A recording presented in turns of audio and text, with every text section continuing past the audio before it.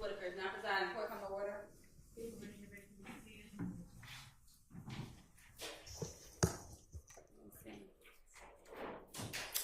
Okay. Judge, we're missing Mr. Nichols. That's it.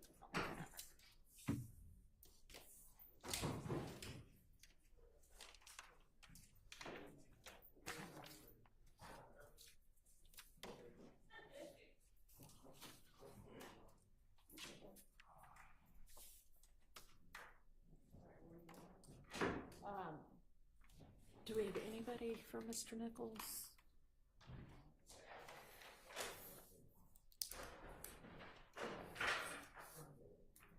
All right, there we go. Morning. All right, Mr. Shart, I got your motion limine. Is that something we don't anticipate that coming in today, right? You're just getting a jump on things, which I applaud. Well, thank you. It may come up in my cross of Mr. Copeland. Okay. And it hasn't already been admitted, right? No, it hasn't. Okay. And we discussed it a little bit before.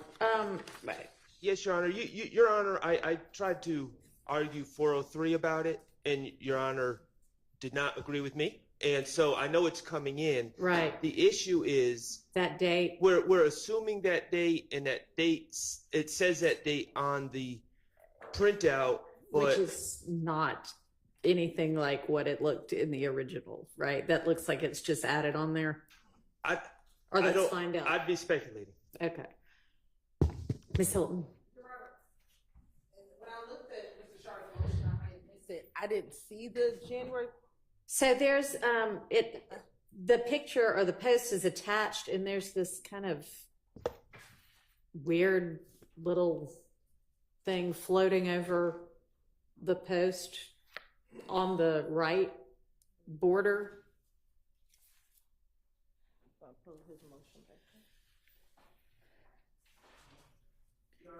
Yes. I could clarify.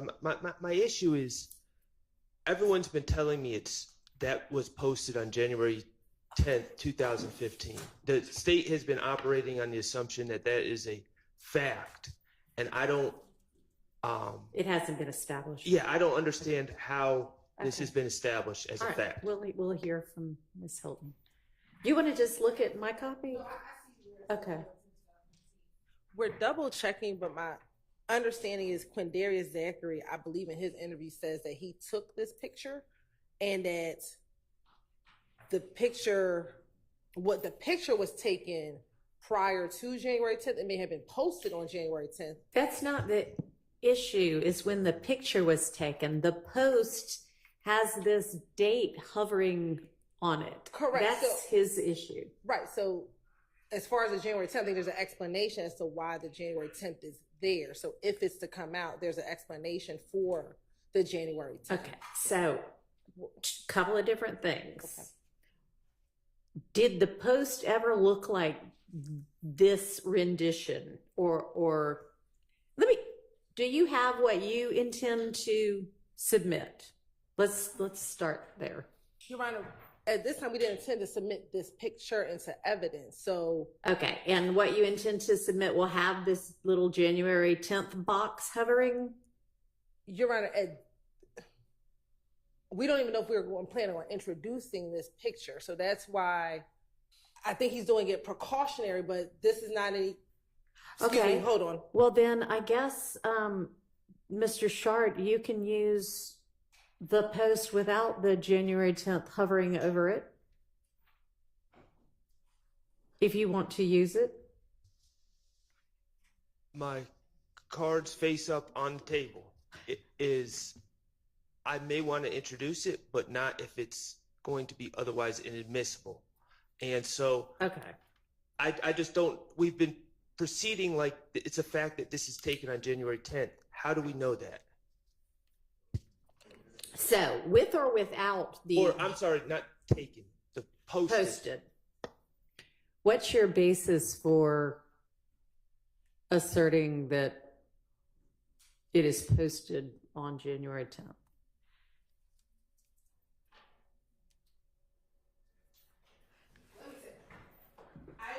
when we've asserted that in trial. This is a picture that we served. It has the January 10th date on it.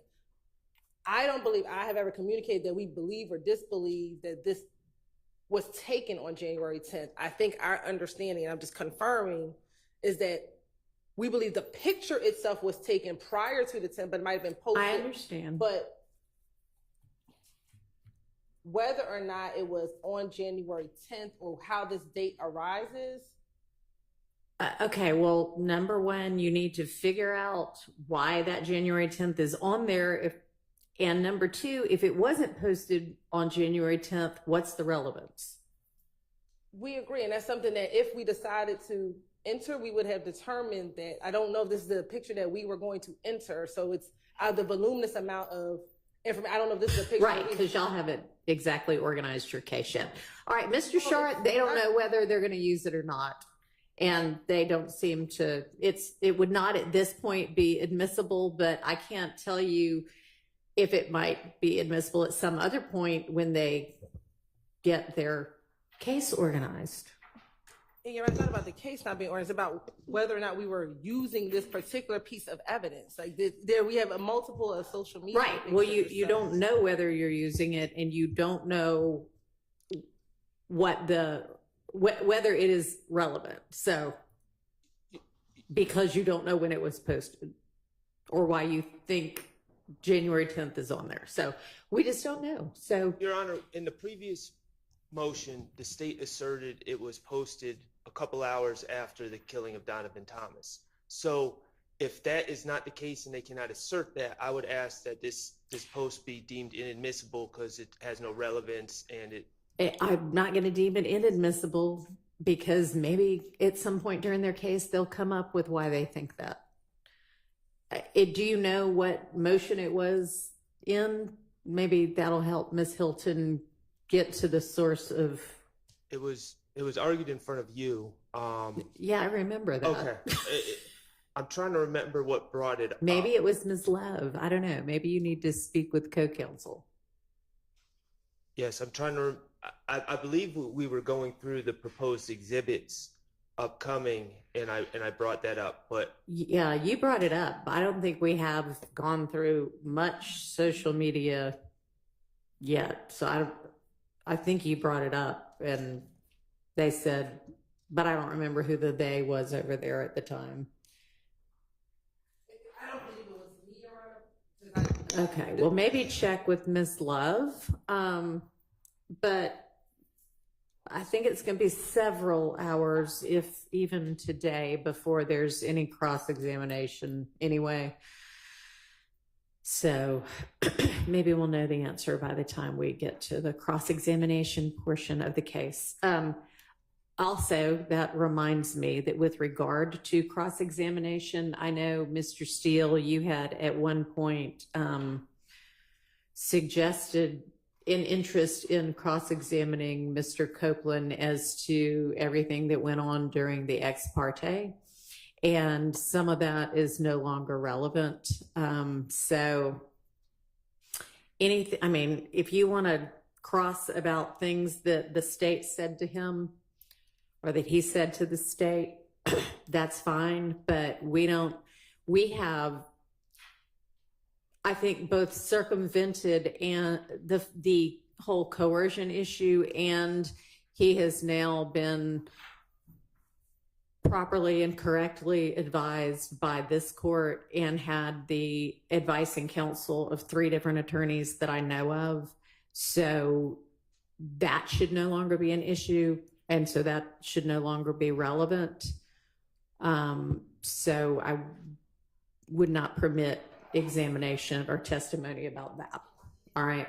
Well, of course it's okay because you are the honorable court. But I will make an attorney proffer. Okay. Because if you'll accept it, otherwise I could do it with Mr. Copeland.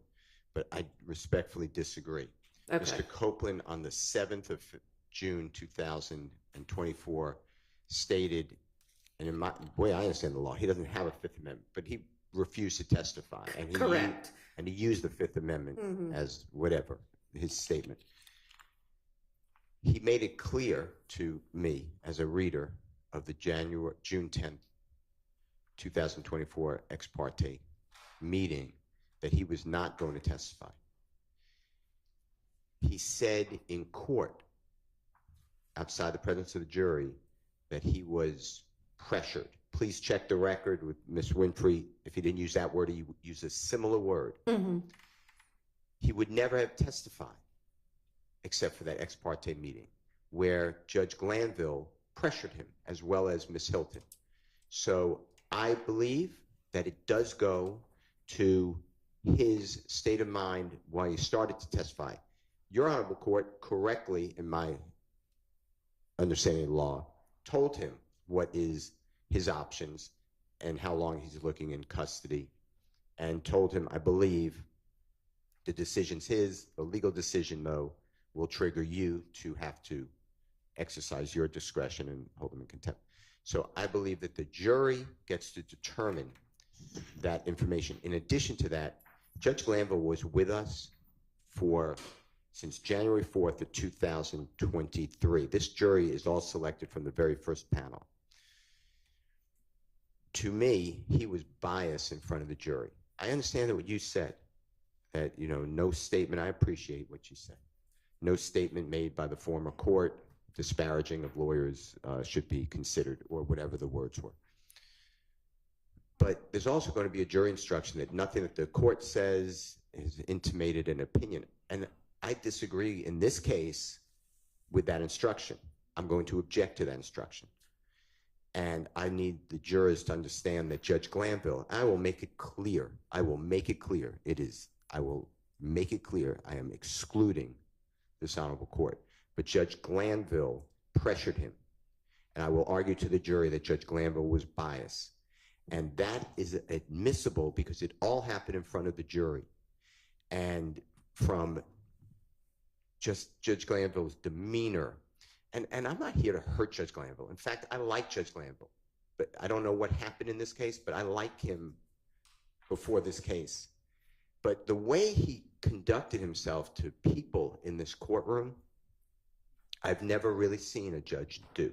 So I want to ask Mr. Copeland, it is very important to me to explain that he was taken against his desire into Judge Glanville's chambers, that he was with Judge Glanville, Miss Hilton, his lawyer. I'll make it all perfect. If I don't, you could admonish me and the state can correct me, but I'm not here to snowball anybody.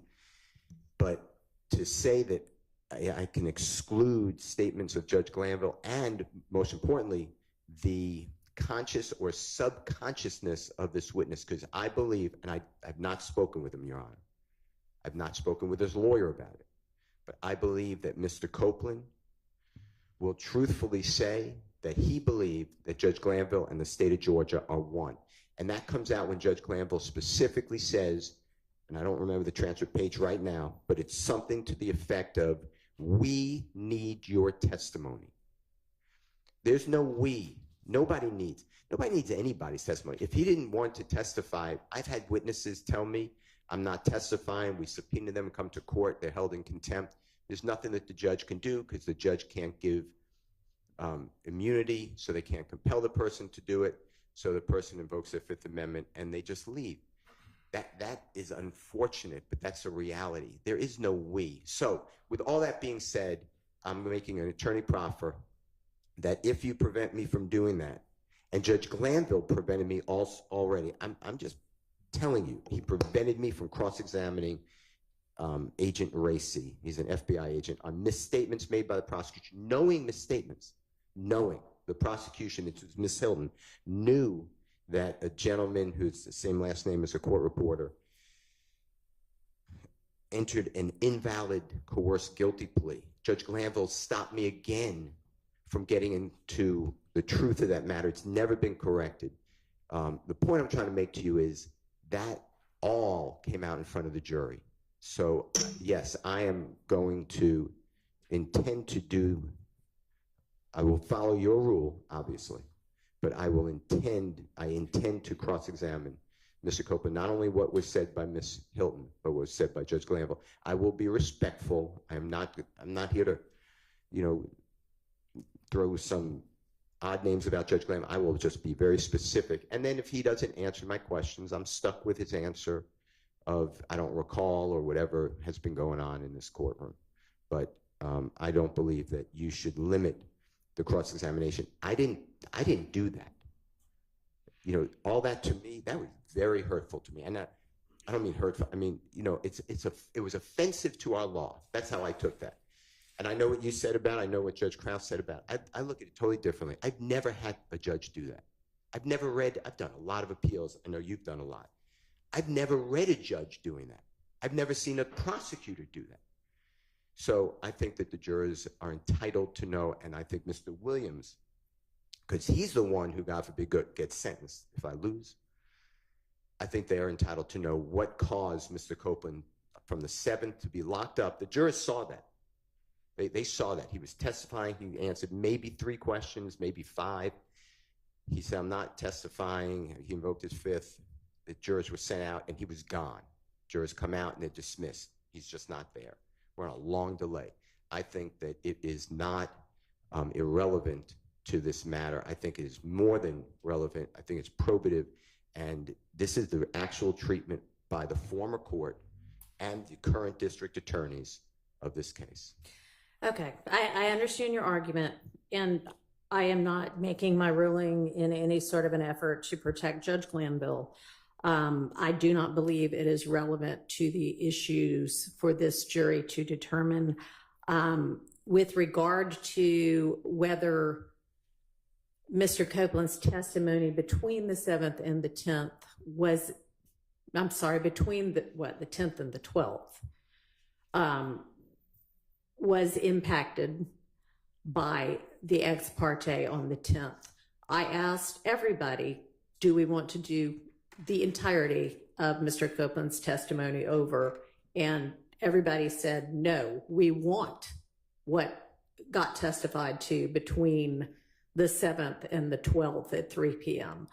So y'all had the opportunity to have it all done over, and you chose not to do that. You can ask him about the immunity and whether he'd be testifying without being ordered to. That's fine. But beyond that, the ins and outs of what happened in the ex parte with regard to whether there was a biased judge or not are, in this court's legal opinion, not relevant to these issues. And honestly, even the we need your testimony, Judge Glanville had made a determination that Mr. Copeland's testimony and compelling that testimony by an immunity grant was in the public's interest. And so the we there is Judge Glanville, or can very easily be understood to be Judge Glanville saying we the public, and not we, me, and the state. So I appreciate your proffer, but my ruling stands. Can I just add to that then? Sure. So it's in the eyes, the mind, and the ears of Mr. Copeland, not a reader who can say, well, that's the public. In addition, Judge Glanville said to Mr. Copeland, on cross-examination, you are going to get tremendous cross-examination. And they know you better than we do. So they know what you did.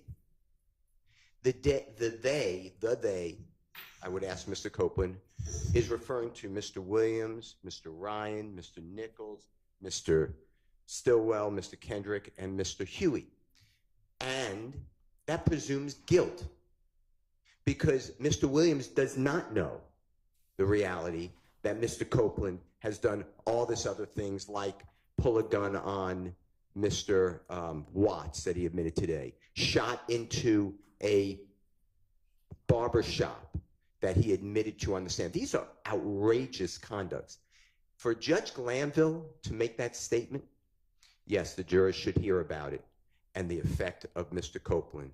And you are respectfully taking away the opportunity that we are all given. Judge Glanville did this to a witness that's currently testifying. And if you don't realize this, because, you know, this is, I think I know your first witness. This is a big witness. He has been spoken about the entire case. I opened on him. I said that Mr. Copeland killed Donovan Thomas. To remove this, I believe, is going to be under the analysis of, has to be harmless beyond a reasonable doubt, because it's a constitutional violation. So I'd ask you to listen to the remainder of the June 10th, 2015 statement, because he's going to talk about, he already has, and if you can't understand it, but the transcript seems to be, in my opinion, fairly accurate, where he talks about Mr. Williams, and if he didn't testify, none of this comes in. I think the jury gets to know that and why he testified, and it was because Judge Glanville held hands with Miss Unlove and Miss Hilton, and they coerced this man to testify, pressured this man to testify, whatever his words would be. So I ask you to just, I understand your ruling. I'm going to follow your ruling. I hope I made a good attorney proffer on cross, but those are the topics I would go in. I would not go into, and he also was, by the way, I have, based upon information belief, he wasn't fed and did not drink from Friday when he was held in custody until Monday when he's in that star chamber. So I think that goes to his frame of mind as well. So, and when I say he, I'm talking about Mr. Copeland. And he was put into a jail in DeKalb County where the system was down, at least that's what he was told. He couldn't contact a family member. So I think that all that adding up to make his determination that, yes, I think that it's a corrupt system and the judge and the DA were going to hold me for not only this trial, but who knows how long 26 people can dispose of their case. All right. Well, that part we definitely dealt with. If he was not given, or you have reason to believe he was not given food or drink between Friday and Monday, that's something that certainly should have been raised in the coercion motions that several of you filed, because that might have impacted between the 10th and the 12th. But again, you all decided you wanted the testimony between the 10th and the 12th. And that was a strategic decision on your part because you believed that there were beneficial things that he said during that testimony. I think that advice that these defendants, through their attorneys, would vigorously cross-examine Mr. Copeland is correct and accurate advice, and that these defendants know him better than the state's attorneys know him or anybody else is not inaccurate as well. If you would like to, understanding the parameters of my ruling, provide some questions that you believe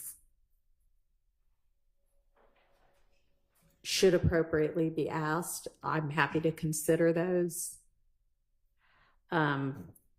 And it may be that there are, I mean, you can absolutely, again, ask him about the immunity grant and the, you know, even right now, whether he is only doing this because it's avoiding jail for him. That's fine. You can explore that completely. All right. You know, you say it to Mr. Shard all the time, and I always tell him, don't say okay, because it sounds like you're Well, waving it. So no, it's not. By which I mean, all right, do you understand?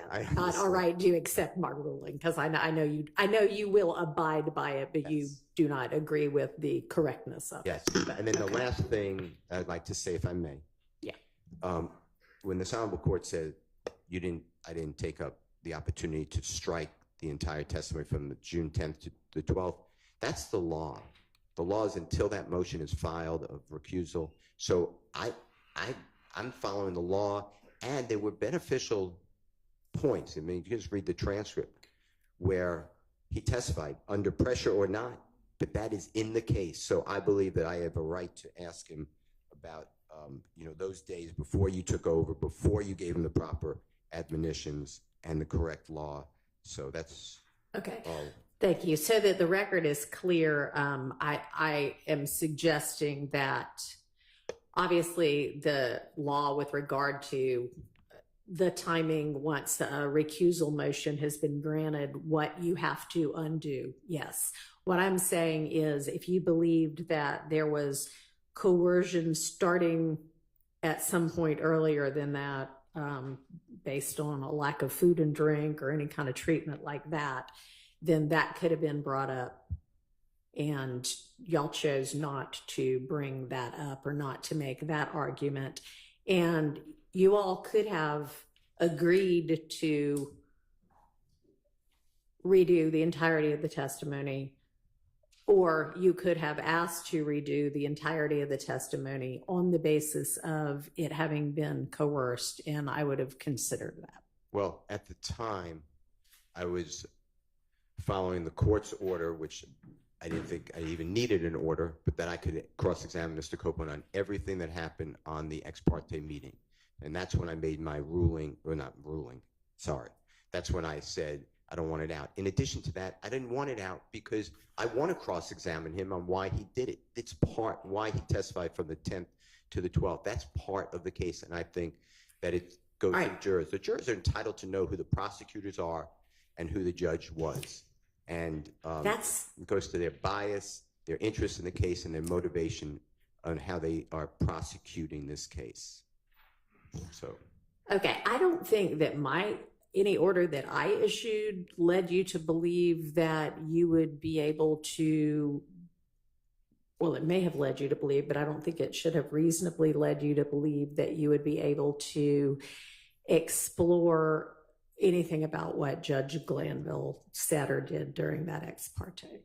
I think that it was clear to me, whether you said it or not, the way I understand the rules, that that's a part of this case, that's a part of this witness, and that it comes out on cross or direct examination. The prosecutors can sit here and say now, maybe they're going to do it. I have no reason to believe that they are or not. But Mr. Copeland, we had a misunderstanding on June 10th, and we had a meeting with the judge, and your lawyer was there the whole time.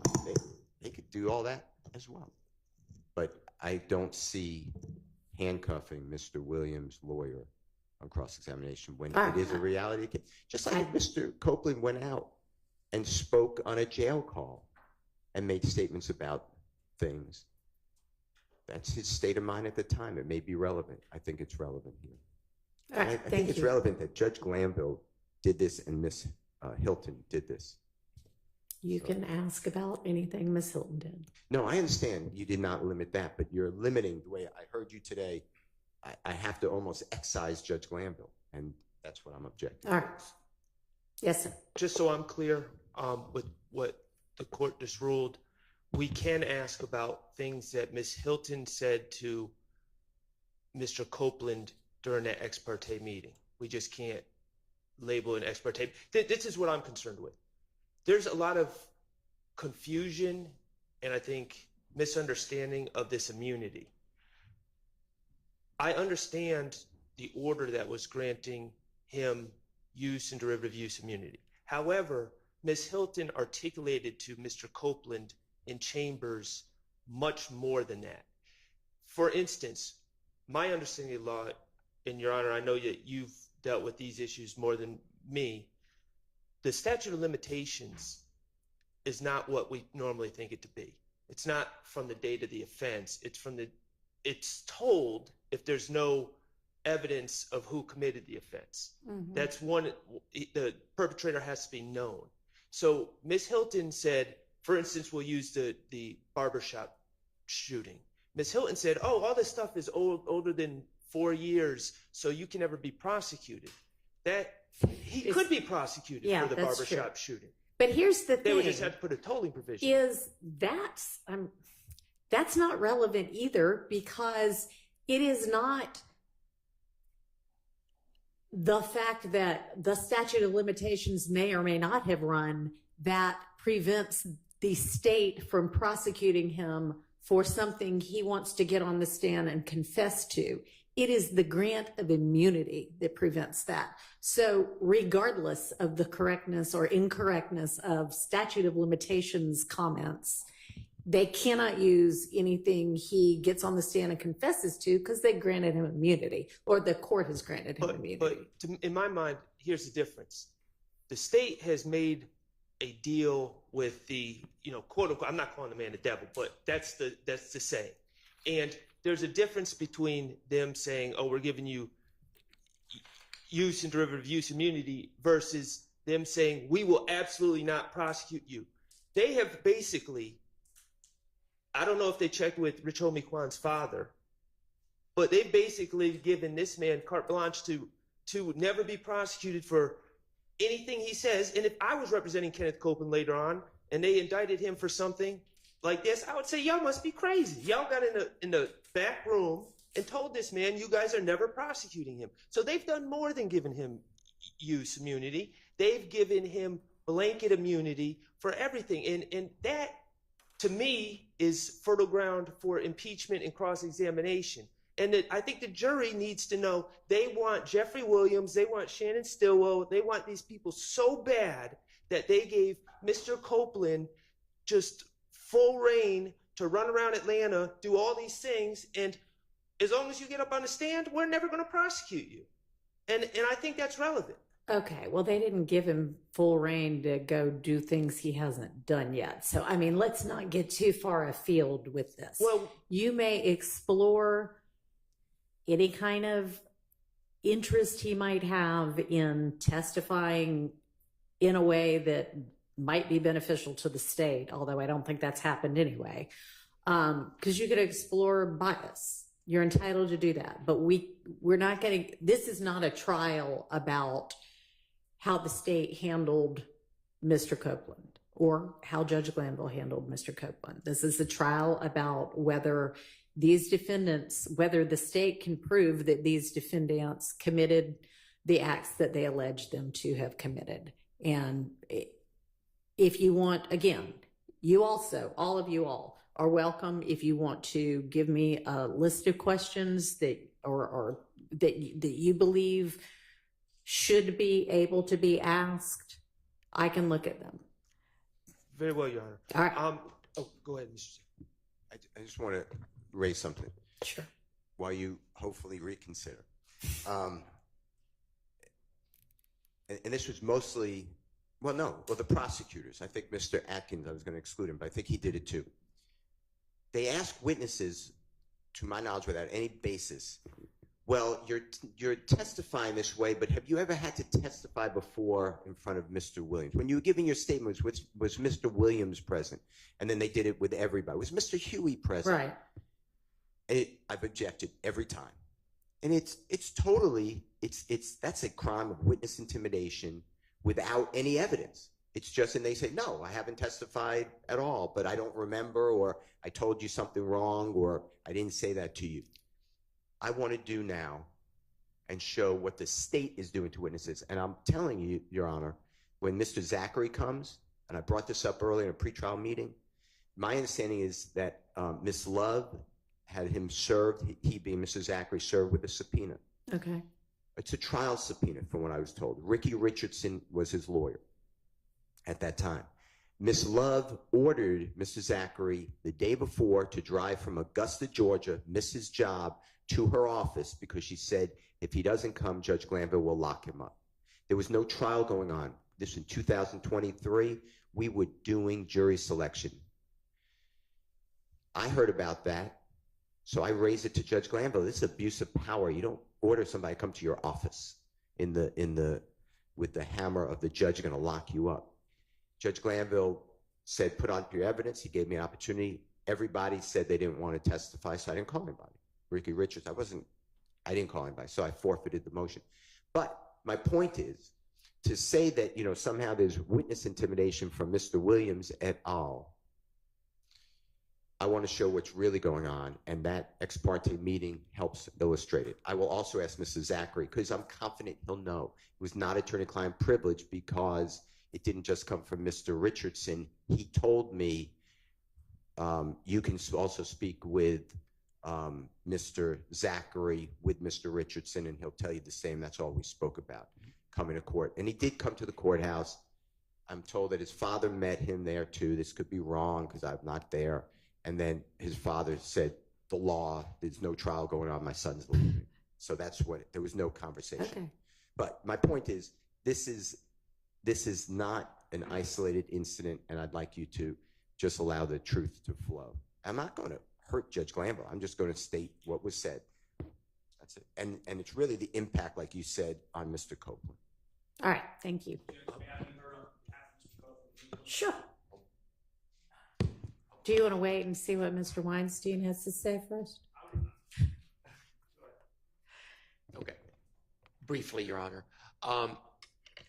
The discussion this morning came up about Mr. Copeland being deprived of food and water at Rice Street, as well as conditions, other issues that happened at Rice Street between June 7th and June 10th.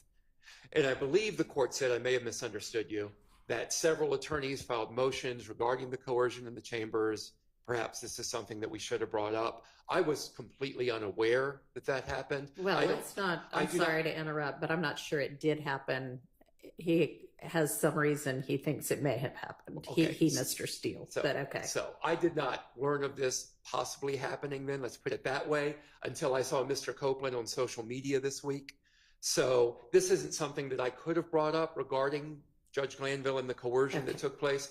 So if we do get further facts of that, I would like to bring that up with the court again, because it sounds like that could have influenced your decision on the coercion. Perhaps not, but I would like to bring it up in the future. All right. Thank you.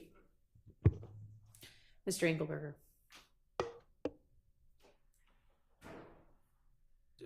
Yes, Judge. I'm a little late to the party, obviously.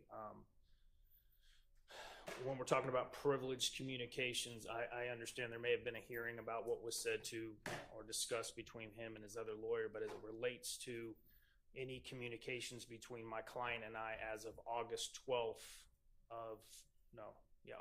13th of 2024, obviously I would assume this court understands those would be off the table in cross-examination. All right. As far as I know, there haven't been any hearings about anything that was communicated just between Mr. Copeland and either Ms. Bumpus or Mr. Melnick. There was a hearing about things that might have been said with Ms. Hilton present with Mr. Copeland and Ms. Bumpus. Okay. Yeah, certainly. I understand privilege. Thank you. Your Honor, I'm sorry. That's all right. There's two very quick things that I just wanted to address. One, and normally I'd ask that the camera be turned off for this, but I think I was wrong yesterday about the statement about the shooting of Rich Homie Kwan's barbershop. I don't believe that came up yesterday in the statement. And I've looked at the rest of the statement. I don't believe that topic comes up. So I know Your Honor asked me to send an email, and I'm just reporting back to the court on that. All right. And also, I just have a question. In the state's transcript with the redactions, there's some that are in red, some they're in different colors, and I'm just asking as we review along what the significance of the different colors are so we can check to make sure everyone's on the same page in real time. Yes, Your Honor. There's some that I put in different colors because I had a question about. Anything that's in yellow and red, we're going to exclude because that was something I had a question about, I think, based on things that have occurred in court. Those will be excluded. Okay. The only one that is in blue that I actually was going to bring up this morning, Your Honor, is page 202, line 14 through 20.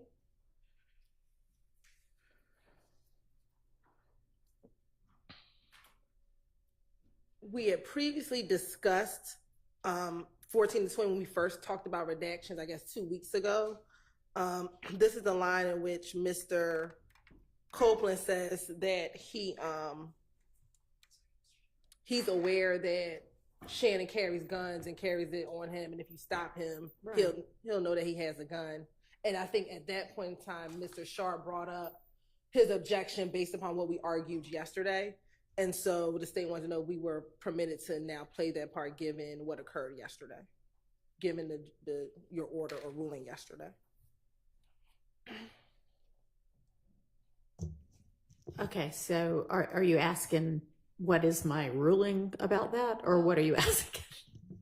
Basically, we intend to play it, and we just want to make Yeah. sure that that's fine. Based upon your ruling yesterday, we intend to play that section, but that was one of the sections that we had a question on 2 weeks ago. We didn't address it yesterday. Yeah, okay, all right, so that blue has been taken care of, and you do intend to play that? Yes, Your Honor. Based on my rule, okay. Yes, and while we're on it, Your Honor, I did go back yesterday to see if there were any other portions that could be redacted to kind of move the video along. That's wonderful. And Thank you. I do have a few Okay. portions that the state intends to redact, and I just want to put it on the record. Okay. Everyone knows. So first is page 165, line 3, through page 167, line 16. All right, and I guess give the defendants So it's going to be 11. chance to look at that and see if that's something they want in, or if it's just nothing anybody needs. And the top, sure. It is him saying that he needed to pay for the light bill, and that's why him and Deshaun were getting into issues.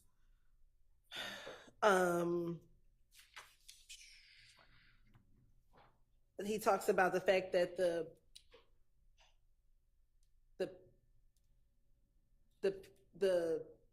stolen items that were found in his house were taken from individuals who went outside, who went to go do a jug, which went to go do a robbery. And so that's why those items were in the house. And then the detectives questioning him about the fact that he gave his mother-in-law's car to these individuals and he didn't know what they intended to do. So, Your Honor, Yes. we're going to object to the redaction of that. I mean, that, and I understand why the state would want to redact it. I mean, that's prime example of Mr. Copeland being caught with stolen goods in his house, in his car, and pushing the blame on others, which All is right. exactly what he's doing Okay, here. so they would want that in. I guess they would play it anyway. So do you want to leave it in? I'm going to leave it Okay. in. The next, Your Honor, is page 176, line 14 through page 181, line 3.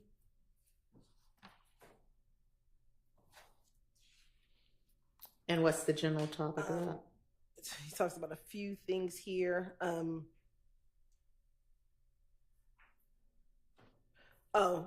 His second child's mother wanted child support. Talked about some medical things with her that he paid for.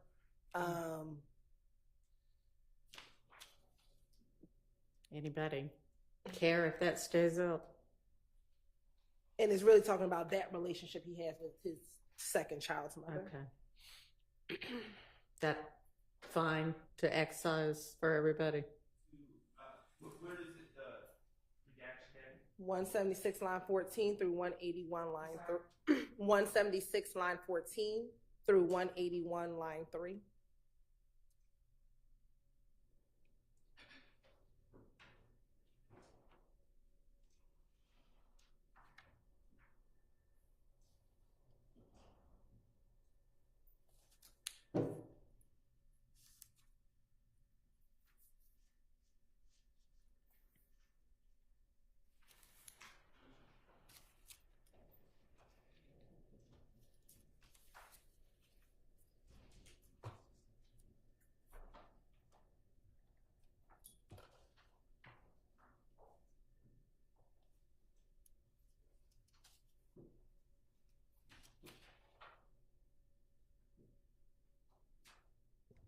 Your Honor, I think that those portions, I know we want to speed this up, but those portions give the full picture of Mr. Copeland. It's more, I'm the victim, these women are taking advantage of me.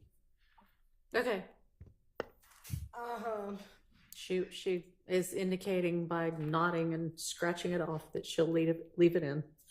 Next is page 193, line 1 through 194, line 21, which initially talks about Demekion being the reason that DB was killed, and then transitioning into when he gets bored at Deshaun's house, he'll leave, but that he hasn't been cheating on her, etc. 193 line 1 through 194 line 22.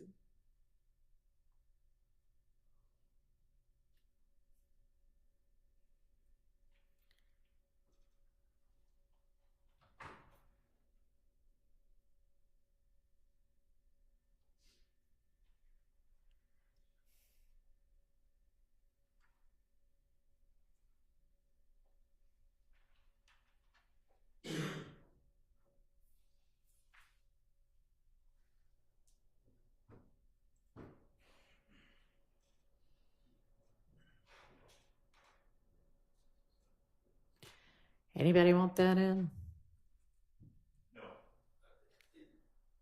We agree that that's Okay. pretty irrelevant. Everybody's good with redacting that part. And the last one that we have, Your Honor, is the last one that we have, Your Honor, is page 208, line 1 through page 211, line 10.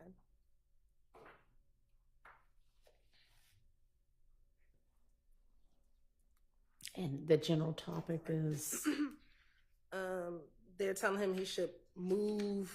They're telling him maybe he should go to Miami, not go to Miami, but go somewhere like North Carolina or Kansas. That he should start afresh and anew. And then he goes back into talking about the robbery that he was, what occurred leading up to why he was arrested on June 10th. And I'm sorry, Ms. Hill, I'm guessing this. I got to start. What's the end of this section? Page 211, line 10.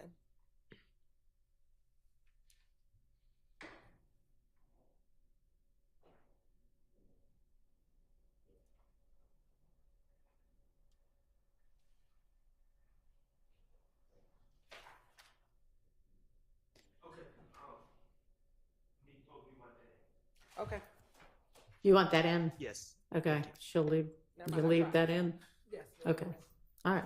Can I take a quick comfort break? I know you're about to bring the jury in. How about you go do that while we bring Mr. Copeland and the jury in, but not recess for that.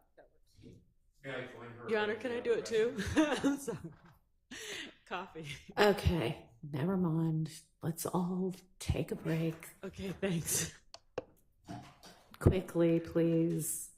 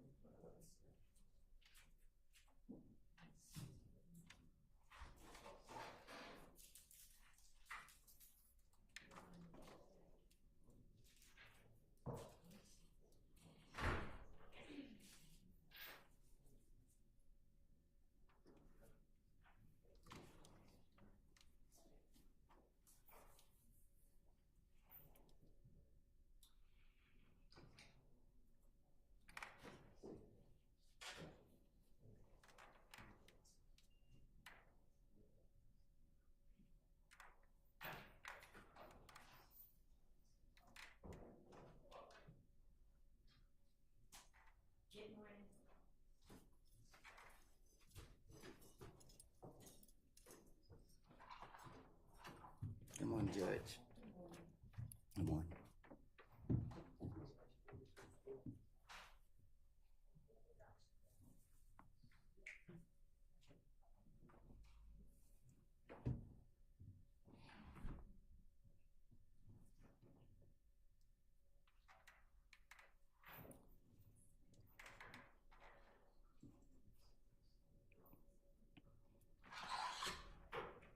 All right, for the jury.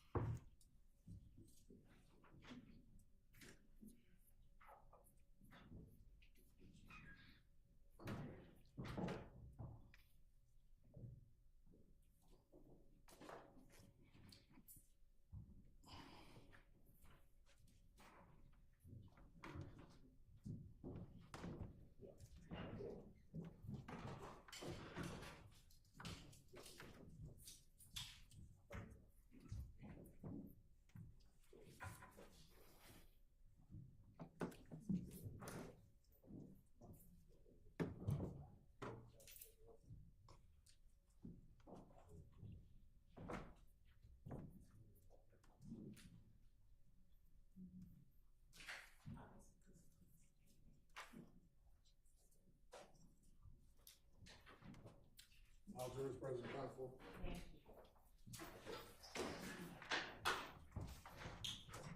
Ms. Hilton, you can proceed.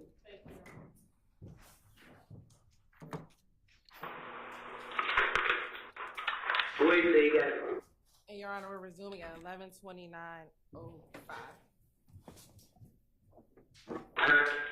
Where did he say he got the stuff from? He never said. His what happened? I gave him the key. You know what I mean? I look, bro. They put the gas in the truck, bro. You know what I mean? Bring it back. They bought the cutlet. When they bought the cutlet, they had out to the head. So I said left, so I still. I mean, I left her. When I hit left her, they was searching whatever they got. I mean, must have dropped back up where they came from. I mean, when she dropped back up, I was in her sleep. That was last night. I want to see you on a video from one of these cars that broke. I ain't breaking no car. That's not the question. No, that's it. Yes or no. I'm not going to see you on no video. You're going to see them breaking in no car. You're going to see them. You sure? Yeah. Okay. Because we found a police report. Everybody said they did the tag over there. We found a police report on Foster Street, and these are victims. These two guys, IDs or whatever, was in the truck. And they laptop, and we got the sunglasses and 2 book bags from out Deshaun house. At Deshaun house. This morning, the 2 book bags, they ain't that in them. They book bag yours? No, they ain't Deshaun. This shit from these cars. You understand? They asked me Deshaun house. Yes. Man, it's true. Because you didn't say that they came in the house. You understand what I'm saying? Because I'm not double talking or over talking you. I'm being real clear, precise with what I'm saying. So that's what I'm saying. I'm going to let you give a little bit, and then I'm going to shoot your story down. I ain't gonna lie, man. Everybody now. So, how can I believe you? Tam Bobby. Who? Tam Bobby. Tam Bobby what? Bobby who? I put a picture on them on my page. You know Bobby, what? Black Bobby last name? Bobby Russell? Whatever his name is? And say who? Tam. You just said it. Trevante.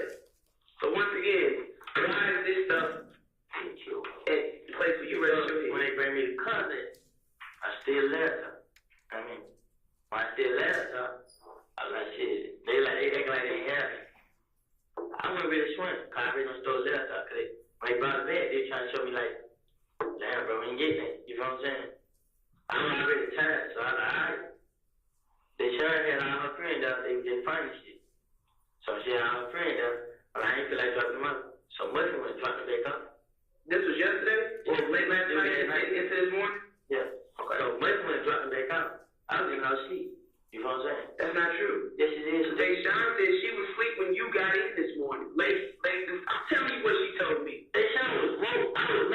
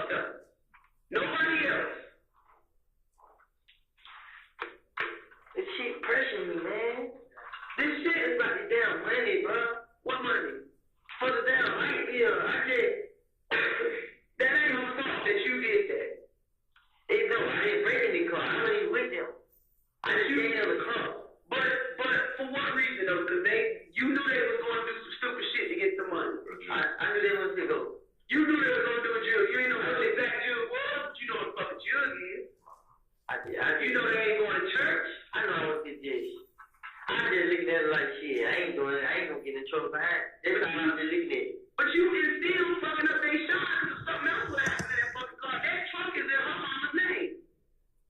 What if they did a robbery? Like I told you. And this is just the first report we found. We can check on that. What I'm saying, I told him, I said, look, the car is your mama's name. You know what I'm saying? I said, yeah, that's your mama's name. She gonna tell the police, if y'all do anything, I did. And I'm letting y'all know I ain't going after nobody else. I told you just like that. Once again, this is just the first report we had. That we were able to find was based off the IDs that was left in the truck. So if some more shit come back involving that truck, you know we're gonna come back and have another conversation. And I'm telling y'all everything right now. Like I'm saying, once again, you're enabling people to fuck you in the long run. You're enabling them because somebody's doing something nice for you and they shine, getting them a truck, doing the rental car, all that shit, and you giving it to these dudes.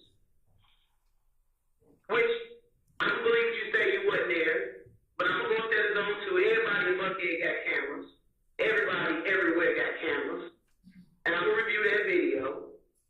And that's going to be some more felonies on it. Just like with the guns and double, we interviewed you at Turner Field.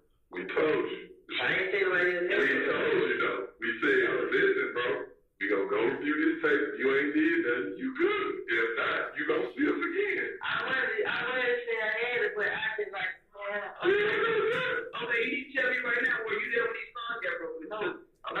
Okay. You say no? I believe you right now. Until I got proof otherwise. Well, you gotta start thinking about you and yours, bro. That's what you keep worrying about. Everybody that you name don't seem to give a fuck about you. You right, and give a fuck about them. They kind of pressuring me, like, shit, I only want to give a fuck about you. I just kept saying myself, like, damn, man, I mean, this and that. I kept saying, I'm trying to stay out of jail. You know what I mean? Like, when the police can't get out, you gotta say, damn, man, they got me for their gun. But you ain't feel it was coming? Huh? You didn't feel that it was coming? Nah, look. I found out y'all had got the video. I mean, so just like, who went up there directing them folks? Because that's what I'm doing with folks. Every time that's like 3 months. Bullshit. Why the fuck they go to the city hall and all that? Why do you call from the mayor though? Because that's the city rec center. Anybody said that? They won't cool with me. Well, somebody. Well, somebody in your crew that's cool with you. Put the word out. Put the word out. Yeah, nah, listen. And I promise you. Listen to me. Listen to me. Listen real good. If anything happens to anybody that works up there, it's coming to you. No, it's not. I'm telling you. It's coming to you. I'm telling you it's coming to you. Listen to me. So you better put the word out. That shit better not happen. I respect them people know. Some people know for a fact that I'm not going to come to nothing, nobody in there. Right. I'm not saying like, you better put the word out. You better put the word out. To who? To your crew. You keep on my crew. Listen to this. Whoever hang out, all the 2 niggas up there had with me was Shannon D. And they ain't with you. I mean, you sitting there by yourself. And guess what? Them niggas, man. I'm telling you, something happened to anybody work up there. We gonna come back for it. It's in the name. It's in the name. I'm not worried about that. Who started them? They went to the mayor's office complaining that some boys. That the fact that we was coming up there, somebody came up there like, y'all better not say that to the police. Because I already saw a dude who was in the gym, we was in there talking to. Yeah. And so, describe this for you now, and I'm gonna tell you that they him. No, describe. The next tree. He said that, yeah. Still ain't threatening them. He works them. I'm not saying he threatened them, but he coming back running his mouth about whatever, and other people have gone in there and said things to these people. And you may not have had nothing to do with it, but I'm telling you, if anything happens to anything, it's in the name of Kenneth Copeland. We coming back. No, it's not. Oh, John Boy is guilty because it's already been spoken on. No, because y'all saying this no lie. Since they come from their gym, they told we couldn't come back this way. Listen to this though. Since they said that, guess what? I hadn't been hanging in Canada like that. You do. Guess what, Carl? I got somebody.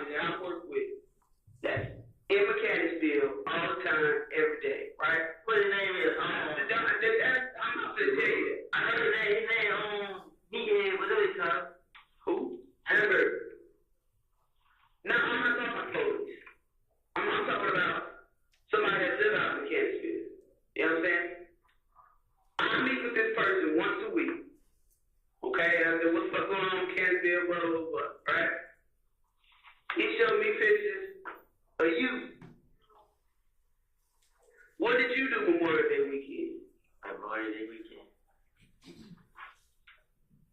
Nathan? Don't matter. I know what you did, because I saw what you did. Memorial Day weekend. What was you holding in the picture? I take care of the hood because the hood take care of me. Oh, the weed? Yeah, and the lean. You started out shit. You said what did I do? Like I did something wrong? No. I'm saying that's nothing wrong. Distributing drugs? But I don't want you for that, because that's mine to me. I don't want you to think about it, so that lets you know that you ain't got it. Listen. But that's like another way to depend on it. I ain't trying to say this, and I ain't sure the one thing I go say guilty. I know, I do stuff, but what I'm saying is, I ain't doing the type of stuff that, like, I'm trying to find myself. I mean, what you do? I'm not trying to say a drummer, that shit ain't working, man. I'm trying to gamble. Won't you leave? Losing. You remember last time I said, why don't you leave? I'm saying, you and Deshaun, your pretty baby, and get there. Go on, man. You know what I thought about today? You know what I thought? I thought I'd get my check cut back on. I had John Mama, she put up on me yesterday, she found out book we gonna charge for it. I been paid. She told me I get SSI shit. I was like, yeah. She's like, I go down to the Social Security place to get proof of time, and I don't have to pay child support. She supposed to got me today and took me down there to get my check information so I could go handle it. Why you gotta get a check? Do you have an able working body? It's something. I did. You have a four-wheel, right? Oh, this is what I'm saying. Fuck yeah, you get really into doing all that. I take word classes since I was in school. I understand that, but you're a very intelligent young man, kid. You process things, you think about things, and then you react. I will say that about you. You have an able working body. Okay? Get out of that mindset of Depending on the chick. Depending on somebody else to take care of you and yours. No, this girl is this. Y'all don't understand what she's doing to me. She's trying to make it hard on me, like, to get you out here. She's trying to get no, because I gave her the money. Or I had money, I said, yeah, go get a bush. I paid for the whole thing. You know what she said?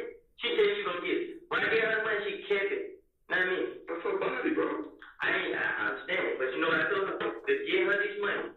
Is letting you know right now. I'm not having no fun, sir. I mean, that's not, but when you laid up with her, you had parts of it, you know? So therefore, that's I didn't lay down. I didn't been on. When you crossed that line, it was a touchdown, okay? And you got to be a man and take responsibility for your actions. I want. Regardless. You know what? The baby was my sister and stuff, but. You talking about the baby with that child or no? That's my profession. That's your baby. Yes. But the other thing. No, the DNA said it is, but what I'm saying is, you didn't want that. The girl trying to throw it on me like, she not, you know what I mean? She not trying to just, you know what I mean? Yeah, you know what I mean? So. Because guess what, bro? They pressure me like, she gonna leave you with that shine and your baby that you wanted. Family this, family that. She's envious. She wants that. You don't even want to claim the one that. Because I asked for my abortion like that, she didn't give it back. I just felt like, so if she give you your money for your abortion back, you gonna claim it back? I ain't like that. This what I'm saying. I will. Well, listen to this. While she was pregnant, she needed that money to feed that baby. But I didn't know they have food stamps. You know, they do for the black people. But what I'm saying is, man. Oh, no. You did not just say that. That ain't never that. Please, you as a young, all this energy that y'all using to do all this other dumb stuff, you can use that in a right way. Go try to live a normal, peaceful life. You remember the last time I said, why don't you leave that to practice somewhere? What you tell me? I was raised in Atlanta, I'm gonna die in Atlanta. That's your mindset. But, and then, okay, put it with. So I thought this. Have you heard anything being shut up? Not that we know of. Man, you try to tell me you saying not that I know. Okay. A lot of stuff happened that they don't, like, from Canada, they don't really call the police. Why they know? They know. Because they handle shit on their own. They already know they gonna retaliate, so it's almost like, why call the police? That's why they probably looking at you like, when people involved with them, there's other people's shit that get shot up. Right. next door to me or, you know, whatever. And that's how we connect the dots. So it should show y'all that this shit ain't getting shot up here. Nah. Correct. Because this shit is getting shot up. The neighbors calling it in. They are physically calling. The neighbors calling us like, hey, some car just rolled past and blah, blah, blah, blah, shot up this place, shot up that place. When they shot up Lucci Mama house, you know what that is? That's like, She's already in some here. You know what I'm saying? exactly. She got all that money. It's white people stay right there. You think they gonna sit there and let I ain't gonna say y'all, but you think they gonna just sit back and let that happen? I say y'all, because y'all got the fucking gun. You can't say y'all, because your crew. Listen. What is Your fucking crew. When all this going on, the only two people I had was Shannon and Dick. You know what I mean? It was a different, let me explain it, because it was a different story. If you got the gun for Shannon, or you got the gun for Dick. You know what I mean? Listen. Stop at 11:45:15.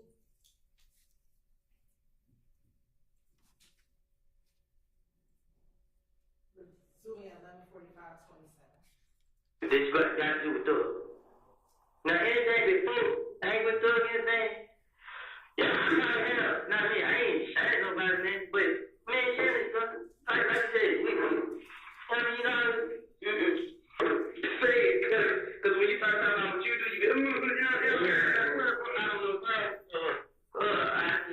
I know you don't want to, I just stopped it. I mean, I had help, man, but it just, you so low, bro. What's your nickname for? The one that game. Say Frank, I respect you. You understand? Because you stood, overall, you stood tall through it all.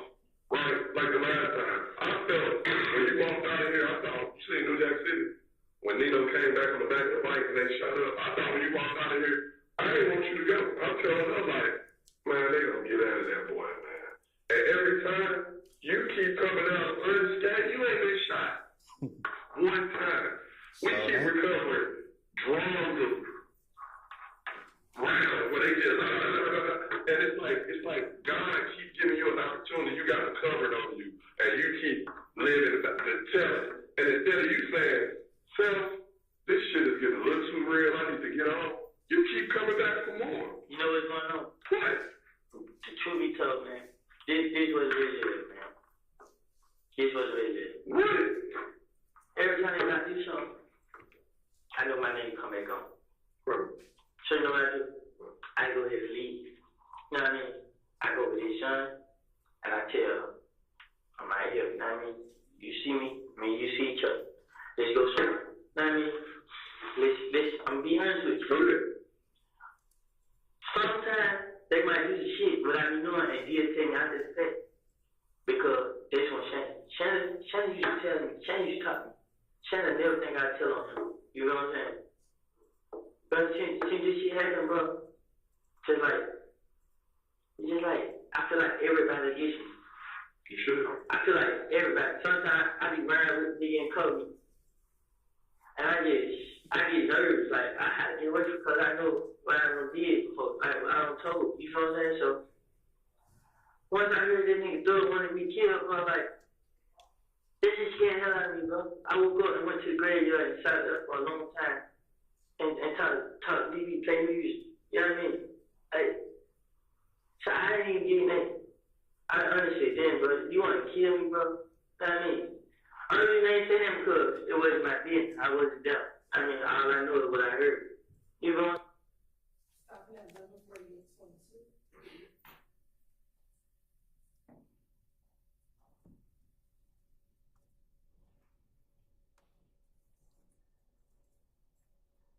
Resume at 11:48:36. But it's like, this looks like, I don't think I ever did I just man, I shot that kid. You know what I'm saying? It's the only thing I did. I didn't do that because of the world. I mean, now which incident? Huh? Which incident? I told you about last time. Which one? Okay? Yeah. But what you gotta do? This the only time, guess what? Man, Kel let it go. Kel was going to thug. I'm in the club. And Kel was just like, what's up with thug? I'm like, shit, you gonna stay right there.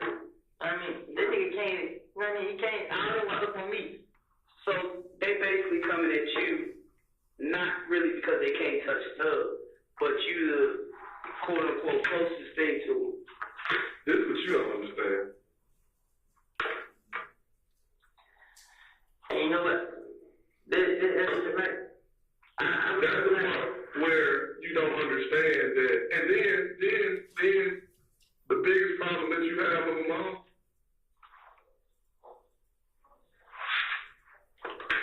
us.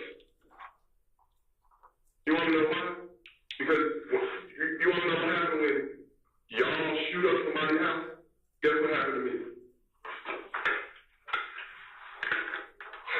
Okay, I'm on my way in. I'm tired and woke up out of my sleep. No problem right now. Whatever he say, he does it.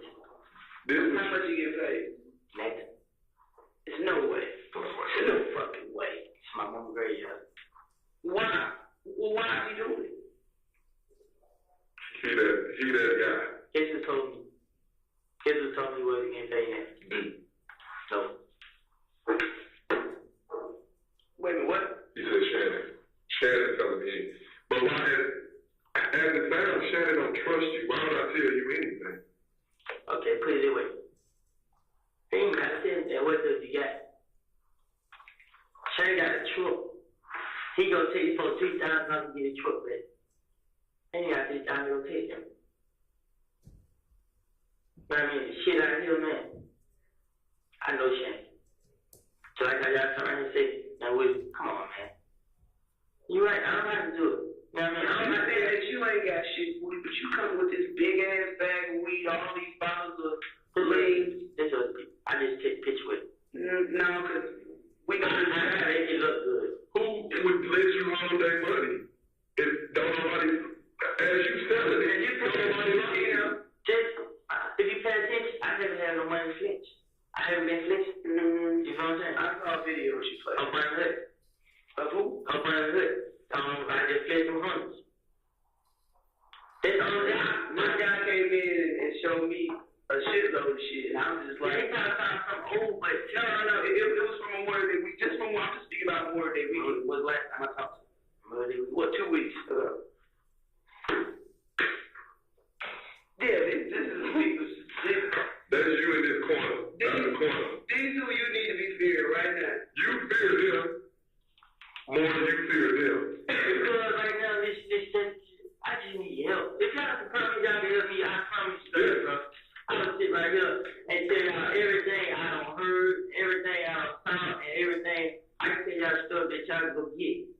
Understand? Like, Are you willing to do that? I promise I'll do it right now. I can show y'all houses. Y'all can go bust everybody's spot. I don't care, man. I just want y'all to What do you get want my to baby back here. So now you're ready to go. Now you gonna listen and go away. I ain't have no listen. I can't eat, man. I can't. If you stay, you are a dead man walk. Okay? Everybody ain't gonna miss. You can't trust nobody. You can't ride with nobody. You can't sleep. I feel them. Won't tell why I feel them so much. Cause they know how to get me. You know what I'm saying? You wanna know how they go? If you don't know how they can get you, Lindy, they'll be the one to put one in your head. Somebody told. You wanna know why? Because you trust him. And it hurts your heart that you feel like he lied to you. You almost started crying. I said he was there. Yeah, because, bro, I try to help D, bro. Like, I tell D, bro, you don't tell me how I feel about it. You don't tell me how I feel about it. I live by freedom, man. I do whatever it takes to stay free. And I tell D that all the time. Money ain't shit, bro. Money ain't. That we have to come out pay not, man. I mean, okay, when I do get some money, I get a gamble. That's my hustle. I gamble. I don't get it again. I mean, I win, I lose. But when you just out there and told me that he was in the cup and around the shit he's doing, man. It all makes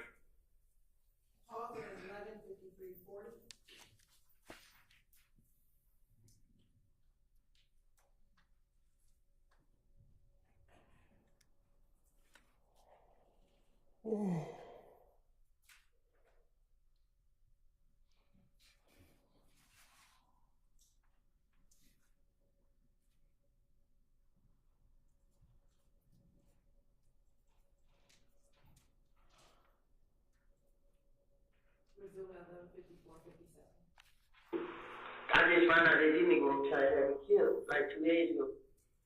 So at this point, what do you want to do?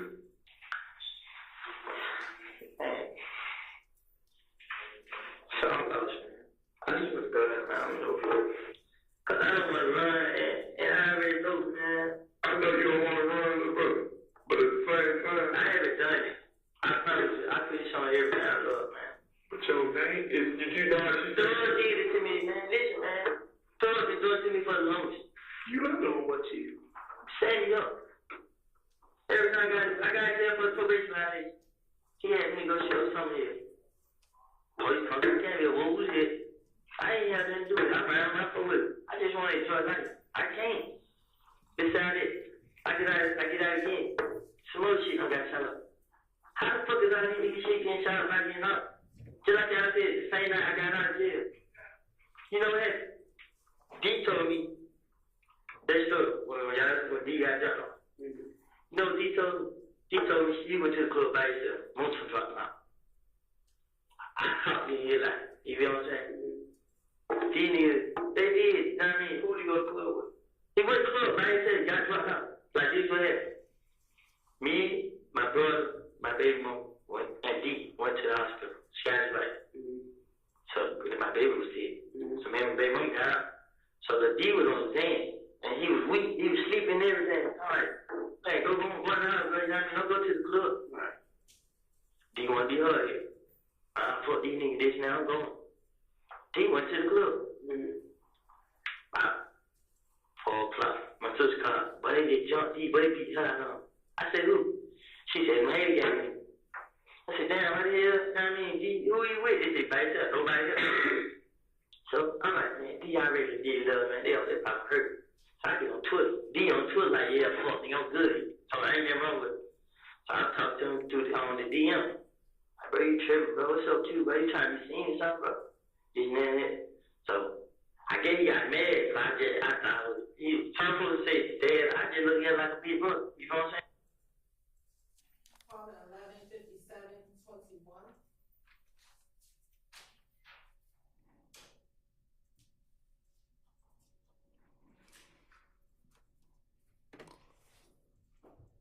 11:57:21.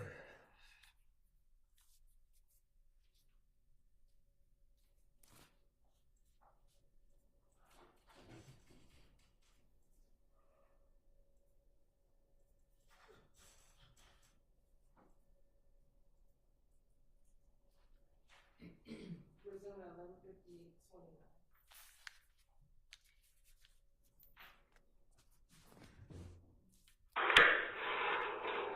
Man, I just need to man. Like, jail ain't gonna do it, man.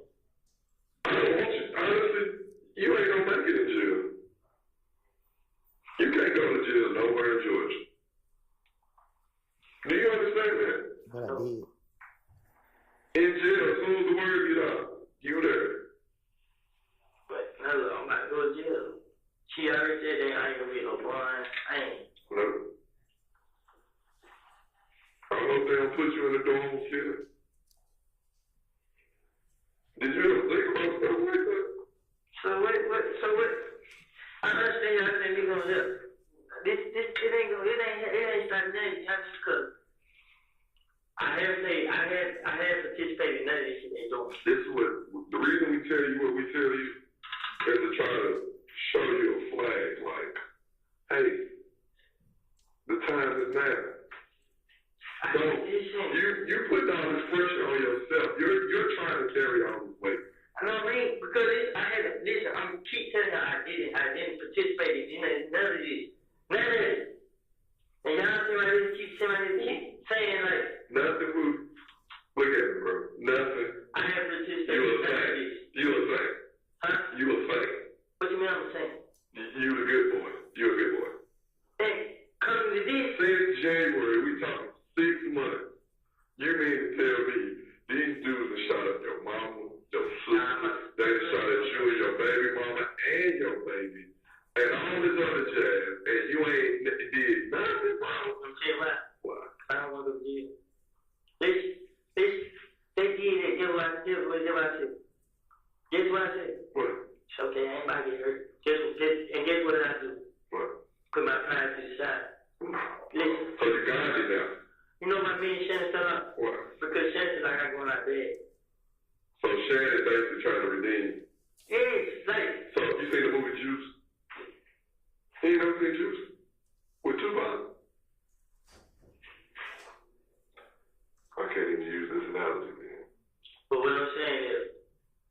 change it other than time because these niggas came, shot at us, I did something. And I had Shannon ain't standing for it. Huh? Shannon ain't standing for it. He not going for it. Where's Shannon keep his gun, man? Shit, on him. So if we stop him, he gonna have a gun on. That man got a gun every day. He gonna run though. We gonna run. Where else he be at? What kind of car new baby got? What kind of Car new baby got? I ain't seen no baby. I didn't know that I'm Shannon. He be in the white car, Nico car. A white car? Bootleg, Bible, one is the VW or something like that. Who car is this? I asked about a new baby car. Nico. I Nico. ain't seen new baby. Niggas, new babies got that red car. Now you know they had red. They told they car out. I don't know what kind of car she got. Let me ask you this: what kind of car Moto drive? Moto in a Grand Impala. A Grand Impala or a Malibu? It's an Impala. Impala. Who car is that? Well, who is this girl? What's her name? I don't know the girl, but I know the baby mama. I don't know her name. Whose car is that? Is registered to him or like? Moto got license, so it should be registered to him. Cause at first I thought it was Tree car, but Tree got her own car. They got the same kind of car. She got her Impala too? Yeah, great too. I mean, I thought it was, he was like, I seen him like last week, and he said that, I was like, nigga, you still do talk to you, nigga, I seen her drive that car like, nah, she got her own car. Where's baby mama at? Boulevard. I don't know if this is baby mama, I think that's where he still, he's on Boulevard coming. When he's in the DD Con, like, y'all ain't into a Boulevard? Like, YSL got not into a Boulevard now. But yeah, they into Boulevard. I don't know, I thought they were. No. They gamble over there? Yeah, yeah. On Boulevard Place? I was on Boulevard on Saturday. I said on Boulevard Sunday too. For what? Shout down about this little side street like about a gas station. Wabash. Huh? Wabash. That's the name of it? Where the park is? Nah. They like with it, like going to a family house. But it's on the side street right there. Boulevard Place. Where the gambling house is? Where they sit on the porch? Yeah, they was like about here. What? No, they talking about Boulevard Place. Oh. So, I told you I've been hanging with the crib, man. I've been extra wood gambling. I mean, I ain't no boy. I mean, if you was sitting in the car, and if you seen Shannon somewhere, you seen me, we walk each other, we know each other. You know what I'm saying? And I remember baby mama got into it. I was like, damn, you act like you gonna trade on me too? I mean, what the fuck going on? So she kind of scared one day. And we argued. He just scared ass nigga.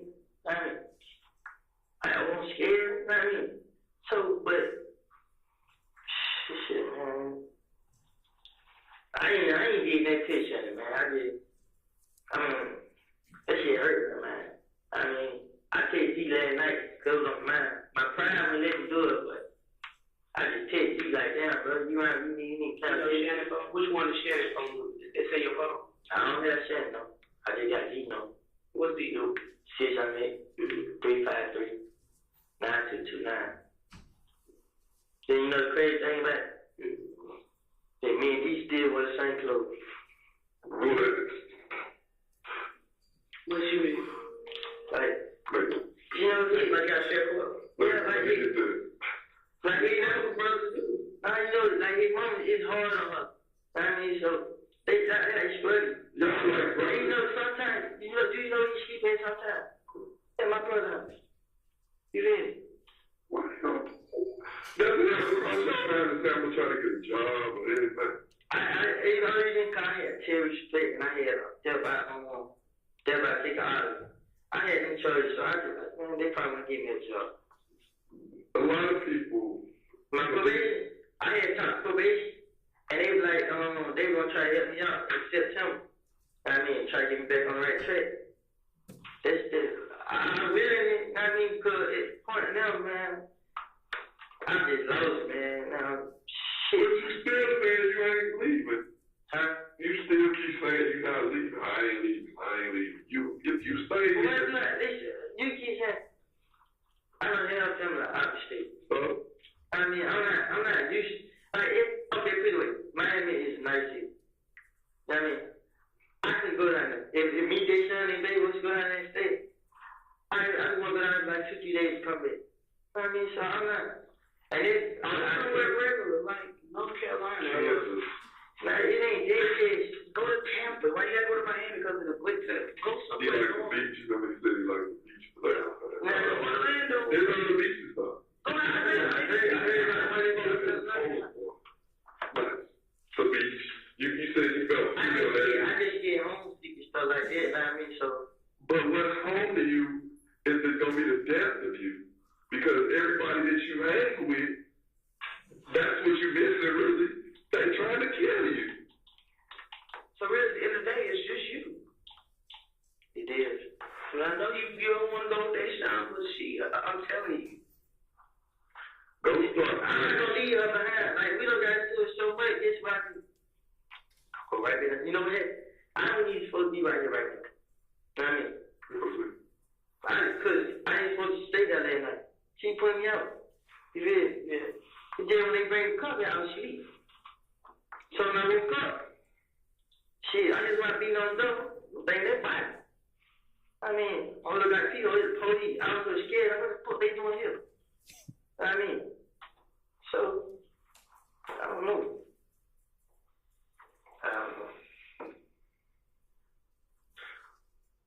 This is the plan I say. You, Kayshawn, and the baby go somewhere else. Start fresh. You don't know nobody. Try to live a regular life. Oh yeah, no man, what's that? But that's Charlie, sitting like that, it's just like everything like. I mean, because now you're the elephant in the room. Everywhere you go, that stain is on you. When you, let's say for instance, you get charged with all this, they need 2 years, which I doubt, but 2 years. And they say you gotta go do your 2 and tell there. What do you think gonna happen? you have to go to prison for this? You can, if you're convicted. You're a convicted felon, bro. So what can I do to make the strange up? I don't know why. I do whatever, man. I don't want to tell me. Let's take it. I do whatever, man. I'm glad you mentioned that. I do whatever, man. I'm scared, man. I'm glad you mentioned that. Because last Thursday, Ms. Kim Dammers, the U.S. Attorney, like the head person for the federal services, and I basically broke down to her everything that we had as far as your case, all the retaliatory shootings, all this, all that, right? She said you guys have great cases, but we need somebody with direct knowledge that can take down the main culprits. To us, I don't want to say you're not a main target because you are the target for them, but we want top guys that's calling shots. I know you heard the term, we want the big fish.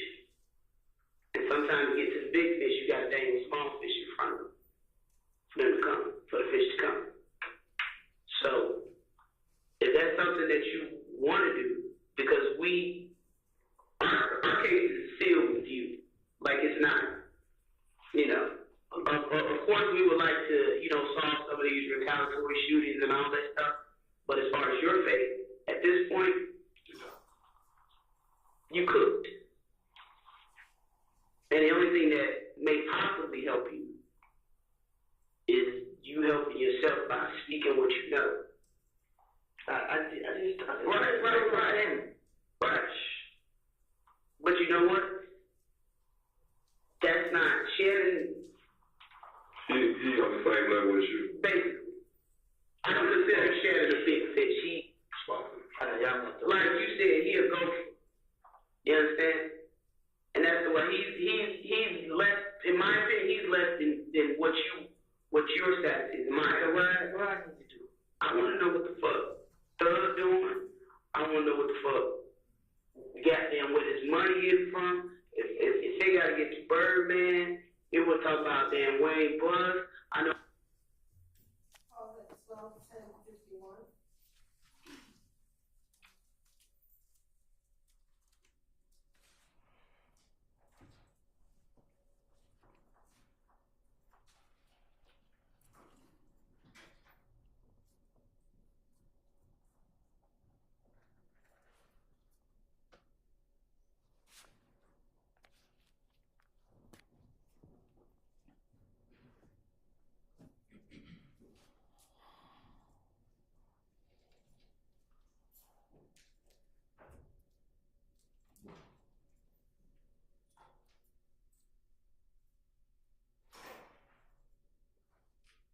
started at 12/11/35. I can't make like that, but trying to kill. She tried to give me the phone, talk to me. I mean, he would talk to you. He wanted to talk to me. I was look. Why you didn't? Cause bro, it just, that nigga gonna kill me. Like, I mean, I just knew he was trying to have me come around. I didn't even, I just. You almost looked at it like a wrong. Thought I might have been your ticket. I had cut. Yeah, I thought I was gonna get famous. I thought I was gonna get money, man. I didn't think this shit gonna go. That's what. I mean, then Rocco tried to get me to hang with him. I don't know what the hell he even think, bro. I'm like, but ain't Rocco cool with Bloody J and all ABG, some nigga boy? No, Rocco down with it. Look, Rocco was gonna sign Bloody J, but Bloody J tried Rocco down first. Cause he thought good, you know what I'm saying? So Bloody J, pushed up on Rocco, and we're done. But Rocco then had police up there and stuff. You know, there was a deja vu. I know a lot, you know what I'm saying? But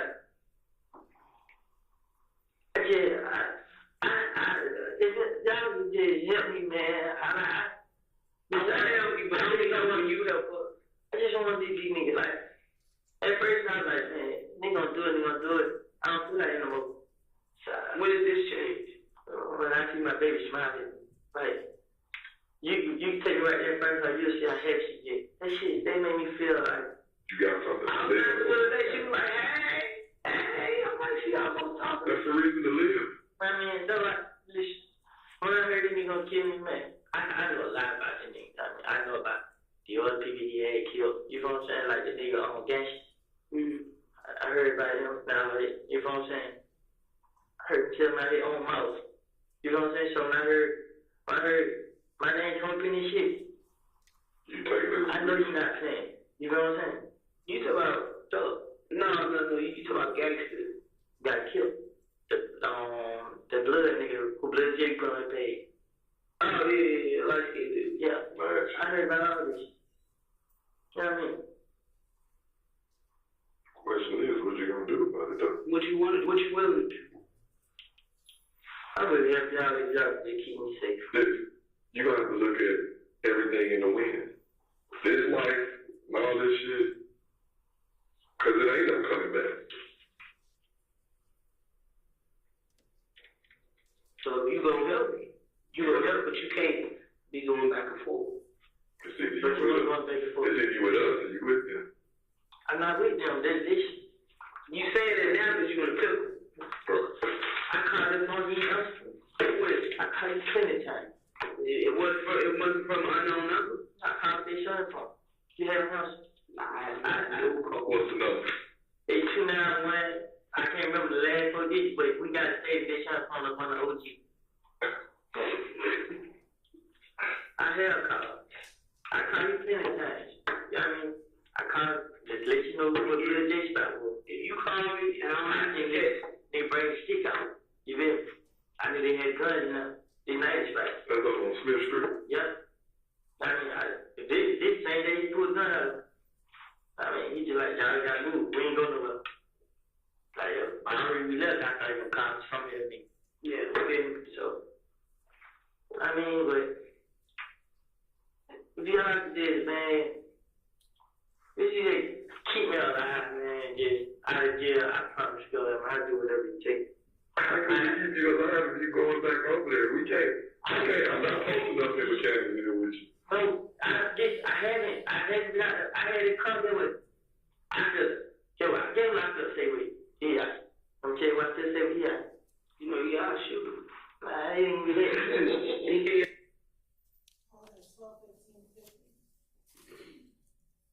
I gotta use your restroom. I'm trying to hold it. All right. Yeah. Anybody on the jury need to have a restroom break? I know we have just gotten here. Okay. Anybody out here? All right, we'll just wait.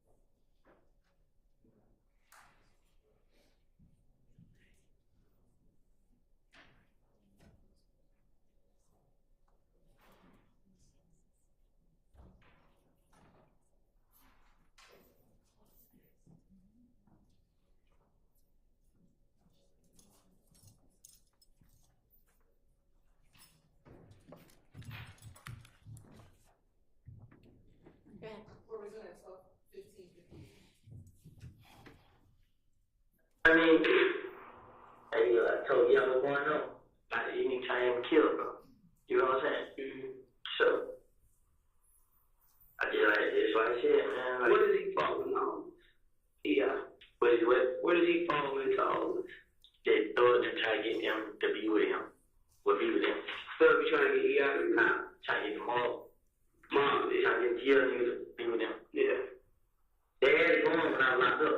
You know what I'm saying? So these things he the done. Yeah. So the king of Atlanta. Yeah, I heard of the nigga G Prince. Mm-hmm. And Houston. Yeah. Stud said he gonna be the new him in Atlanta. He got a lot of people to go through though. Who's trying to do that? Yeah. Well, him. He not taking no shit. He not. He not taking. Thug not taking no shit from nobody. Well, listen. Nobody else care about nobody else. You know what I'm saying? Thug ain't taking shit from nobody. How did it be for game again? The game nigga there shot up his dog with told Shannon do it. Shannon told me his mother was up that way. Just give me the word. Yep.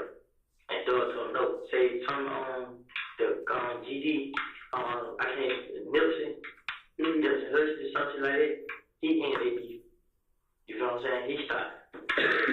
I mean, I ain't here to play. You know what I mean? I just don't want to go to jail. I mean, you got to sit down for a little bit. You're going to have to sit down for a little bit. Why jail though? Well, you want to go to summer camp?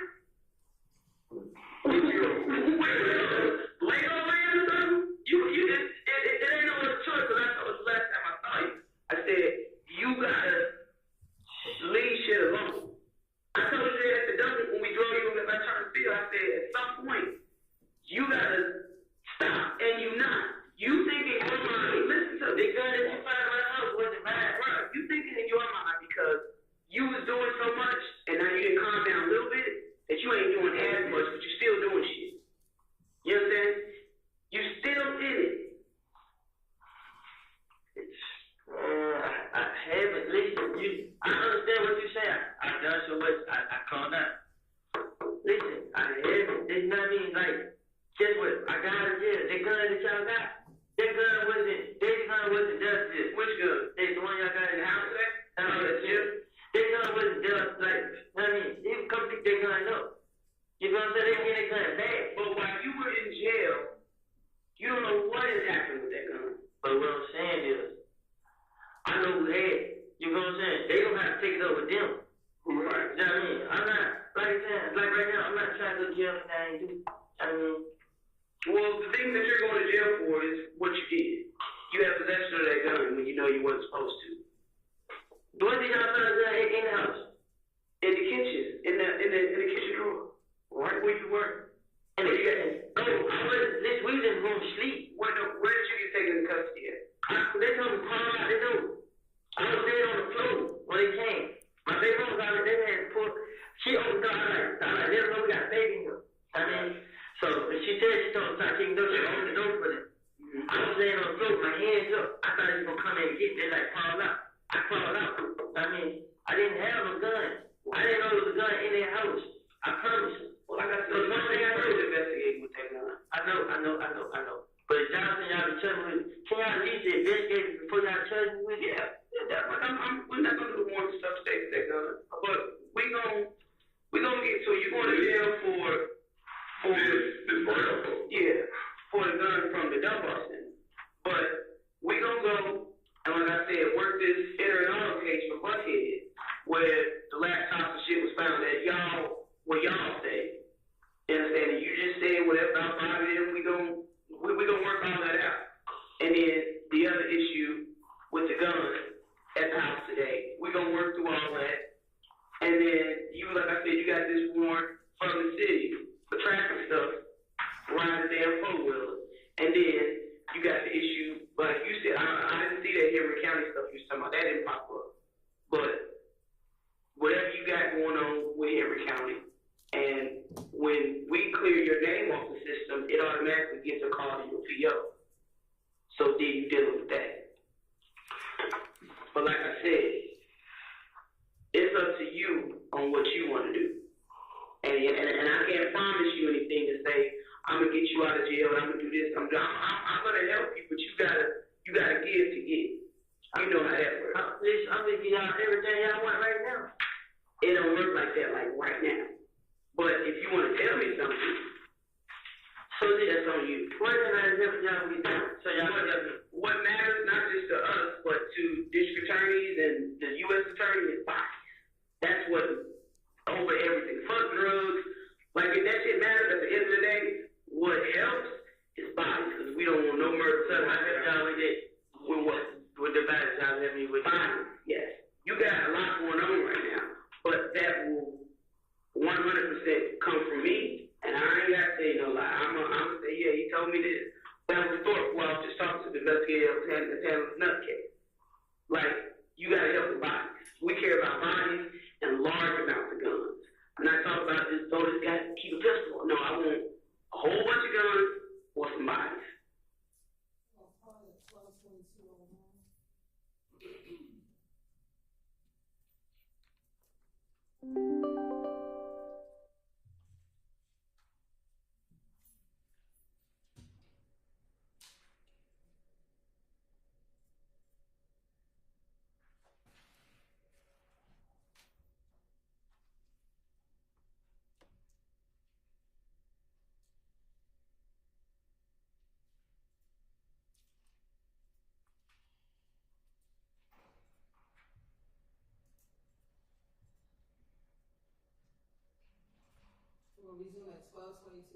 But the ones with him, they guns they leave. It's professional. I mean, about how many guns you think in the studio? Shit, everybody got them. Everybody got them. Everybody. I mean, the people there are gonna be a gun for. I mean, see. What truck Doug been driving lately? Nah, Doug in that I want that BMW, that nice car. Mm-hmm. Well, who be driving that blacked out Matt Black with that F-250 with the 4 wheels inside of it? They stole a truck, but see, he went to the Canada the other day. Like he seen me riding real slow, but they were looking at it. You feel me? But I went close up on the truck, so I said, man, but the last car they seen me was the little BMW. You know what I'm saying? But they stole a truck though. Okay. You know what I mean? But what Pee Wee call it? Pee Wee. You know, you see how you know what I'm talking about? It's Chucky Russell. Yeah. You know which car I'm talking about? The car that he sent shot to two, but what car?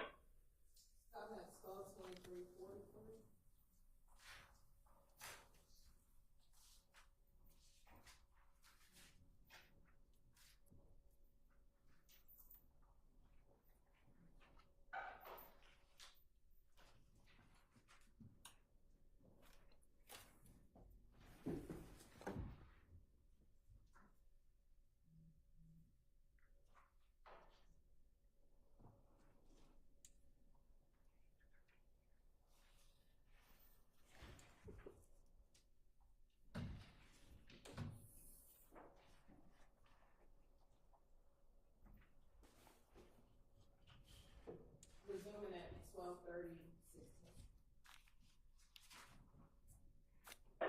So, do you think that Max will come in and say something? I feel like if y'all ain't like that, she's not gonna tell her brother. Right. She gonna tell everybody but her brother.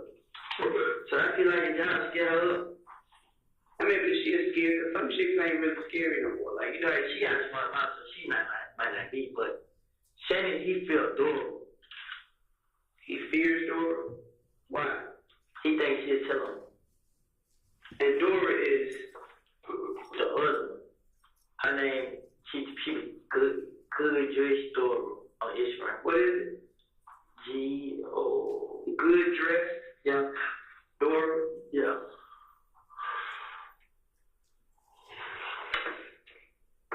That's her real name, Dora? I don't know her real name. Like, that's it. And Bobby White got them eyes on her, don't she? Like some weird. She has big food. I'll tell you something. She has my mouth. Like, I'll be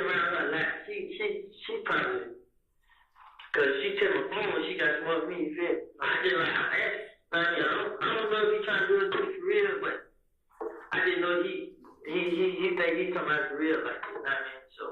So Thug is basically trying to take over the city. Trying, or he got the city. Yeah.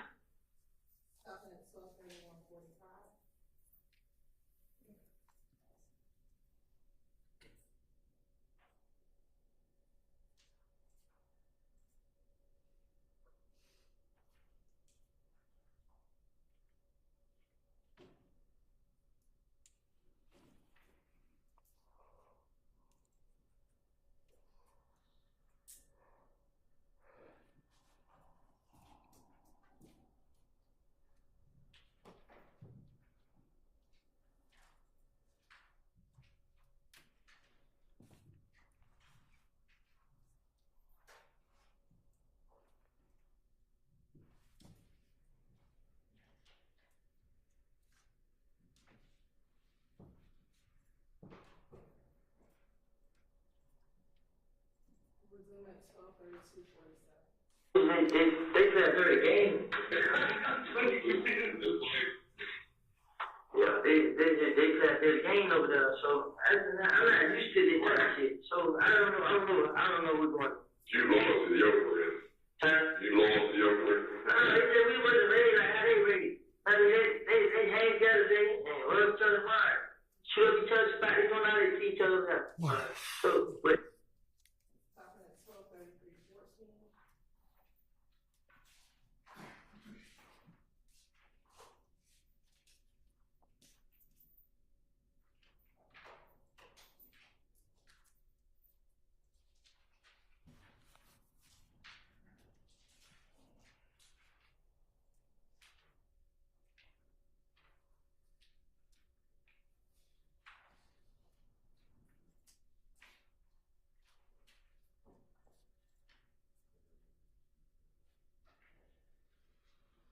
Resuming at 12:43:40.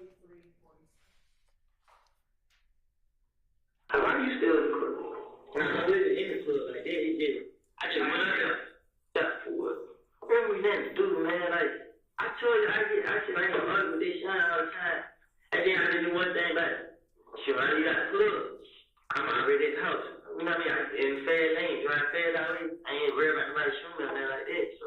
Play PlayStation. I did all that. ATV game and play PlayStation. You like doing that bike stuff. And stay in the house.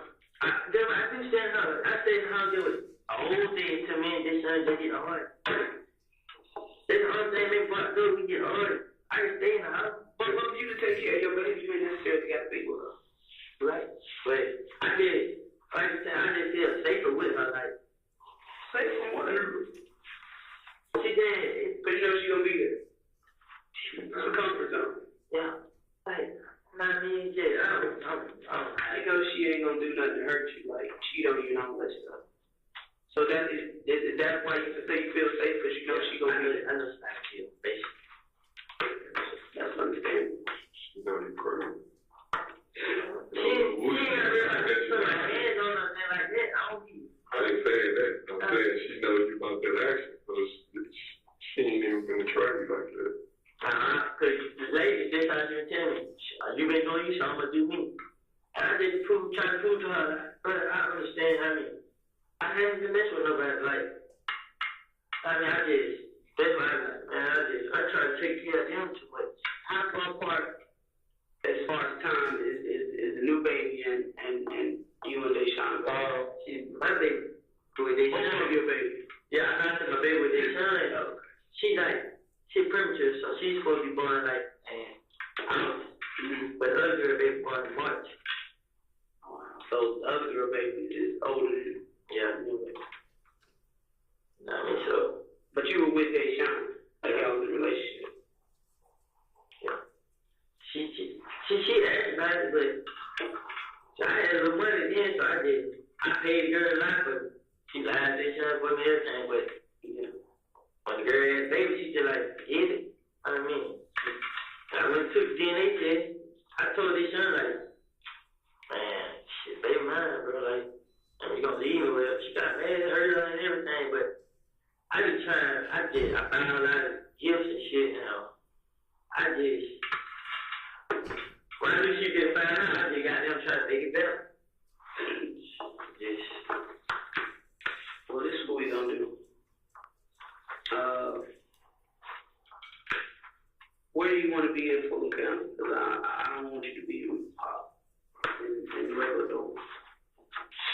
when they donated your head, man, it could kill me, man. Why? Because you was isolated? I think you there. I just had shit on all this, but it's just bad. I'm happy. Do you want to be a general population? We can put you in there with kills. How long been now?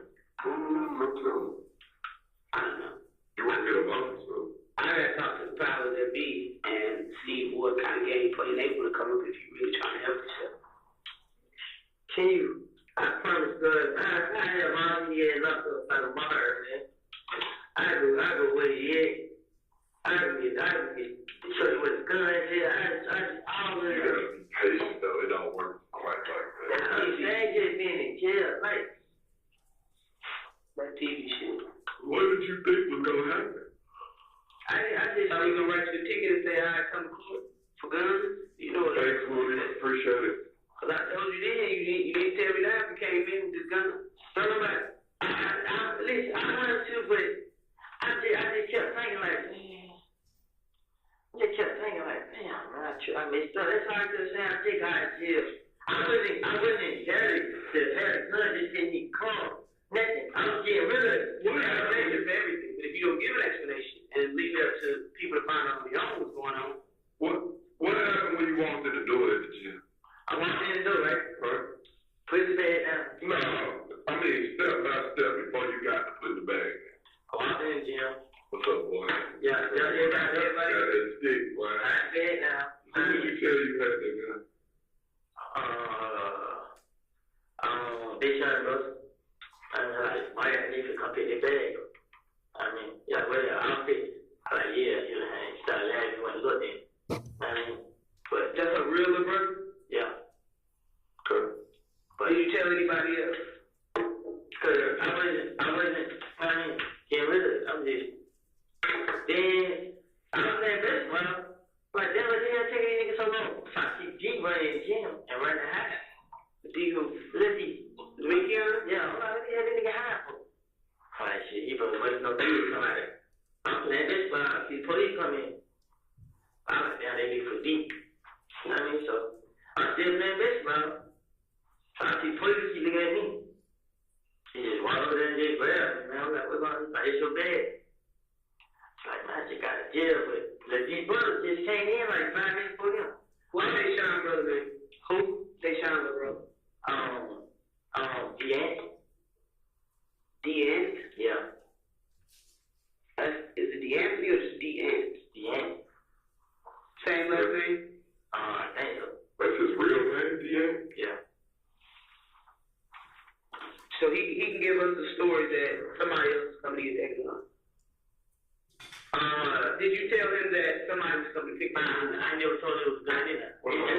He thought it was closed. You know? So when he came in there, like, what the hell is it? He was looking bad. But the person was coming to get it. He was standing right there. But they started coming to him. Mm-hmm. I mean, so if he was just pick bag up and left, you pick bag up and walk through the door, you're going to walk right into the police. You feel? That's just how fast it was. But I just like, damn, look at him. I mean, they like, whose gun it was? I told them they would take it. You feel? Because they just can't get it. They just keep running. The police that had me in cuffs, like, they just take it. You feel? But you just, when they grabbed me, when I heard him, everybody just went. You thought he was going to claim it? It's in his brother's name. But did you think he was going to claim it right there and there? I should have said it to you. You said that nigga right there. I should have. I ain't gonna lie, man. But really, at that point, it really worked because it was kind of still yours. Had you got your money yet? Huh? Because they were going to pay you for the gun, right? I should have.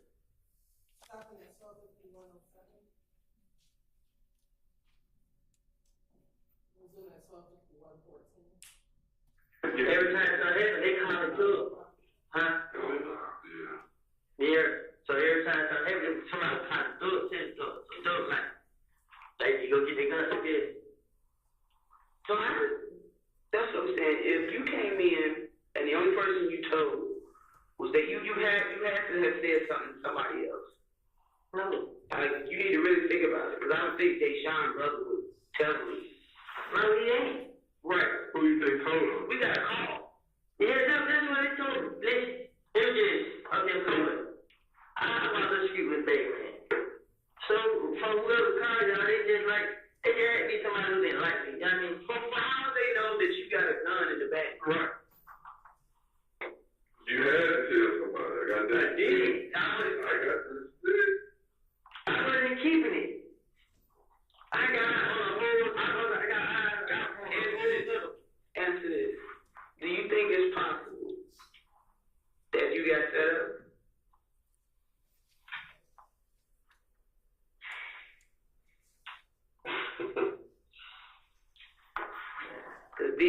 deal about from Cleveland. He's still close with Tubbs. I'm giving the gun back though. That's not what she said. That's not whether you but did it get back to him? What she? You get what you said, honestly? Yeah, I give it now. What you think Lindy gonna say? Man, they keep showing people hours, man. That gun gonna come back to something, bro. I'm willing to put money on it. And we can verify from the time when you were in jail that you obviously couldn't shoot at nobody's house. But I guarantee you that gun gonna come back to the scene. It's like dominoes, dude. But see, when I had the gun up, the gun was never involved in anything. Well, I'm telling you, you already stated on January 20th, on January 20th, when you got the gun, up until the first time you went to jail. So if something comes back between that point of January 20th when you got it, up until the first time you went to jail, you're going to eat that. Now, from the time you was in jail to when you got out, You couldn't have done it. you couldn't have done it because you were in jail. Now that second block, which is about a week and a half, 2 weeks, whatever, you was out. If something comes back within that block with that gun, you go eat it. The second time you go to jail, you got out. You know what I'm saying? So what happened? So okay, put it this way.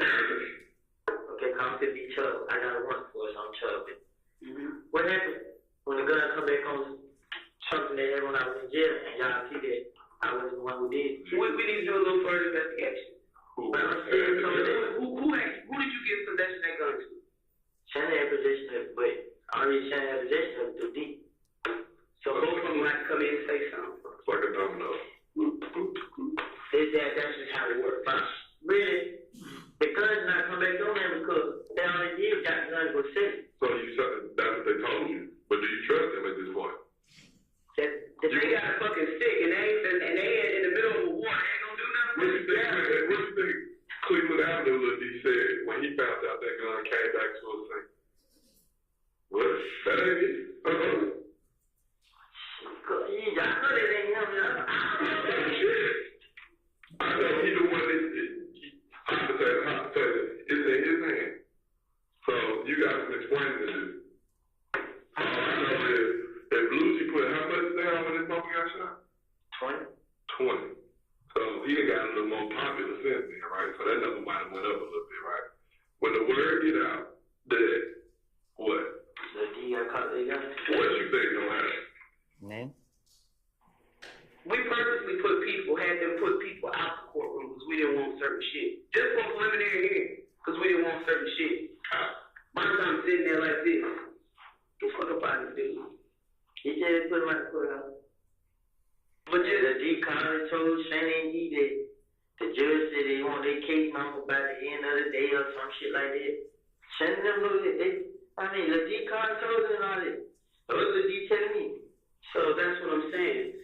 Once they get out, that y'all put, and I still say y'all, because y'all are y'all. In the name of you. Y'all put that to go to I'm going to tell y'all something that y'all not heard, but since I've been out, everybody know that I haven't been like around doing them, fuck with them, period. Y'all now, you know what he did? Then what scared me though, once, then they put my picture on their page. I made it like I was with him. Slap it back. So everybody comes like my family like, what the hell you doing with them? I don't know why you put that picture up. They would feel me. I'm like, he tried to make sure we back. That's what you got out here. Yeah, this time. And then he just like, he put a picture on Instagram like that. I haven't spoken to him, said nothing to him, nothing at all. Not one word, nothing. I mean, I walked in the club, I walked right past him, walked in the back. I haven't said. But to the streets, everybody still feel like you crew with them. I'm gonna tell you what. People who know. Tell you what. Because if some of you niggas do everything, they been seeing me a lot. You know what I mean? They be some on the jet you up. Rest of them like, what's up? You know what I'm saying? They see me a lot. The ones they got like the older guys, they trying to like wear money and stuff like that. They know I ain't do it. They know I ain't got nothing to it. You know what I'm saying? They know what's going on. That's why when I be around, I don't need to be scared when I be around. You feel me? Like, see, all the difference it is, the ones tell you who locked up. His crew. That's only just them niggas. I mean, the head gang. They crew. The younger ones, the ones that ready to shoot. Them homerunners, they had a real problem. Them kill shooters, ain't they? I really want to say no, but they all, you know what I mean? That's how they got out with the kid. You feel what I'm saying? Right, that's the big home. Yeah, so, but me and them had, like, we had problems with them before. Yeah, like.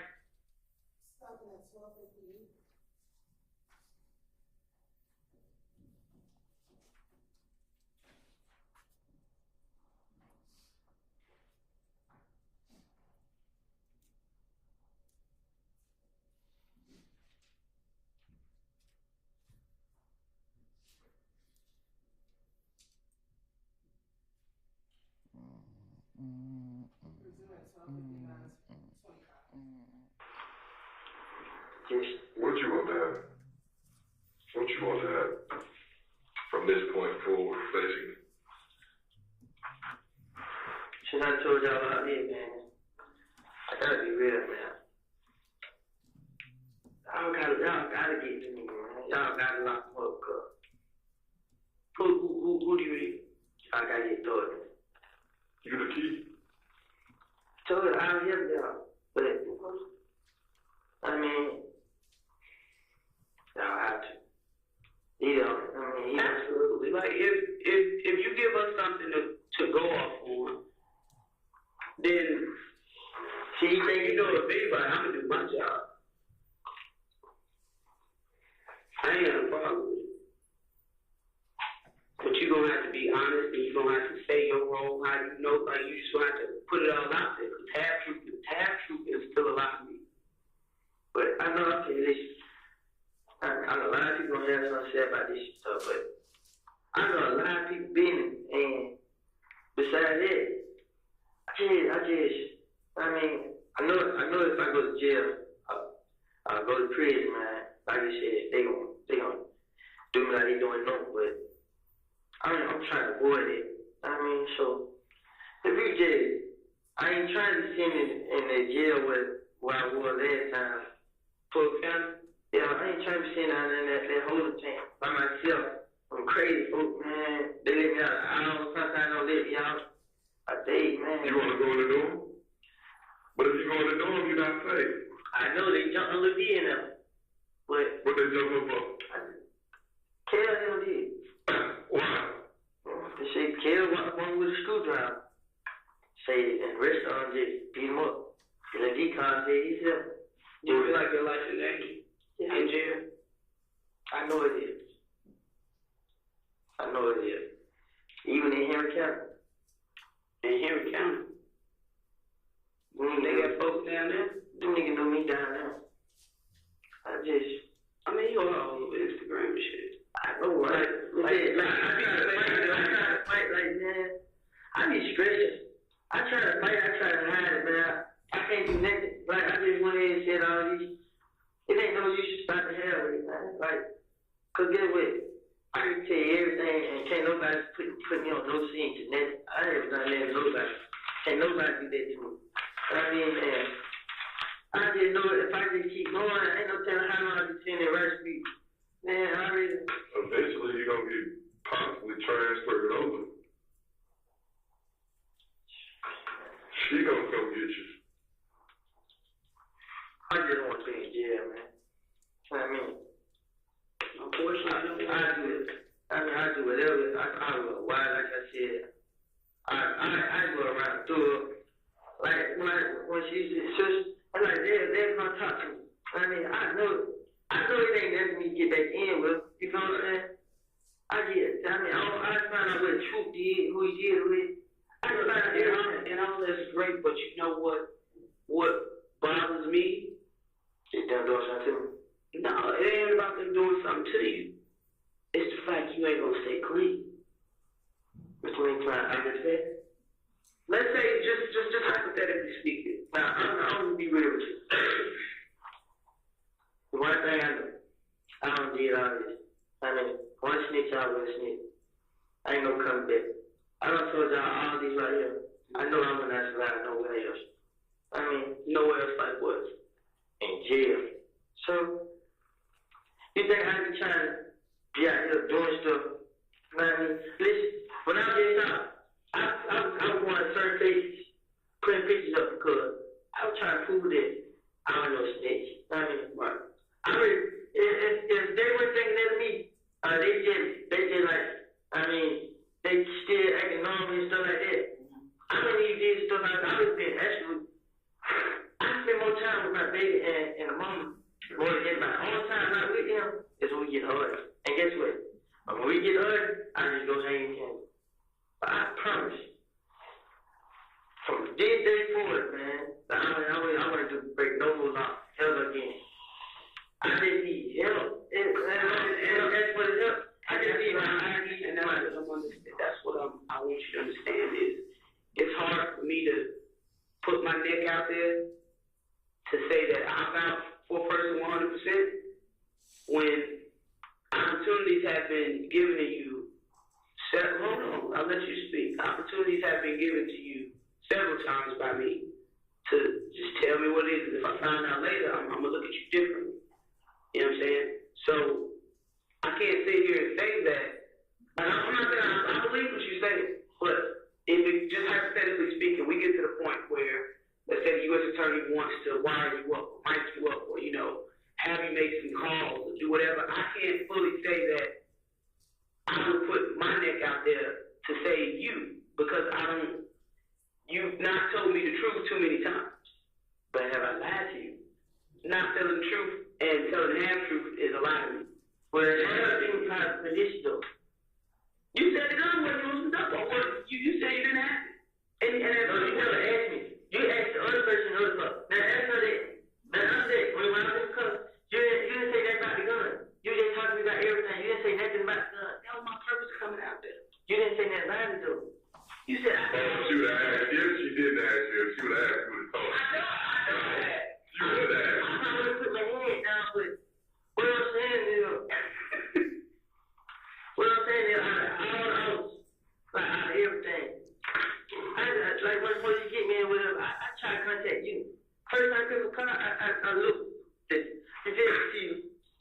The blankets you have, but I just was scared to ask you, could I be able to do this for me? I just felt like if I could just go down a direction instead of just telling y'all everything. You ain't get back with me, bro. So I wasn't saying, I'm just like, and give her a little bit. I just know you want to put me on the right track, but not drop me there. No. It's like, I just want to direct you a little bit. Not just, but Congress was going to come behind. You know what I mean? They ain't going to be in the paper. I mean, they ain't going to be doing this, doing that. But now, I'm telling you what, I'm telling you now, I just said, I give you everything you need to know. I just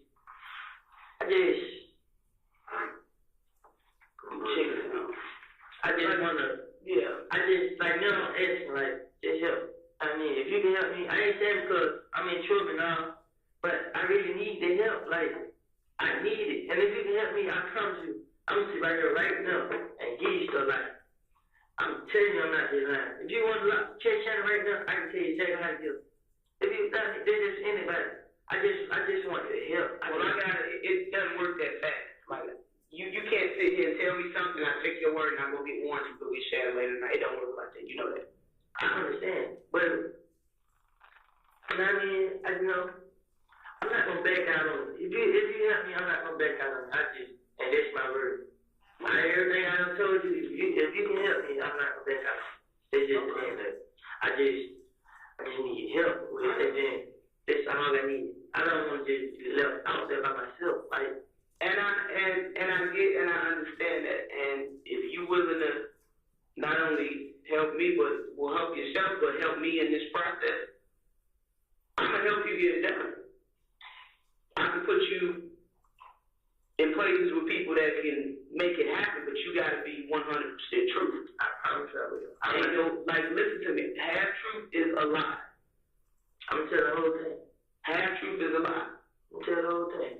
And if I vouch for you and put my neck out there because you saying you're gonna tell the truth and you don't tell the whole truth and the half truth, all that shit, then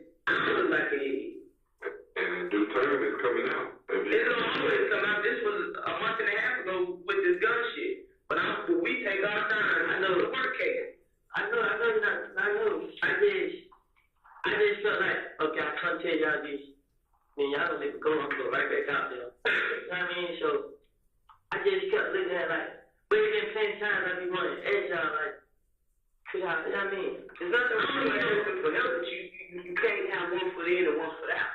You can't play both sides of what she's saying. What I'm saying is, bro, before I let somebody hurt me, bro, you go protect yourself, but then you gotta deal with the consequences that come with that. You right? When you lost your right to possess a firearm, you're gonna have to roll the dice to try to have it do not let them hurt me. Well, fucking move.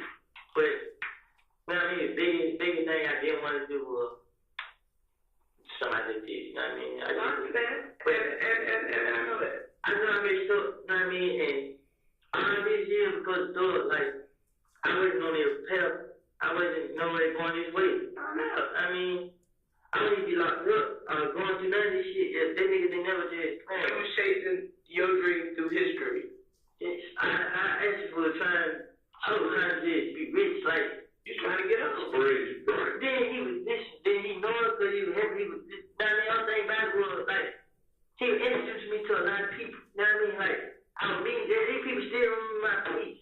Like, but the only thing about it is, like, the nigga was just telling people, like, I'm this, I'm that.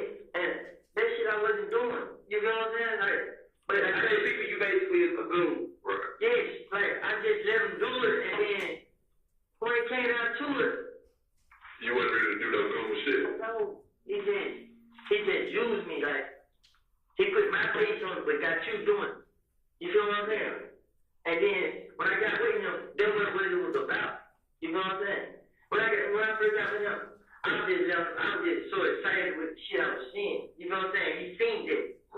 And he just let me around. He knew how to fuel your fire. Exactly. They put this air in front of the rabbit and you steady doing this, chasing. Exactly. So, and guess what? Right now, like, this nigga thug, he just, like right now, he's just like, she wanted me talking to him bad. He was missing. They don't call me 3 times. And I mean, you know what? I call him a D-Way. I call his sister. But like, damn, y'all going around to my rat, I'm sticky this and that. So I looked to my like, I want to just tell me too. I want to just tell my y'all that that's my, I've been talking to police this and that. So like, no, we ain't saying that like that. You feel what I'm saying? You don't call it up. Like, now you got to call it this, but I'm on the rat. You never think that, you know what I mean? Shut up. Well, I got a phone call. I called my sister's phone. Jack called my phone back. 2 minutes later. Like, who is it? Like, Jack. Like, what's up, bro?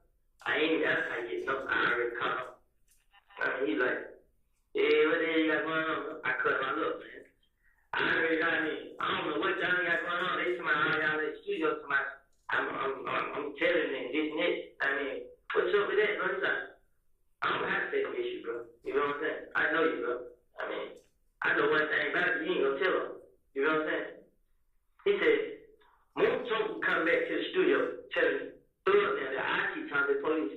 Moonton and Shannon was trying to get the spot I was in. You know what I'm saying? Cause I wasn't. So, the spot they think you is. Yeah. No, like, he was like, he was buying me a lot of stuff. Like, wow. I don't know. You know what? A lot of people said, I was a police, bro. I'm warning, but I'm not warning. I was going home.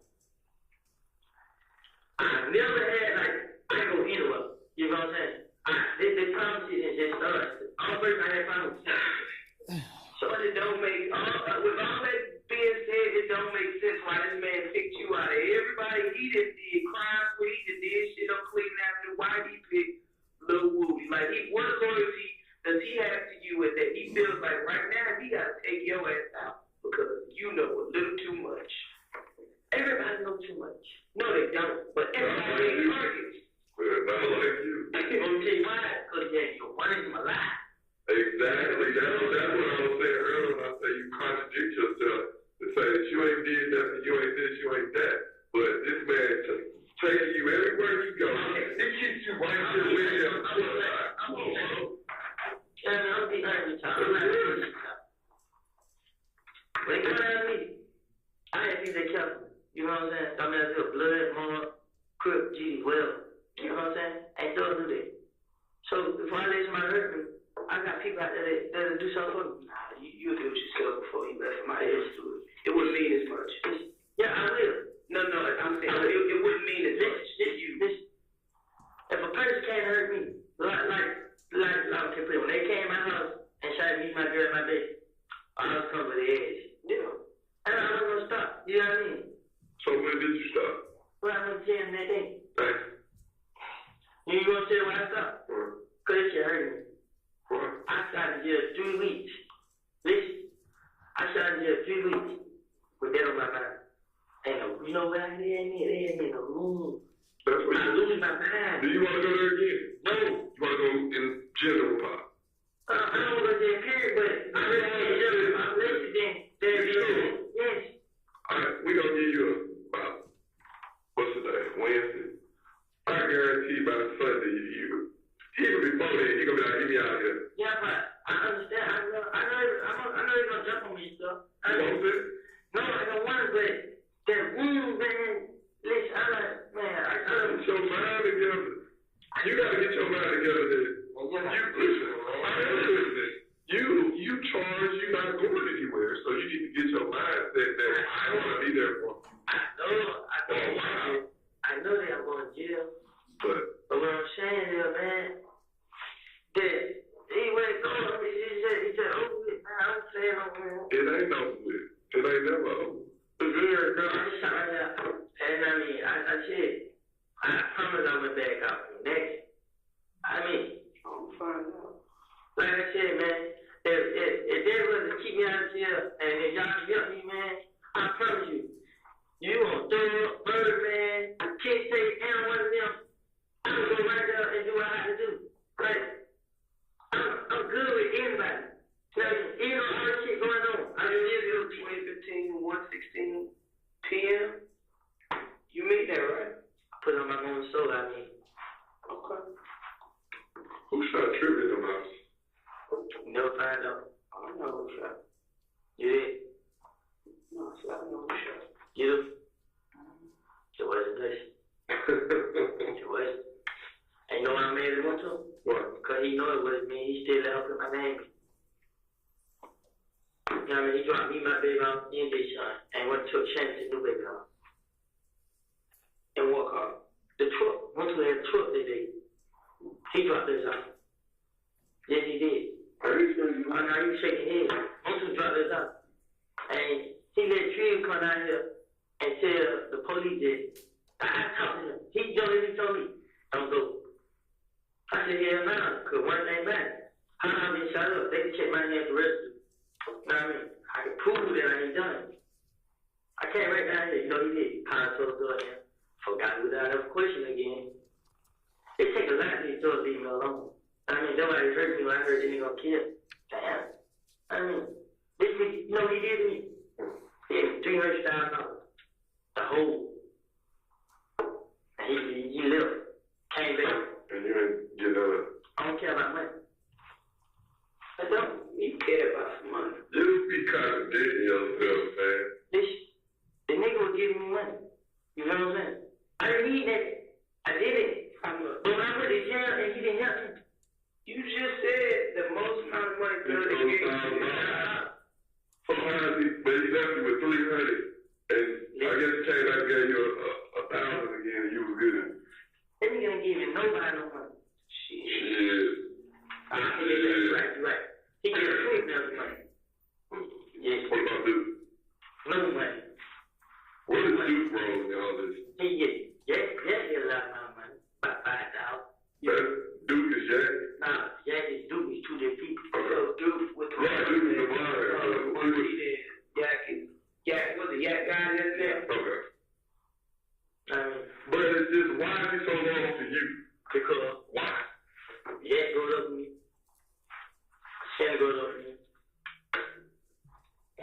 Duke knows about me. You know what I'm saying? Who they know about you? Duke gave my brother weed. They smell like white stuff.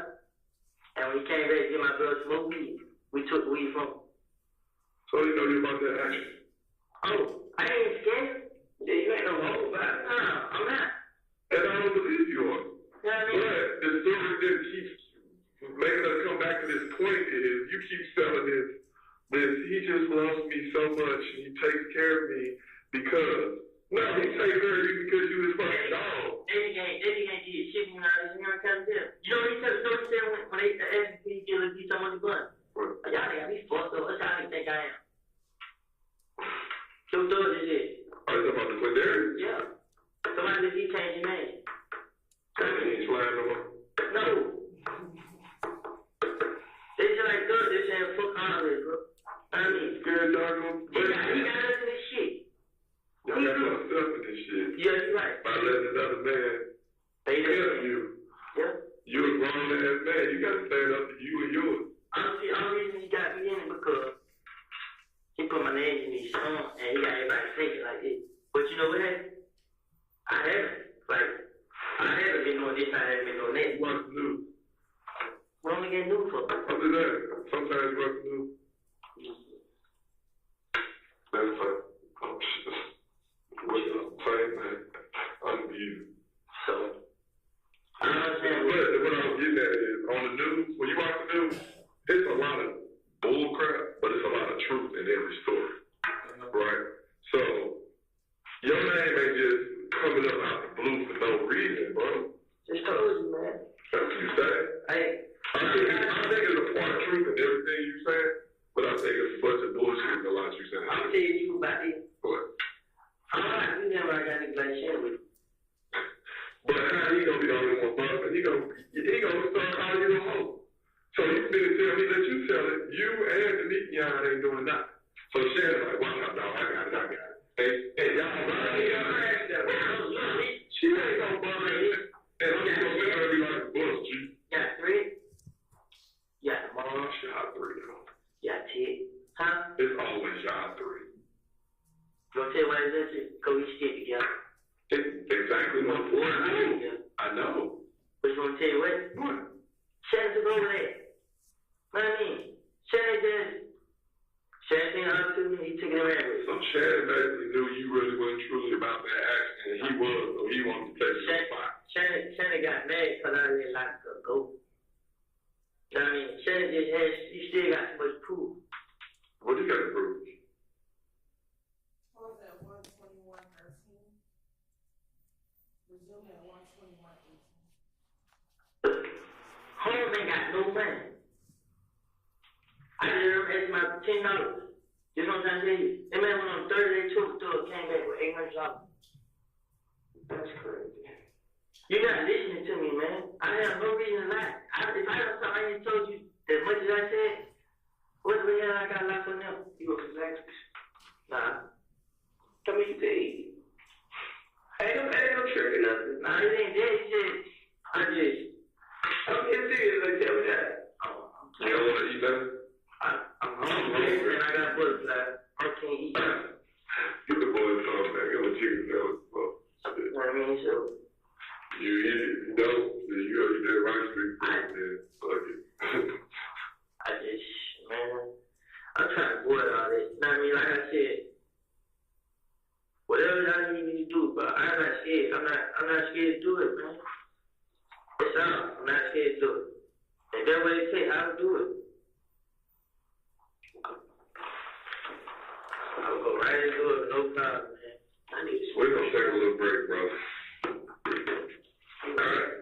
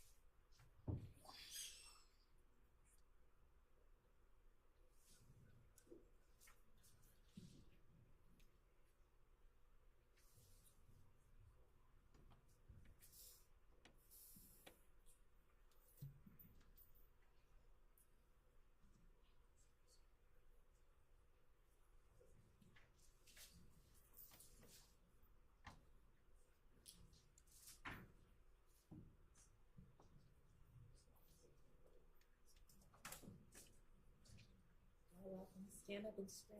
We'll wait for this next part to start.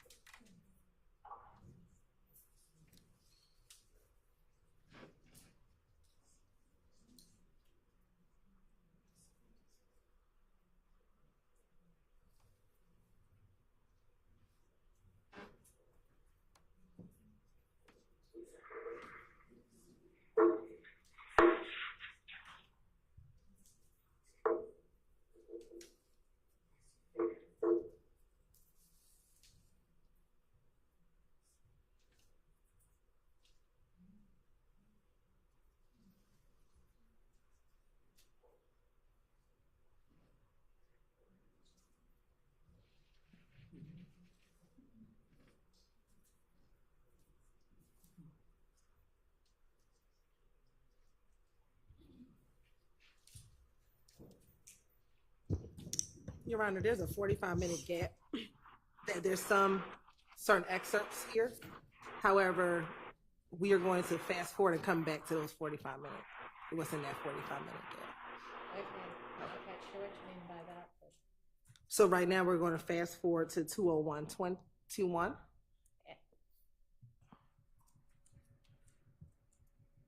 Is there some issue or question about the other part? No, Your Honor, but Go ahead. Is there an objection, Mr. Sharp? I'm assuming. Speak into your mic so everybody can hear you. I'll do the same. Yes, Your Honor.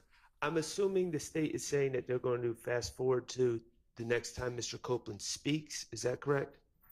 he also speaks within this 45 minutes, but it's sporadic, and so we're going. Well, I think the jury needs to hear what he says.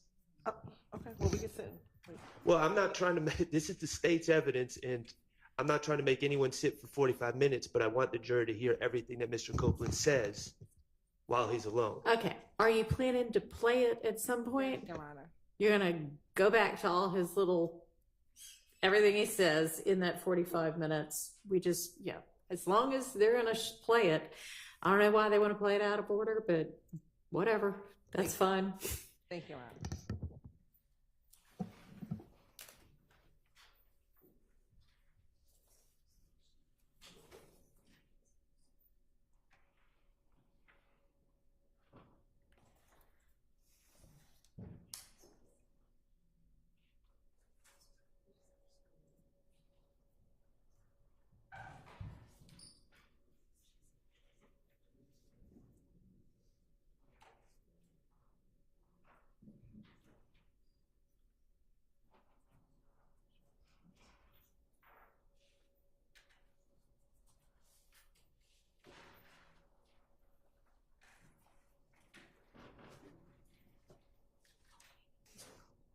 Ma'am. Can you leave that screen alone, please? This one. Yeah. Yeah. It's Thank blurring you. right here. I understand. I gotta see if the whole thing. He just asked me.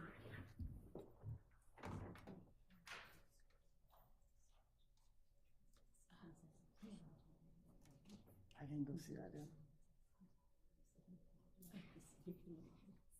Sorry, Ford. Yeah, you have to sit here through all of it. Leave that screen alone.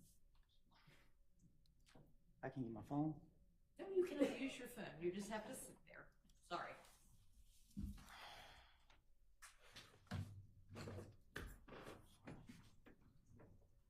We'll be starting at 2:43:55.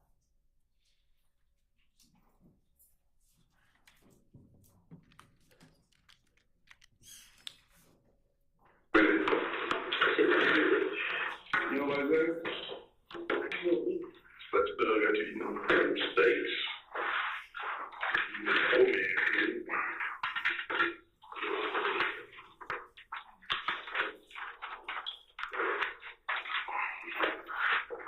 You remember me from the first couple of times, right? Remember my name? Corey. So you remember my name? Corey? No, I remember no Corey, man. That's a Corey, something like that. That ain't Corey. That ain't Curry. Yeah, I remember who you is. I mean, I know I ain't Denzel or nothing like that. Yeah, you got to do this. What am I? Go ahead. You get it with my people. All right, Mr. Coleman. I understand you had a little bit more information want to say about Peanut murder and all that. What you heard, what you know, what somebody told you, whatever. So, would you like to tell me? What you want to know? Okay. What you know about it? Who the shooters were involved? Who was in the car? What kind of car it was? Where they get it from? All that. Which one? However you want to put it to, the same way you explained it to us. What little details the big guy told you, I want you to explain it to this man. Because he's the one investigating the case, as you know. So I just heard the guy in the like they killed him. Yeah, like, boy, they killed Nut. When you say killed Nut? I'm like, my heart started pounding like, who? He like, damn. And then another guy in the car, he shut up. So we get around. I'm like, where they was going? But when he told me, I was already trying to get a head away from them. So I moved to a FaceTime, he like, but you know, old boy, they got shot. I was saying, boy, his head might not make it. I'm like, who? Like, Nut. I'm like, him. And he like, shit, well, you know if you scream out of me, right? And well, I ain't have nothing to do with it. So shit, I like, man, my head started instantly. I got on him. So we fight behind him, we drop him. Then we pull up his door. They was in the first car. So when we pull up, tell me again who all was in the first car. I gotta explain how it was because I ain't know. So we pull up his door. I fall. But when we first pulled up, Doug got out at the front door and walked in. Doug got out the car. Yeah, I didn't know. Yeah, he got the little nitro truck. And walked in the house, like walked in the little house. And the truck wouldn't pull out. So I went pull. So I pulled.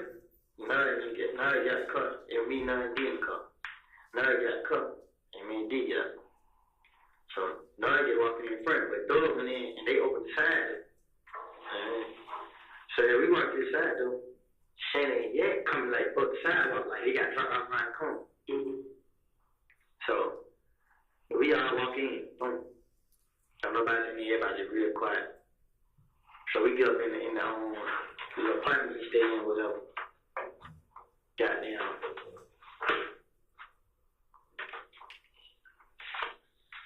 I think everybody really just quiet. Dogs are getting shit together.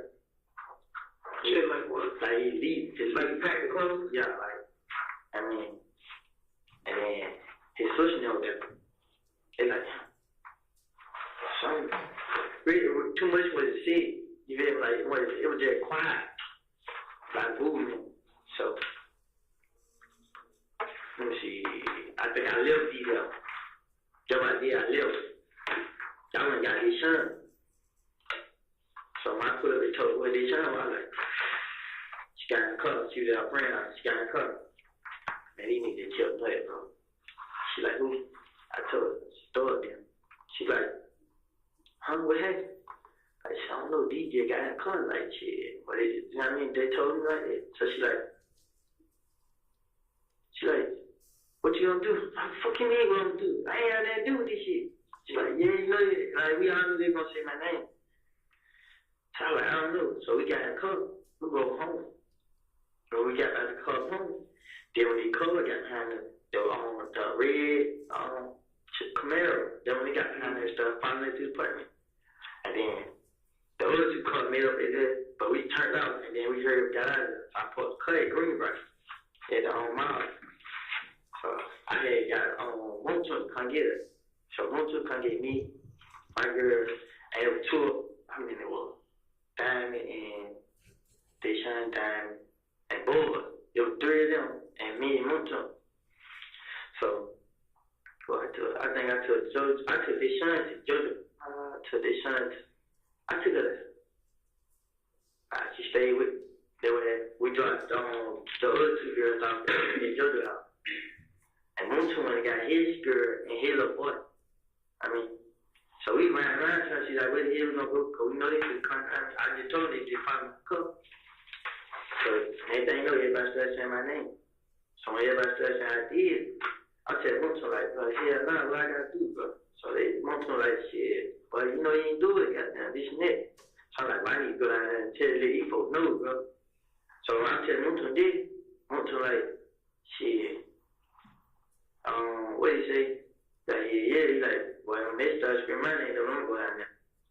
But long story short, Doug called phone, Monto phone, and we're like, but them niggas pulled up at his house, they outside his house. They were looking out the window. They pulled up 3 cars, he had bad inside there. So you talking about the Karen. They pulled up outside Monto's house. So while they sitting outside Monto's house, I mean not Monto's, Thug's house, while they sitting outside Thug's house, Thug kept calling Monto, telling Monto to pull up. See, he didn't know I was with Monto. I mean, trying to get Monto to pull up and get him away from the house. Right. But I think his sister ended up calling the police. Son, where they pulled out her sister, yeah. But I don't think she called her. I know she said something about it. And when they pulled out, Doug had somebody pull up and drive him straight out of town. Is Doug, this house that you talk about where they came after murder, this in Atlanta? Yeah, this on the Sky House. The Sky House, okay. So they, the man came and drove Doug out. Nah, I'm so scared. We pulled up at the house at Lennox. So we get to the house at Lennox, all his brother and sister do down there. I mean, and he was just patient, like he didn't know what to do. Because everybody instantly was screaming my name.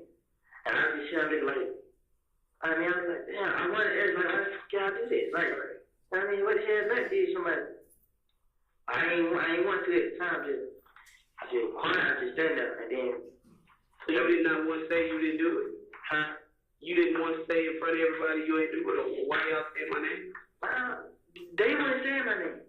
They knew what was going on. I already know. I mean, everybody just in the street saying my name. Like, who did? I mean, so I was like, damn, what the hell? So when I heard he ran around, I was so scared.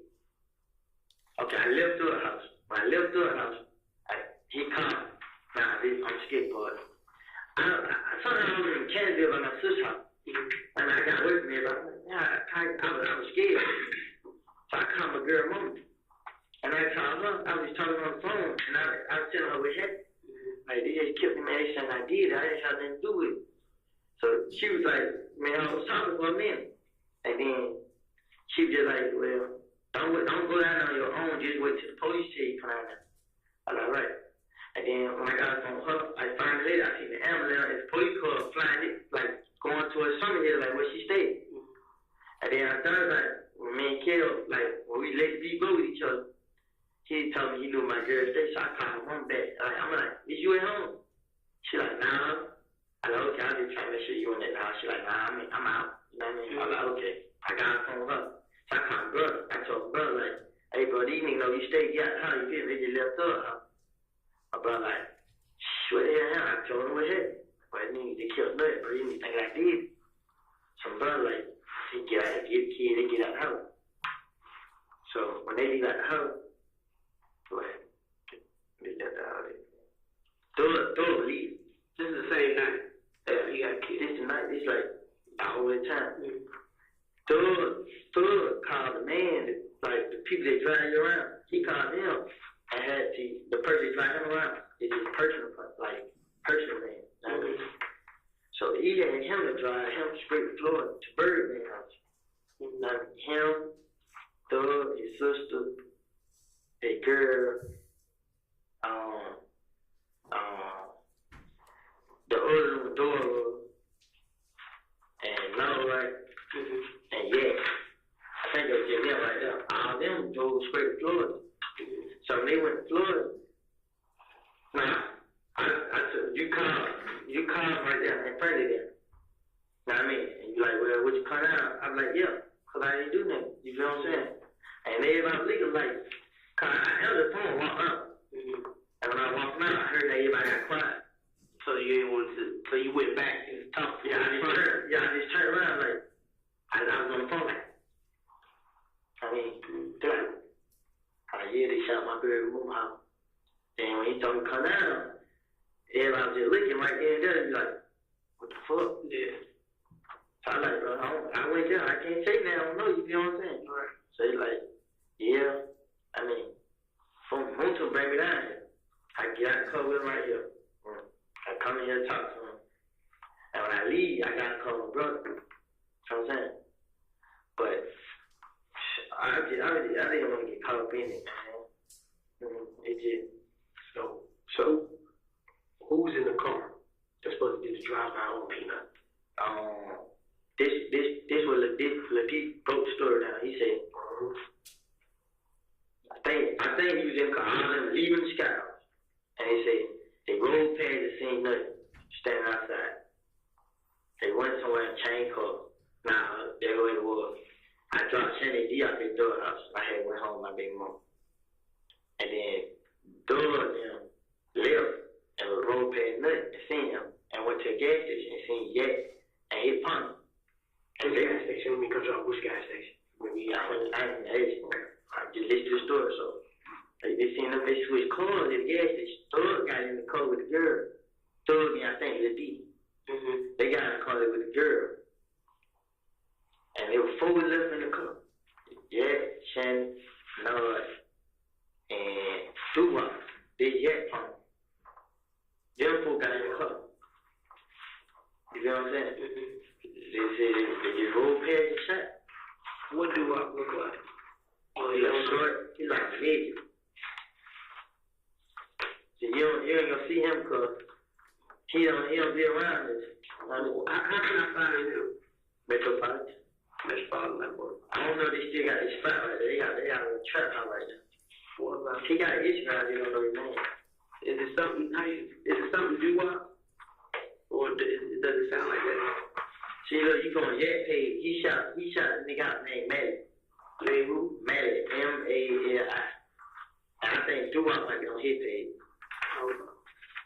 So go to Yak page. So D told you this is the only people that was involved in the shooting. No, D personally told you that. Yeah. And how did you know? Because one of them told him? Nah, like, you know what I'm saying? Like, G's riding in the car with them. Okay. Yeah. And then when they said do it, D got out of the car, got another car. Okay. And they went this way, and they went that, they went back to him. And then after it happened, they all pulled up on Cleveland. And Ladina right there, and they just got in the car like they talking about it. So they got the guns. I think they had 2 guns. A chopper and a handgun. They got the guns and put it in the car. And they just Bentley rolled off in the car. So when did Bentley pull up? But you didn't say Bentley's name. Yeah, he was driving the white truck. He the one took them to the sky house. I did it. Okay. So they called Bentley after the shooting. Yeah, they put wherever they were on Cleveland. The Bentley spot was on Cleveland. Right. You bet. So I guess they went straight to Bentley spot. And when Thug was at Bentley spot, they pulled up on Thug. And when they got to Bentley spot, they wiped the car down. And then he said, I don't know if it was Bentley. It had to be somebody. If it wasn't Bentley, it was somebody that, he got the car and left with the car. You know what I'm saying? And he left with the car and the guns. And do you know what kind of car it was? Like, it was an Infiniti, I think. The Infiniti? Yeah. Like a new one? Do you know, was it somebody's registered car or was it a rental? It was a rental car. Where do they usually rent the cars from? The airport. You know, like Hertz, Enterprise. We thought when he rented the car. That's what I'm saying. Which one was it? At the airport. You stay in the airport, there's different rental car companies. I don't know which one it was. So you went with Thug when he rented the Infiniti? Yeah. He took Conrad back and got the Infiniti. He took the vet back and got the Infiniti. Yeah. You remember how long before the murder that was? Probably like the murder happened like probably 2 days later. They did shit like that. Okay, wait a minute, okay. He rented the Infiniti after the shooting? No. Before, 2 days before the shooting. Yeah. You talking about that rig? Marie, huh? Go ahead. He had Thug had the Corvette. What color was it? Gray. Gray Corvette. Yeah. He took the gray Corvette back and got the Infiniti. He never he didn't leave it real car though. I mean, he told him he want to trade car. And when he got the gray Infiniti, this is because it happened. Like, I had video. See, if I had my own phone, I can show you a video I put on my page. But I ain't show the car. I just play the music. I mean, I'm saying the car listen to the music. But when I put it on the video on my Instagram, I ain't know. And they just like, well, take that video off your page. You know what I'm saying? That's how, I remember how, what they used. You remember, was it nighttime or in the evening or whatever, y'all took the video? No, when he took the vet back and got it. He took it back in the daytime. It was in the daytime. He got walking upon the bridge on the airport. Yeah, going to park they had top. He took it right there. They gave him, they tried to wait and get it. They gave him his pen. He got his pen. Boom. You know if he paid with cash or credit card, how he paid for it? So he paid for the deal. He paid for the rental car. I mean, the Corvette. Right. But he supposed to have the Corvette longer than he had. So I don't know how they pay for it. But you don't know how he just switched the Corvette more. Right. So he just switched it out. But really with no money exchanged. He was Just transaction finance. Hey, now you actually, if you ready to under his name or somebody else's name? See, it was like, it was a lie. They was on line and told me, so I don't know. Like, how many people behind the thing? But it was only y'all two at the arrest. I'm right there with him. And it was y'all two. What you mean? When y'all went to do the switch out, it was you and just him. There wasn't no girl with you and nobody else. I was just being told. All right, Yeah. So Lil D told you all of this after the fact. Yeah. When I knew the car, you know what I mean? I didn't want to get rid of it. You know what I mean? I know, but with all that, what's going on? I know that shit surrounding you, man. You should have been dug yourself out of that hole. But, you know, I did. Listen, when they came shot me and my baby, man, I couldn't run from it. Like, I was already, it got worse. Hey, Mr. Copeland, listen to what I'm saying. Stop your mind for a minute. Listen to what I'm saying. The reason why Kelvin was coming after you, because they had no other reason but to come after you. But if you would have just went on ahead and, hey, this is what somebody told me, blah, blah, blah, your name been cleared straight from the rip. Okay, straight from the rip. But understand this. While I'm out there, bro, your name came up like that. I knew before he probably even, I had to edit down, I knew my name would come back. Like, because they just the type of niggas, they care of him. I mean, I know that's to this man. And understand this, they don't need to do an investigation like us to say that you're guilty. All they gotta do is hear from one fuck out there, you guilty. Okay, that's all it took, one person. Okay, let me ask you this. 6 months, drag day. How many times did we ask you, did you have something on this? A lot. It's okay. Okay. But yeah, I understand this. It's hard. Like, I know, but understand this. Well, no. I'm gonna go to jail, you know what's gonna happen, man? I'm gonna go to jail. They gonna jump on me. Like, I ain't gonna let her take care of it. You already take care of it. You don't trust me, we already take care of it. Okay, and understand this. You gotta face what you done wrong. Okay, I didn't do that. Okay, stop that. How old are you, Mr. Coleman? 23. Okay, you're 23. Okay. By legal standards, you're a grown-ass man. And one of the things I learned from a young man, shit, the old school used to tell me, bro, a man stands up to his own fucking mistakes. It's not your fault. It's my fucking fault. I'm gonna own up to it, deal with it, and move the fuck on. You keep receiving back to a 10-year-old. It's everybody's fault but mine. I'm in a situation because it's everybody's fault but mine. I don't want to confront it because, whatever. You get what you still gotta get. Okay.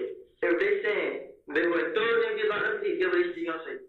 Well, I tell you what. Anyway, they gonna still try to keep it on me. Like, look, I really didn't have anything to do with this murder, bro. People was coming at me like I did it, man. Like, and what did I tell you from the start? I'm here to either prove or disprove he had something to do with it. But you never gave me anything to disprove you had anything to do with it. I understand that. I'm tell you what, man. I knew it all. I knew it. When I went with Doug to get in contact, they don't automatically do what I told you. So I said, like, so you rather your life end and they keep living the party, you know? It's been plenty of times I woke up like, man, I can't go to this no more. I couldn't sleep. Sometimes I was like hungry. I didn't want to tell because I knew.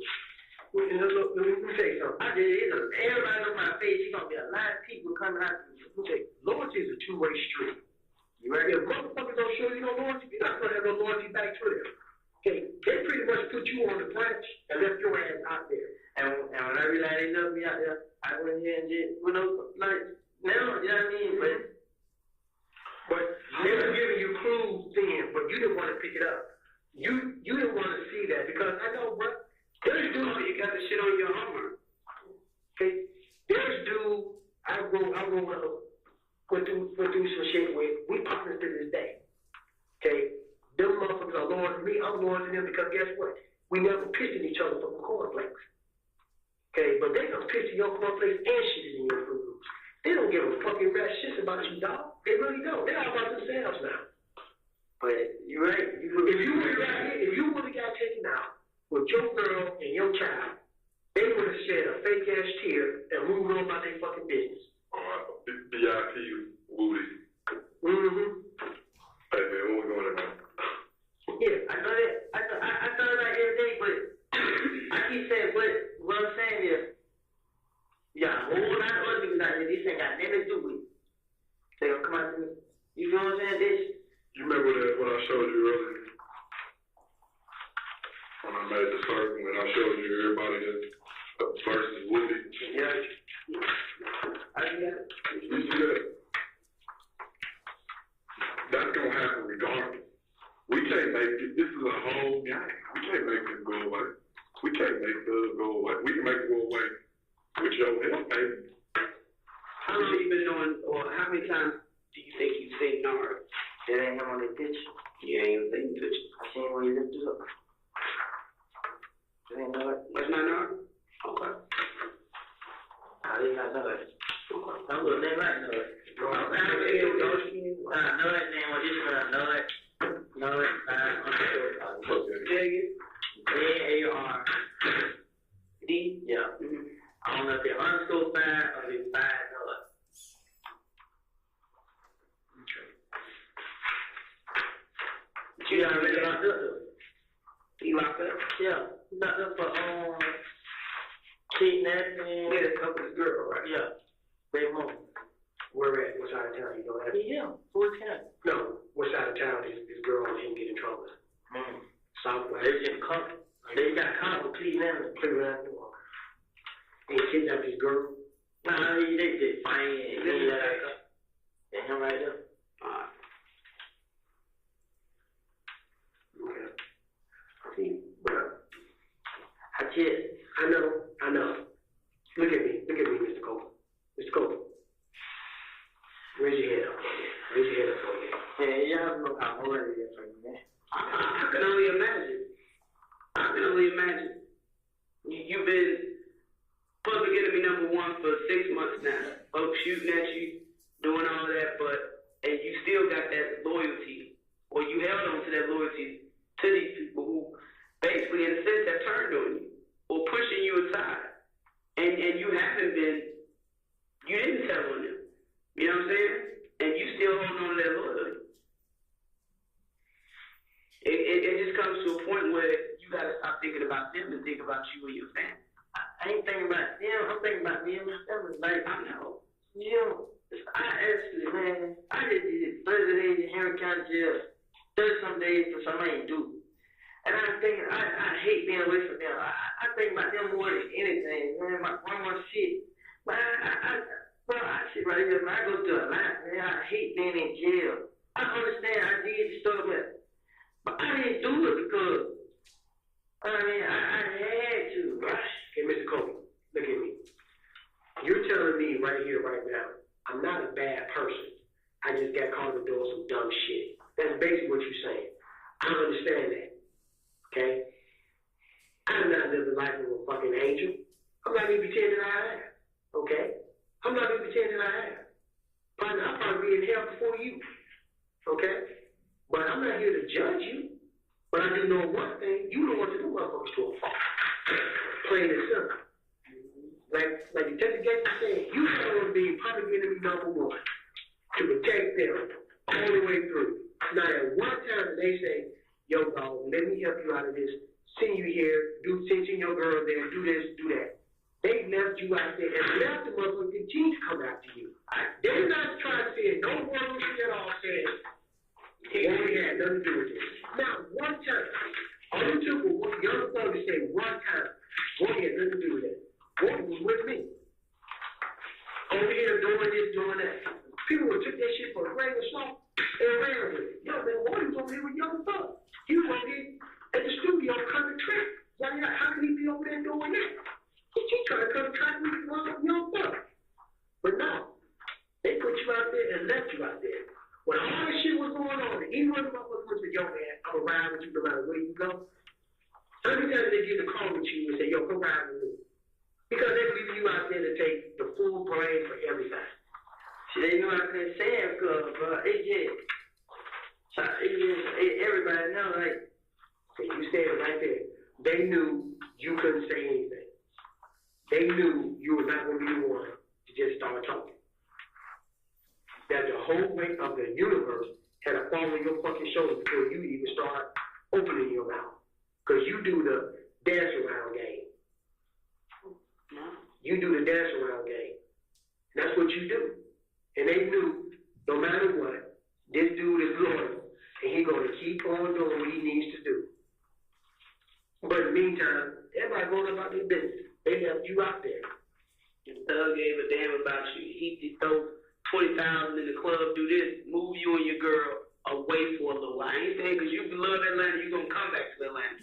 But it's hot right now, move you away. Did they do that? Did he give you money to y'all time? Honestly, they knew where y'all stayed because y'all still at the same spot.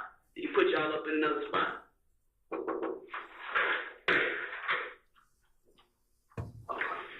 One second. Who was that? Say yeah.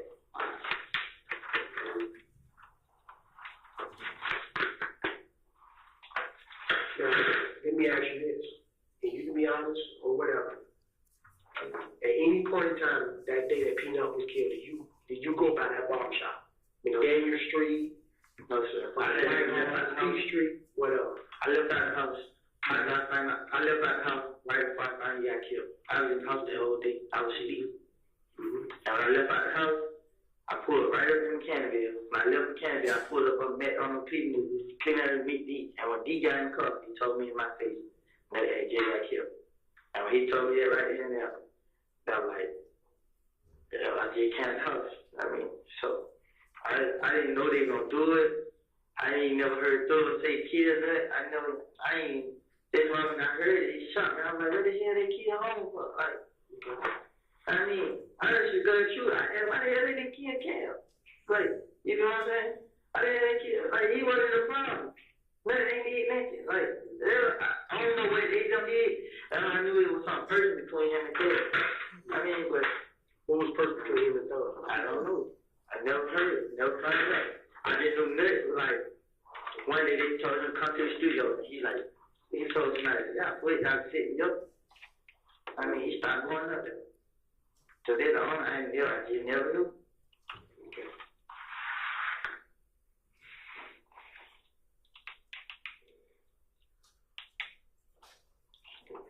Anything else you're gonna have, Brad?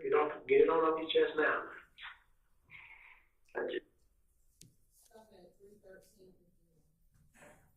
All right, this is probably a good time to break for lunch. All right, so let us come back here at 1:30.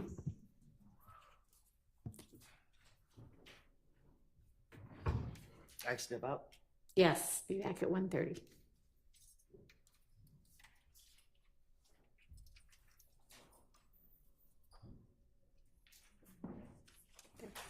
I'll run for jury.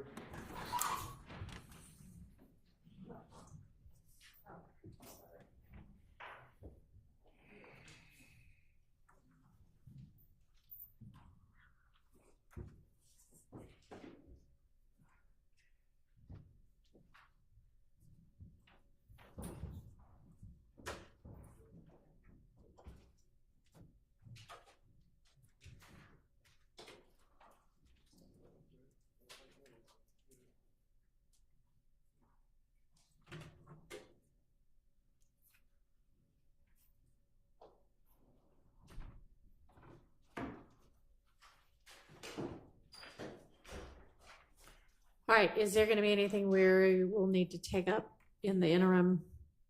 I'm not in that, like, not right now, but do we need to come back a few minutes early? Anybody? Okay. All right, then we'll see everybody at 1:30. Thank you.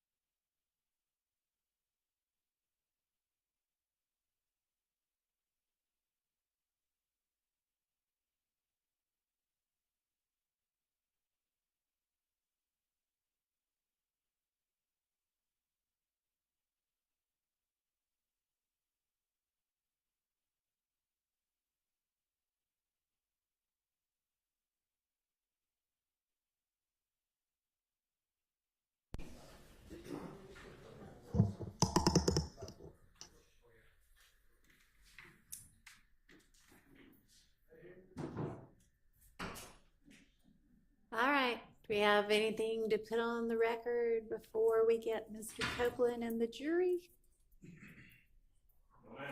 All right. You were standing up, so I wondered. All right. Is Mr. Copeland out there? I know we're a couple of minutes. Well, no, we're not a couple of minutes early. He is, Your Honor. Okay. And Deputy Hilton's going to be, she just took a brief comfort break. We'll be right back. All right.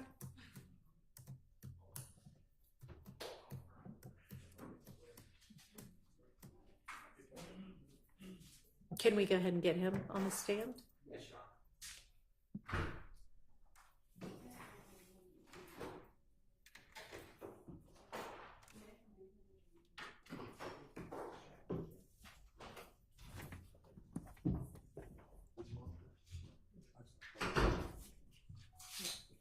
Yeah, I know. You can break his wrist off.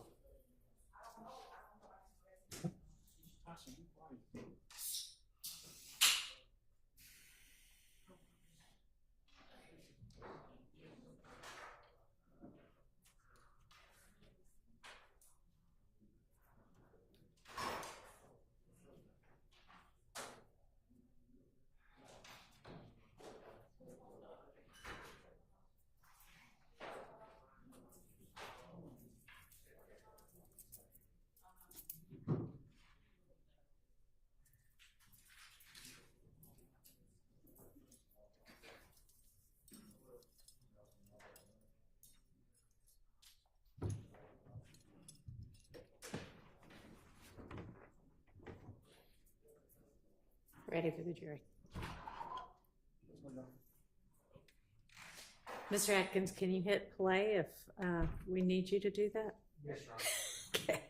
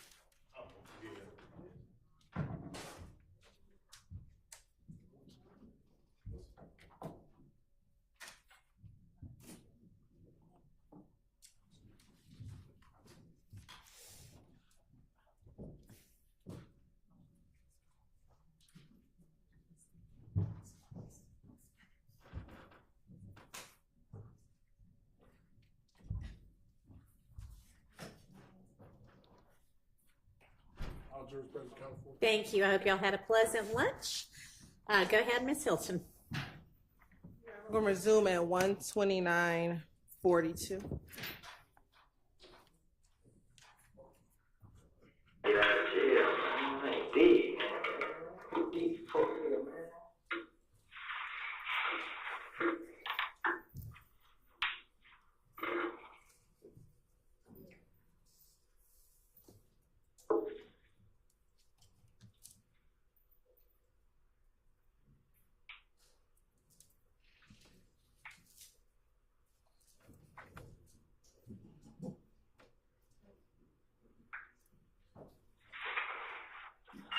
Fucked up, man. Straight up.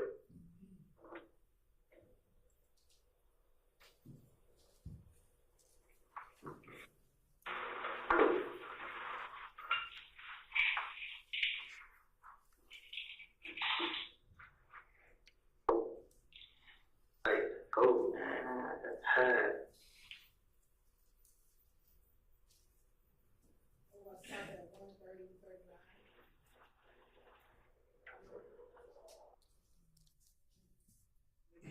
You may. And I don't think these little headphone things got. Do y'all have those today? Yeah.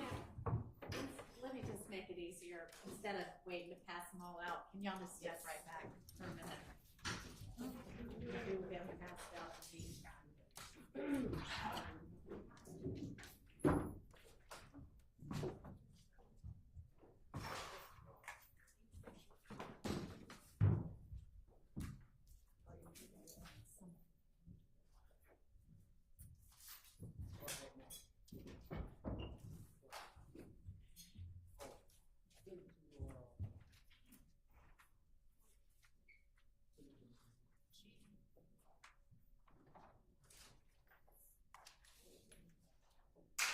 Yes.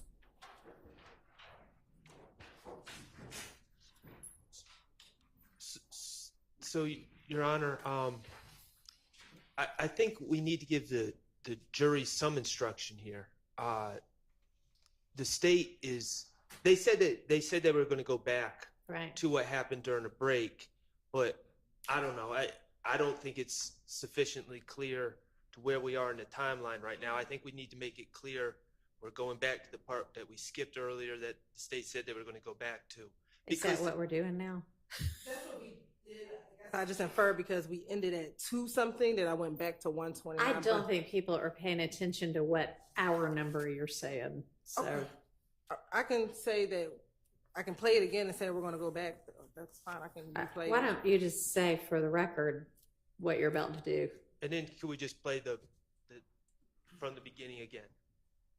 To put What in we context. just heard, yeah, I'm sure.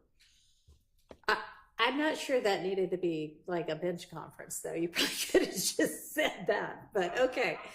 It's all right. It's all right.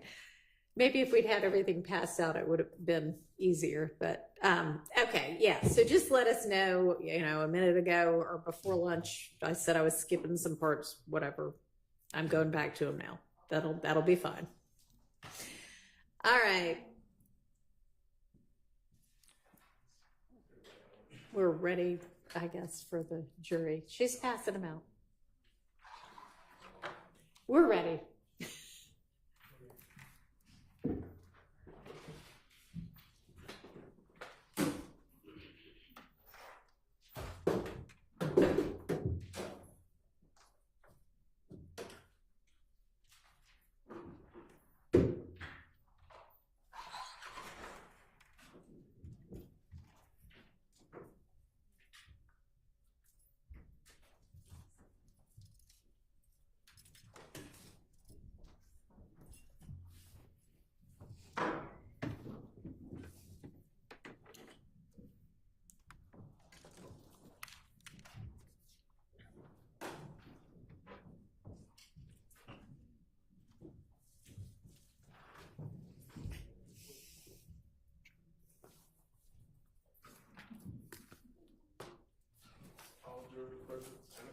Thank you.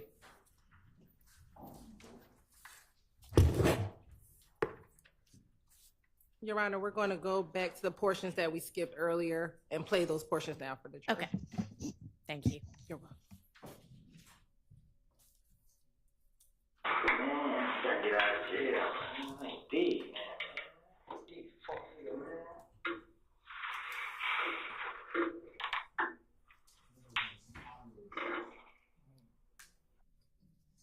Can y'all not hear it? Now it sounds better. And we'll let IT know yet again that we continue to have issues.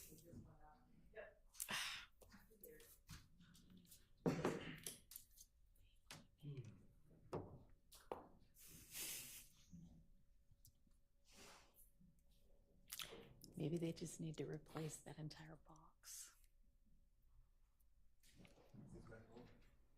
Do you want to give it a try? It always seems intermittent anyway.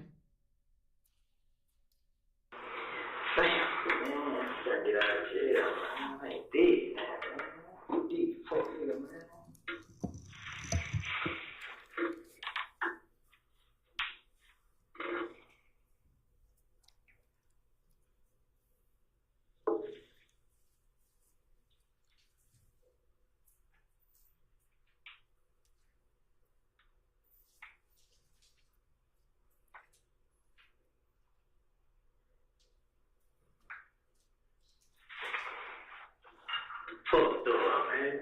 Straight up.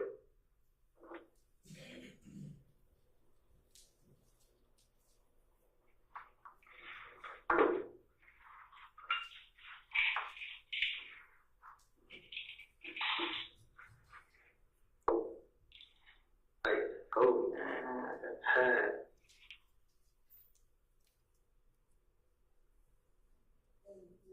Yeah, 1:30:39.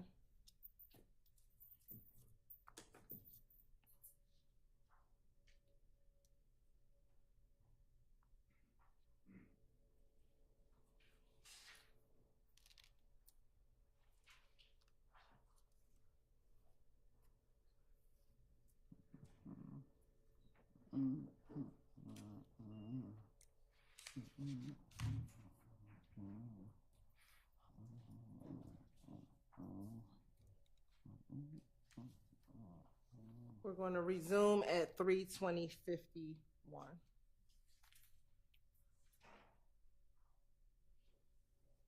I just can't stop thinking I'm going to jail, so I can't really think right now. So Relax. Yeah, I mean, you ain't got to get all out today. Like I said, we working to get you not taking the Fulton County. Like, if you're there, we're hoping it's just to get booked in and booked out. So you may stay tonight. You can't handle it. Y'all think you know what? My big mama and the baby can go? What you mean? Like, move up. No. I'm not talking like you get booked in and you get booked out. I'm talking about like you get booked in and you get moved to a different jail. I'm talking about it ain't no on the street, like, basically protective. How long you in jail? I don't know. That's not up to you. That's not up to us. I don't know how to be in it. So we can get a recommendation just for your warrants. I'm going for a gang charge still? Yeah, you got a warrant for the gang charge. For the gang charge. What you feel about the gang charge so bad? I ain't gonna be able to get no money, man. I already got no money. You don't need, bro. Honestly, Jail ain't gonna do it. I feel better when you're in jail because at least we know you someone.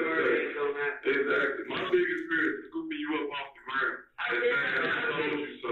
I'm just out there like this, I'm not gonna watch my bed. That's all I've been doing. Watch. I just had a bad with you.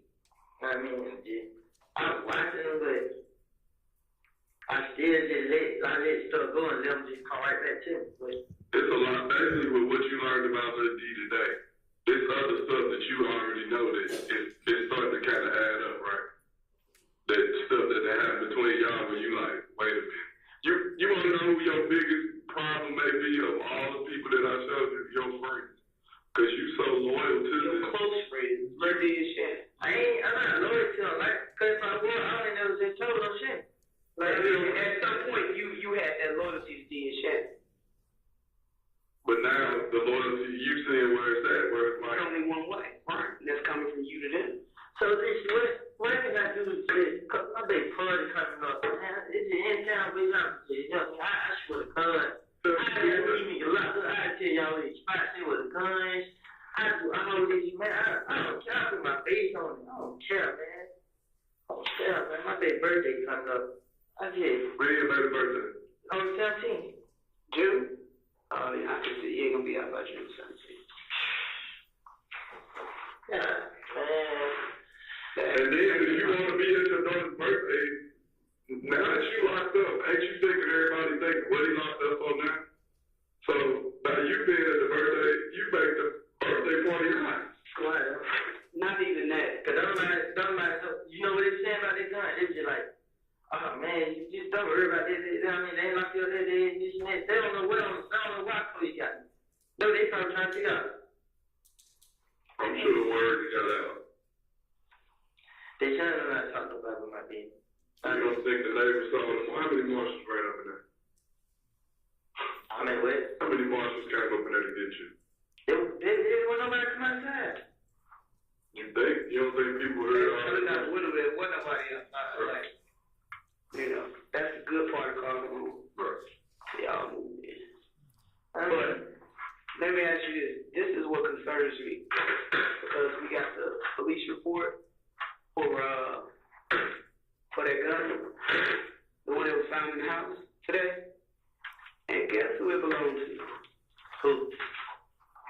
DeKalb County police officer. No, I don't even leave houses burglarized. No, I'm breaking houses either. You know, I don't even leave Fulton County City. Yeah. I'm not gonna leave Fulton County at all. You know that. I'm gonna stay here.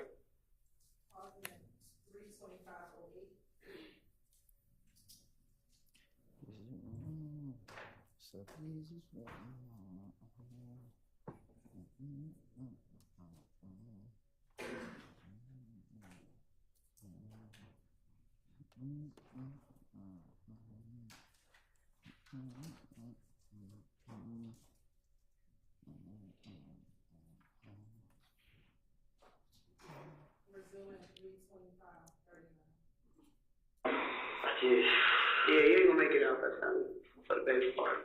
I ain't gonna promise you that. Look, as a father, I would want you there, but knowing what you bring, I wouldn't want you there anyway. Man, y'all can give me a house arrest and nothing, Lord. I'm for real. That's not out of control, but I can guarantee you they will be there. But you, wherever you go, your armor brings problems. And although they ain't shot up lately, when you in the apartment and they come through shooting, y'all hitting the other apartments and other people. So by removing you everybody else good. Everybody else is good. That whole time is out. You know, I didn't go shooting shit I've been out. Thank God. No, you do not think good. I said, like, oh yeah, I ain't gonna do it. Like, that's nothing. It ain't because of you, it's because they already know we don't know who's fucking boss. It ain't because of you. It is because these niggas know I didn't do that. You know what I'm saying? The only shooting been happening was tips now. I mean, they the only ones that shooting. But like you being alive, it makes Kev and all of them look like dubs. Because the whole time they just shot at y'all, you ain't got to kill one of them motherfuckers? Huh? I ain't That's what they thinking. They can't kill you? He that bad? They ain't that, like I'm saying, like, y'all outside this man. Then right now, I'm telling y'all what's going on, and y'all still not listening. These people know I didn't do this. These folks, if they want to kill me, they want to kill me. Like, the only thing I was, when I heard about killing, was these niggas thought that somebody killing me. You know what I'm saying? I wasn't worried about them from the beginning. I mean, the show they did, okay, like you said, I kind of figured what it was. I mean, like, dang, these niggas, I mean, I ain't worried about nobody else doing that too. I mean, I just can't explain it. Like, this young man, Mr. Copeland, okay, I'm gonna break it down to you like this, young bro. Alright, and I mean it from the heart and from the soul. Once again, it had nothing to do with they knowing that you had something to do with it or not. Okay, that had nothing to do with it. Let me tell you what's keeping everything quiet. You understand that? See, when the first ass get boxed up, then the second, the third, and the fourth, the rest of them motherfuckers gonna calm down because they all saying this. Sooner or later, them motherfuckers gonna get me next. So they're all gonna chill out. Motherfuckers, listen to me. When you and Kel was gone, everything was still quiet. One of you came out, she started trying to pick back up. Bam, bam, they jumped back on it, locked another motherfucker up. Everything ceased. Because they saying this. Them two motherfuckers right here know everybody that's in the game. They got the scorecard. Okay? So that's the bottom line. If you know me by my real name, my street name, my mama name, my baby mama name, my grandmama name, my big mama name, I'm fucked. I can't hide anywhere. So I'm done. Because the minute we stop calling you Wally and calling you Killer Copeland, you know, okay, these motherfuckers know me. When we start talking about your baby mama, how to get shot up, and all this, you know, everybody know me now. Same thing happened to them. When you want time, the problem will be shared. Okay. Y'all, because this nigga got so much to prove. Y'all be like, trying to hide me in jail. It's not me. I'm not saying you nigga, man. Come on. Man, what I'm throwing, say these niggas said to it, man.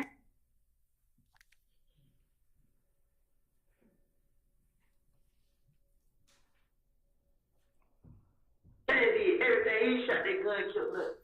Shannon doing everything. It's not me. Y'all be locking me up. Because Shannon working, man. Stop right there. Take a deep breath. Man, go y'all just saying right there, y'all not care what lock me up. Okay, I ain't retaliated not one time. I just wait, listen. Stop at 329.59. He's in at 330.09. I keep thinking, I'm doing shit. I'm not doing that thing. I'm kidding. I'm gonna go back to jail. I'm not hurt nobody. If we thought you did one of these retaliatory shootings, we would have probably locked you up for it by then. But if nobody is saying anything, and you continue to let everybody paint you as that bad guy, you're letting that happen because you're not saying shit. And now that you're saying shit, guess what I'm gonna do? I'm gonna do my fucking job, and Shannon gonna be in there. If that's the truth, I'm gonna do my fucking job, but you don't get nobody an opportunity. When you sat here, when you told me about that, I'm shot at you. What I do? I went upstairs for 10 minutes, got his fucking picture. If that him, that's him. And what I do? I did my fucking job and I got the ground. But you gotta give people an opportunity, but not to let you look like a bad guy. I know, I'm giving you an opportunity, but you're not listening. I'm listening, but let me do my job. But you want to deal with what you did. You walked in there with that gun. I was giving them shit. But it don't matter. You knew you weren't supposed to have it. Nobody said, go out and carry a gun because you need it for protection. Granted, if you couldn't get caught in a situation, you gotta use it. There are certain laws that will protect you even as a convicted felon, but that's not giving you the fucking okay to go carry a gun. You know that. You're not going to jail for nothing else but for what you did. You one, I have been participating in gang though, but you have already been categorized as a gang member, and this particular gun, we can say this was purchased by someone else, a gang member, Quindarius, who has been the one I got caught with a gun from a gang retaliatory shooting. So therefore, anything that has to do with him comes back on you, and you already have your affiliation going on. That was reckless conduct that you did by fucking taking your shirt off and playing basketball for 37 minutes while a fucking gun is laying on the damn thing. Like he said, a kid comes up in the bag and found Christmas ball. Look at this, and actually pull the trigger, blew somebody's fucking head off. Then you would be charged with murder. So you get charged for what you did. You did. We didn't make you do this. We didn't tell you to go tell Quindarius about the gun for you in the first place. You did that. Calling at 332.21.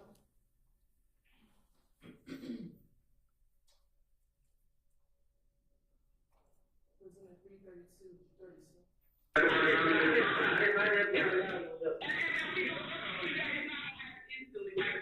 It don't work like that. I understand it.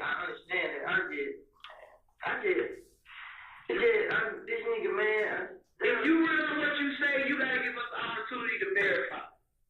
Simple as that. So you gotta be patient because we gotta do our. We don't do our. We gotta take your. But who said? No, it don't work like that. It don't work. But at the same time, if you try to help us, I'm not gonna put you out there like that. So there's certain other steps I gotta do to kind of remove you as much as I can. You know what I'm saying? Your name as much as I can. So if you want me to just fucking say, share, go to the type of my morning. Hey, Shannon, how you doing? Your friend Woody said. Hey, I don't want to do it that way, but I don't want to do it that way. Hey, Shannon, you shot That's up. why I'm not to do it. It doesn't work like that. It's not. It doesn't work like that. I was told y'all at the beginning then. It's not. You know how it was January though. You been in here 5 times. It was, I know, but the nigga Tay them kind of like, they go out there. You gotta worry about you. You know, if I'm on your case, or this man on your case, this man on your case, we don't work like that. I can't speak for fucking BB and the rest of them, but I can speak for them folks. I'm speaking for the work that I do, and I'm not gonna put you out like that if you helping me with some shit. If you sitting there like down silent, I'm gonna treat you as down silent. And when I tell you the first time we fucking spoke, I said, partner, I know you know more about what's fucking going on than you let out. You take me to a trip to fucking New York through fucking California. I'm a straight flight dude. I don't do fucking layovers. I don't have no fucking time for that. Okay? You wasted everybody's time to get going. All it do been avoided. A lot of it could have been avoided. From January 10th, what's the day? Today is June 10th. So we 5 months. 6 months. This is 6. 6 months to the head.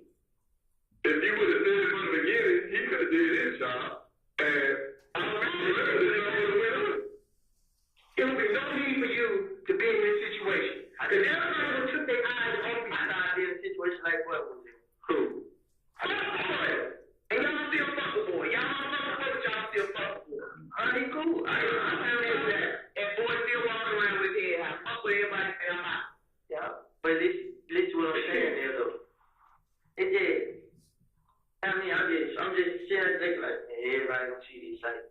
Everybody gonna see what? They gonna see it. It's either they're gonna see it with you standing next to them, or you're gonna see it when you away from them. Either way it goes, they're gonna see it. As a matter of fact, you know what? Why they care? You took a jailhouse picture with fucking Lil Tick. Okay? And I know with Tick. Take a jailhouse picture with Tick.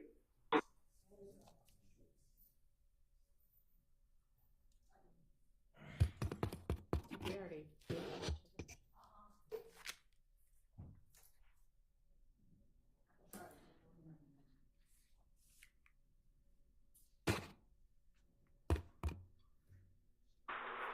You took a jailhouse picture with fucking Lil.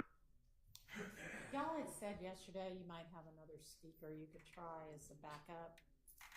Let's try that, I guess.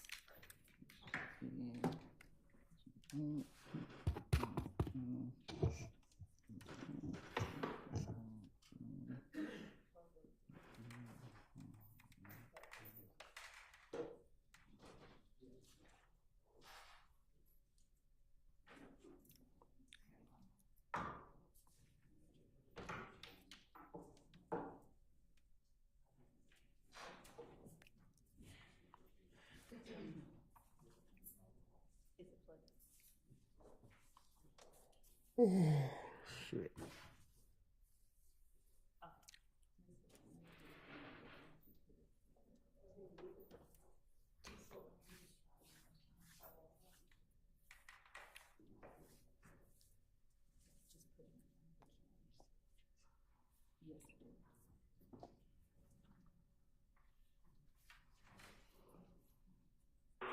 Okay? And I know with Tick. Take a jailhouse picture with Tick. Oh shit. I saw the fucking.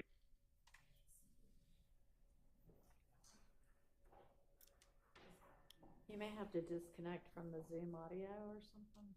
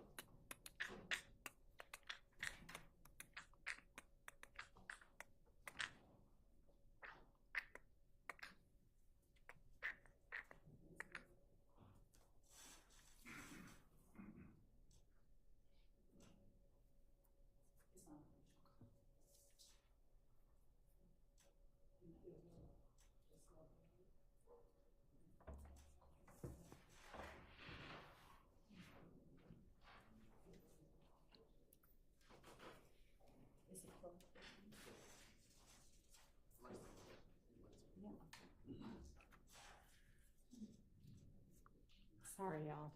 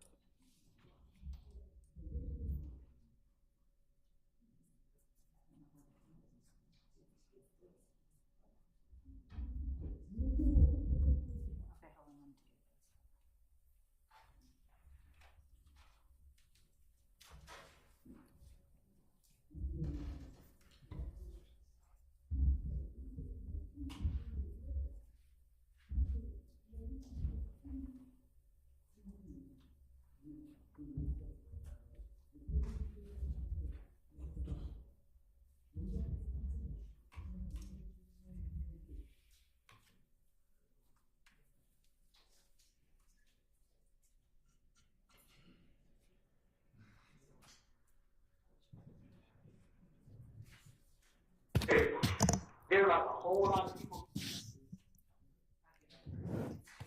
Mm.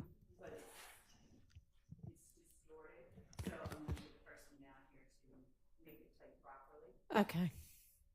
I mean, in the meantime, I guess we can have them come down and try to do this reset also. Okay, more technical issues, calling for a technical issue break. I don't even think any of this is working. So if y'all would like to go spend time in the jury room, or we'll try to keep this as short as possible, but well, TBD on how long it's going to take to fix it. Yeah, this is not American.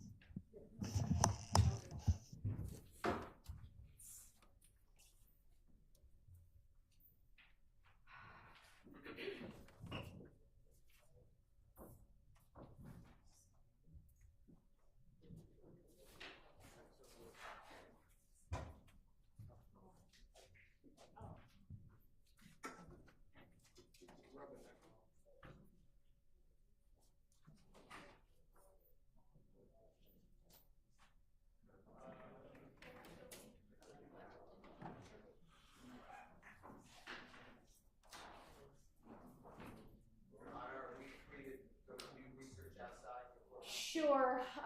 Just make sure you've got cell phones with you so that we can get back to you. And I think it won't be more than a half hour. Maybe it'll only be 5 or 10 minutes, but yes. Thank you.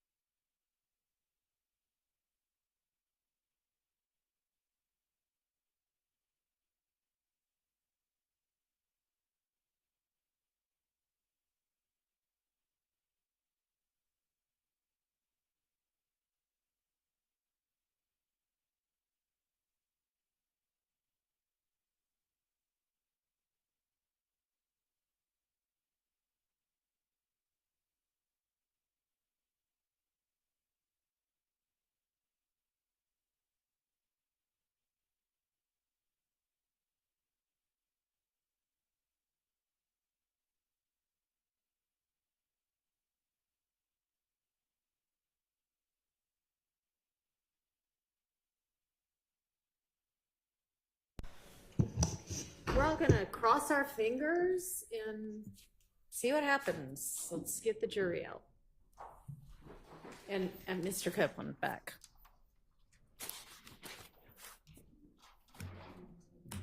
And in the meantime, I'm gonna personally request that IT order a backup to this ASAP. Is that even working? Did it already go out again? It's already starting to not work.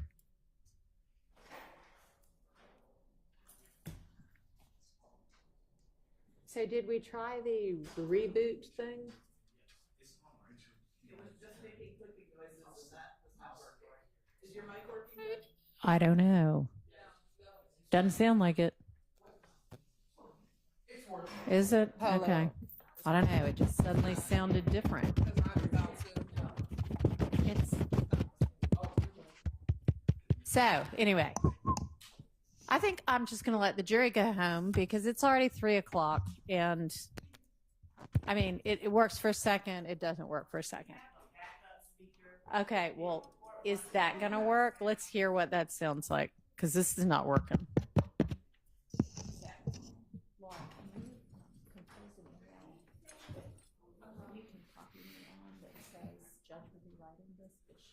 Busy on the bench and say we need a backup ASAP, like 3 weeks ago. Thank you.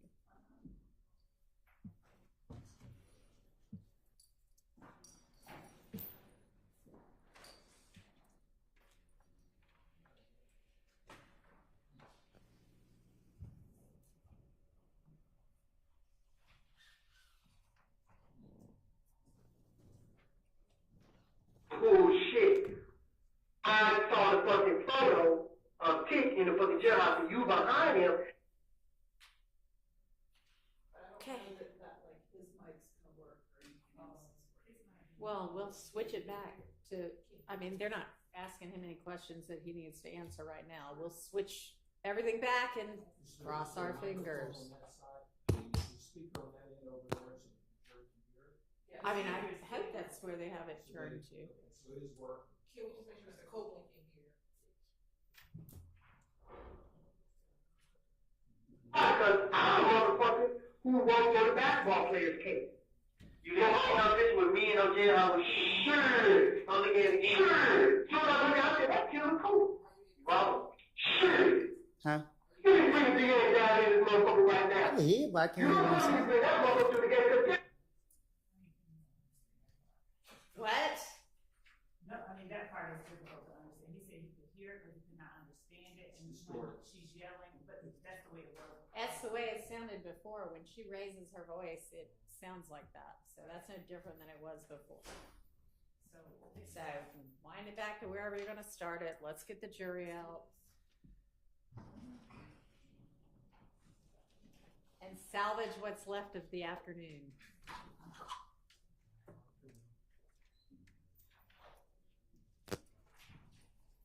Do I need to hear this? What? I'm saying, do I need to hear it? Well, I mean, to the extent you were listening before, just continue to listen.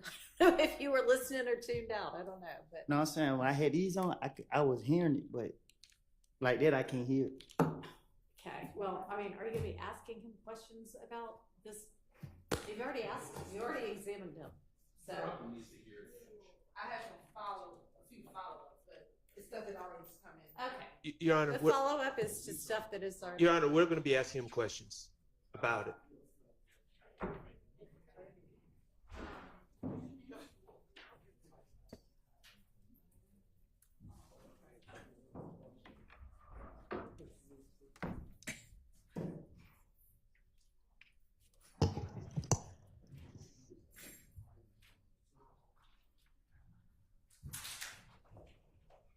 Don't get too comfortable. You're not going to be staying.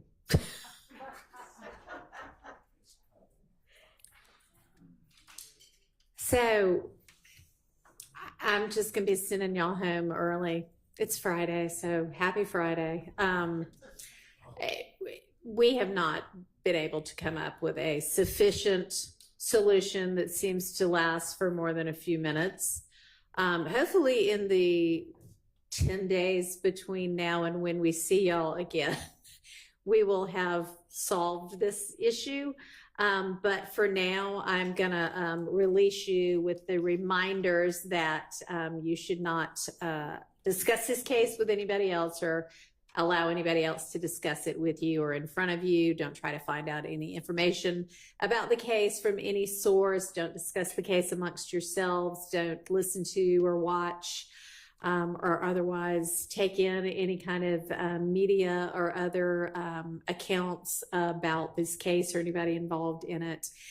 And have a pleasant weekend and week and next weekend. And then I will see y'all.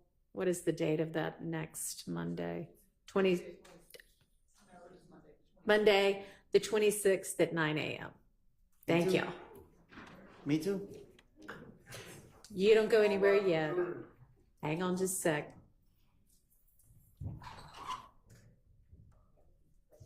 And now this is working. But, you know.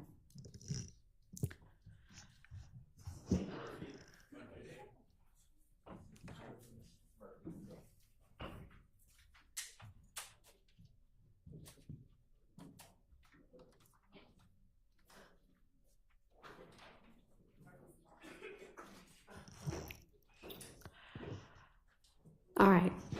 Yeah, now it's working great. But it's obviously not working well enough to count on. All right, so we shouldn't need Mr. Copeland until Monday the 26th also, right? Okay. So Mr. Copeland, you can go for now. Be back here at 9 a.m. on Monday the 26th. Can I go now? You may for now, yes. Be back Monday the 26th at 9.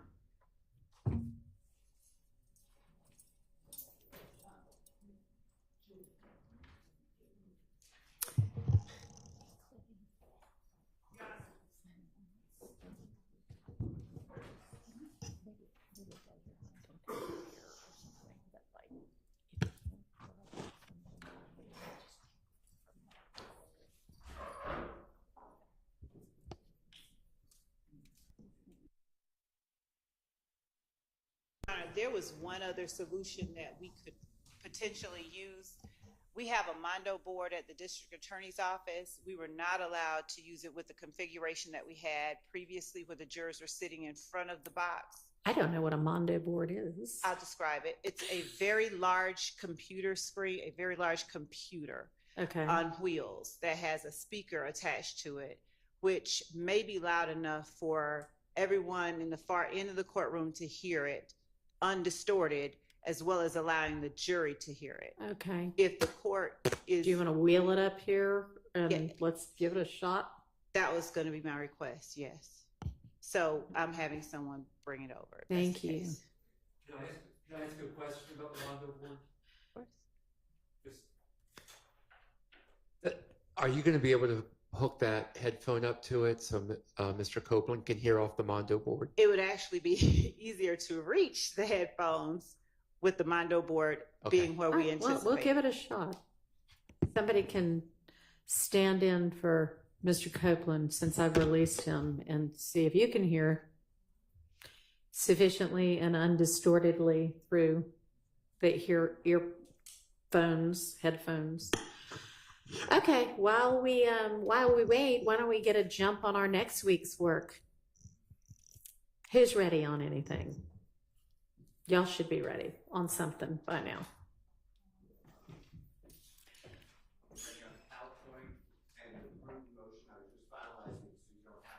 Okay. All right. On the PowerPoint, we should have states either written or ready to have oral response by now. Well, actually, Judge, I had not finalized that. I know before giving me a deadline, I was going. Okay. Well, one side's ready, but I don't know how y'all are ready when you haven't given them your... The final, no. Okay, so we're not ready on that. And I know that we haven't filed... Okay, let me ask you this. How about the issue of the Ryan motion to suppress his statement because of the incomplete Miranda warnings, or allegedly incomplete Miranda warnings. So if we need, I don't know if the court is addressing us, but if the court is, we need to have a Jackson demo hearing, because again, that is not where I placed my focus. We were trying to make certain that other things the court instructed were done by today. Okay, well, what was it that you were supposed to be doing by today? That we were working on exhibits, witness lists with the accompanying exhibits for the next 30. So when were you going to get all of this 3 pages worth of things we're going to tackle next week to the court and to the defense for their consideration? Sunday at midnight. All right, well, let me ask you this. On the Ryan motion to suppress, have you looked at it? Do you believe that the Miranda is complete? That the Miranda warnings are complete? Your Honor, my position on that is that Mr. Ryan and his ability at this point to move to exclude that evidence would be untimely, number one. He has been convicted of it, and I believe that having heard it, there's an argument to be made on both sides, frankly. I hear what the officer is saying, and I think that there's just an argument to be made on both sides, to be fair. So, do you think that the law supports that if an incomplete Miranda is given, that the statement can nonetheless be used against the defendant? Not in the state's case in chief. And y'all didn't use it in the case in chief, did you? Not in the previous trial. All right. And yet you think that you have some law that would permit you to use it in some later trial against the same defendant? That's not what I was saying. Okay. Well, I guess I will just wait eagerly to see what it is that your argument is going to be on that. Just trying to think of some of the really easy things. I am willing to speak with Mr. Williams more after we get a couple of other things situated. Which Mr. Williams? Miss D. Williams. Oh, Miss D. Williams. D. Williams. Okay. Yeah. I thought you said Mr. Williams. Apparently I'm hard of hearing too. No, so I will communicate with her, and if our position changes to such that it becomes a moot issue, she'll know and the court will know before Monday. Okay. All righty. Well, I know that I haven't, Mr. Weinstein, gotten your promised motion to exclude Mr. Kendrick's first couple of hours of his statement. But the teaser was that y'all had just found out that he was represented by an attorney in an unrelated matter, and therefore law enforcement should have reached out to that attorney before questioning him in this matter. Am I right about what the basic theory is? That's the basic theory, but Okay. I am not prepared to argue that today, and I am Okay. still working on the motion. And Okay. I think that Mr. Apt maybe clarified that would be filed tomorrow. Yeah, he did. That just pretty much seems like black letter law to me as well. And I don't know, maybe there's some U.S. Supreme Court cases that have come out recently or since I took criminal law in law school that answer that question differently than how I was taught it. But so I will also eagerly await whatever your legal theory is. Thank you, Your Honor. Okay, great. Perhaps that's why I'm still working on it. Perhaps that's why. Okay. All right, well, let's see. I mean, I don't know if there's any point in going back over the list that I have reviewed with y'all almost every day this week, because there may be nothing that both sides are ready on. And I realize that I'm a few days ahead of where I thought we would be, or when I thought we would be taking these things up, but just thought those two might be easy ones. Oh, do we have the ability yet to identify, other than whatever was in the wiretaps, any other co-conspirator statements that y'all on the defense maintain are late identified? Your Honor, we maintain that all statements beside the 3 statements provided. And I understand that, and y'all told me that before, but I don't know not the 3 that were identified before, not anything from the wiretaps. Are there others? And if so, what are they? Okay, so the state, I thought that where we left it, and I wasn't even here that day, but I watched the video, that where we left it is that the state has provided hundreds of wiretaps and jail calls and still have not identified statements within those hundreds. So for us on our side to go through the hundreds, guess the statements that the state is going to may use, and then give them that list would take a significantly long time, when what the state could do, because I'm sure they have their case lined up by now, is to give us the statements that they've identified. And then if we have a legal argument against them, we can make that argument. And just for the record, Judge Glanville not only told them to provide all of the statements back in December of 2022, but after that, he told them to not only identify statements, but any evidence that they've identified, transcripts, any of the case, videos, that if they know that something is inadmissible, they need to go ahead and redact it. Tell us, hey, I'm going to introduce this. I've already redacted things that I know as an experienced litigator. It's probably not admissible. And then if we have any further redactions, to let them know. So that is the way this was supposed to move timely, not be a trial by ambush, not have the jury sitting outside waiting on us to get through the issues. These are the orders from Glanville. And Your Honor, respectfully, none of them get followed. I'm noticing that.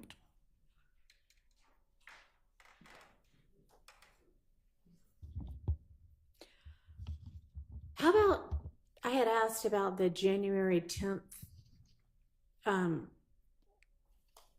the blurb at the beginning that was, of the day? and you, Ms. Love, weren't here at the time, and we wondered if maybe you knew the origin of that. I heard, and I do know the origin of that. So if I'm not mistaken, the court was inquiring, and there was a motion of sorts regarding the date at the top of the picture of Mr. Stillwell looking out of Mr. Williams' condo, contemplating.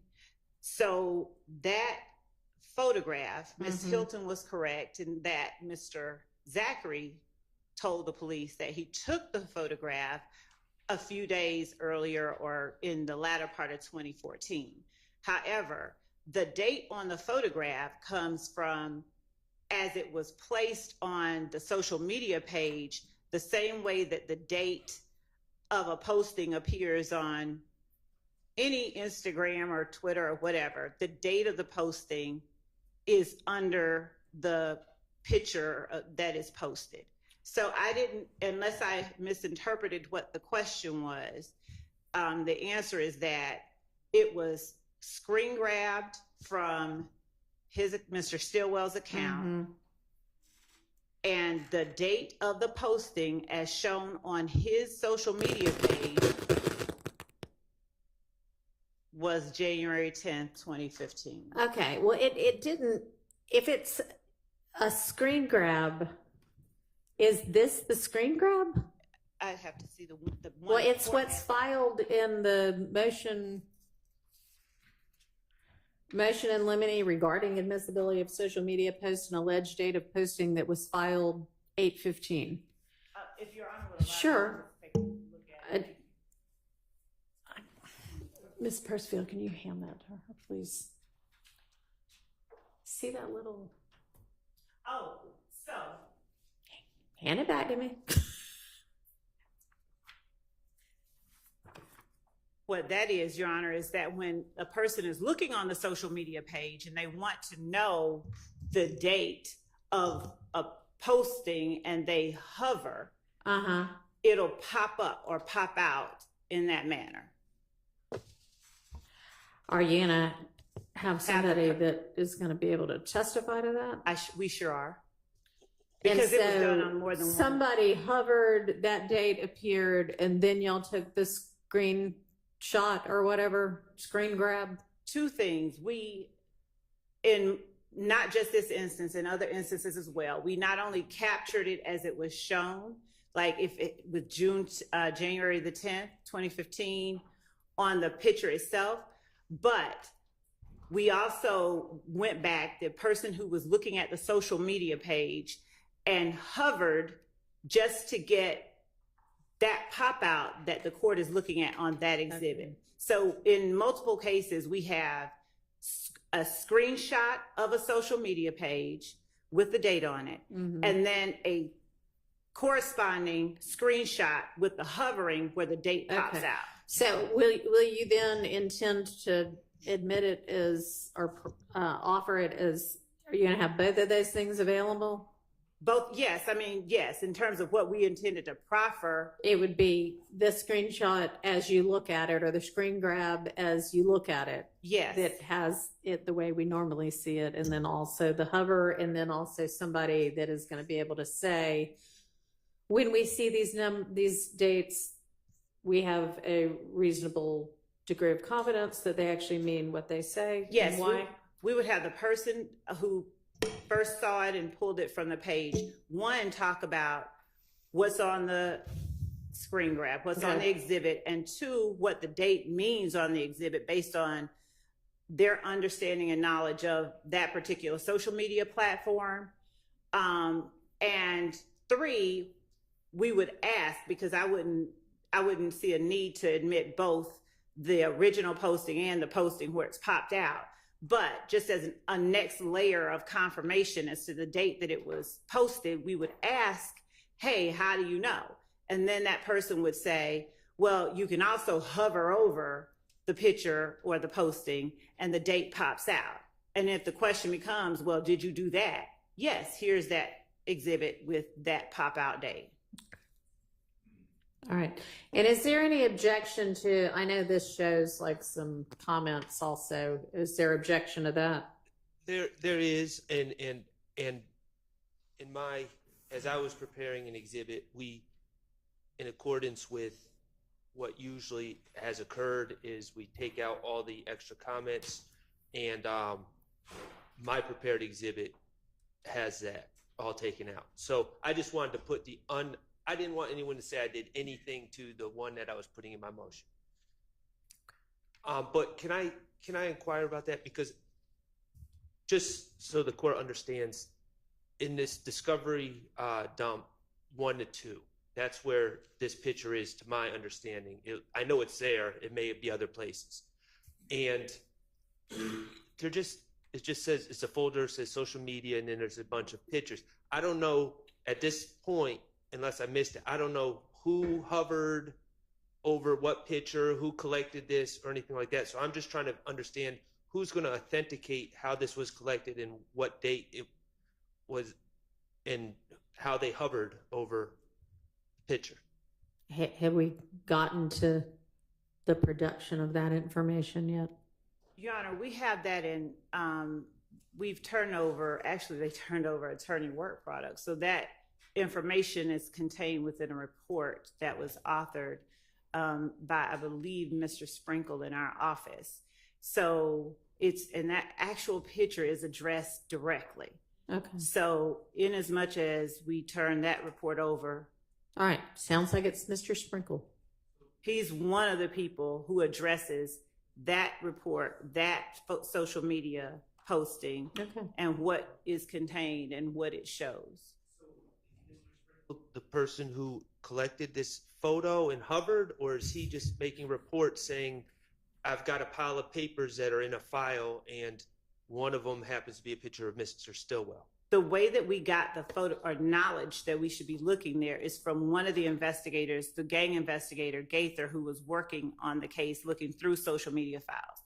Mr. Sprinkle, as I understand his report and as I understand my conversations with him, and I will make certain that what I'm saying is absolutely correct, Mr. Sprinkle addresses in his report this social media posting, and then he talks about the date that it was posted. My memory is that he talks about the popping out, but I have to look at that. But I know that it is definitely Mike Sprinkle and Investigator Gaither that, and as with the rest of them, he addresses quite a number of social media postings, both he and other investigators that have worked on the case. All right. All right, so at least we've got that answered. Or not. It's been answered respectfully, Your Honor, but I guess this is just my way of saying this evidence did show up in their list of exhibits that they plan to introduce in the near future, and I am flagging my objection for the reasons I stated, and I guess we'll see how things transpire. I mean, sounds like a maybe authentication objection, maybe. Absolutely. Okay. All right, so you're going to be put to the task of establishing that. Okay. How far away is the Mondo board?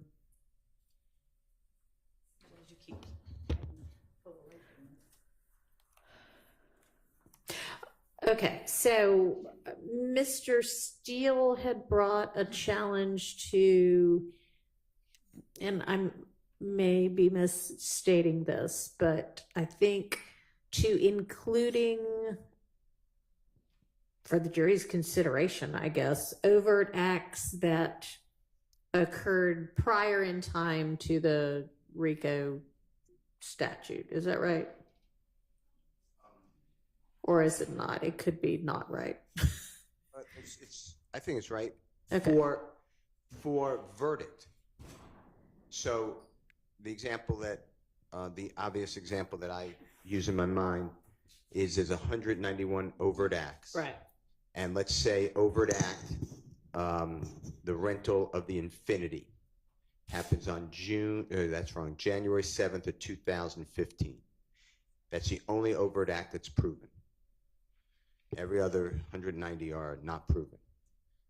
There would not be a conspiracy because the overt act is not within 5 years.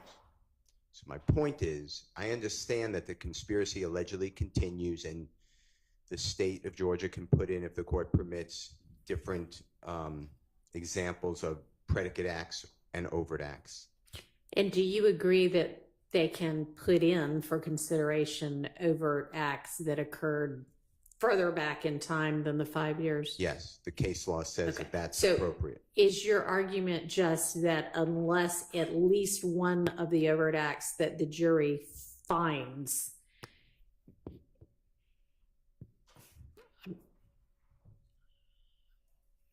I'm going to have to start over because I can't remember how I started that. Unless at least one of them is within that 5-year statute, then they can't be convicted. That's your argument. Yeah. Perfect. I mean, I think y'all agree with that. That it didn't sound like, that isn't what I understood your argument to be before, but if that's what your argument is, then yes, I agree that appears to be the law. So I'm not hearing that he's asking that 190, that there's a form for that includes 190 overt acts on the verdict form, because, and this is the reason I'm asking about that, because any relevant information or evidence that is permitted at trial, that constitutes an overt act.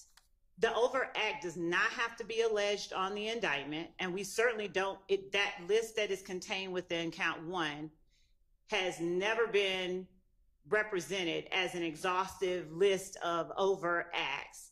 And the overt acts that we introduce at trial don't have to be included in count one. And if the jury finds, I mean, I understand what Mr. Steele is saying, and I'm not arguing with that last summation that the court gave.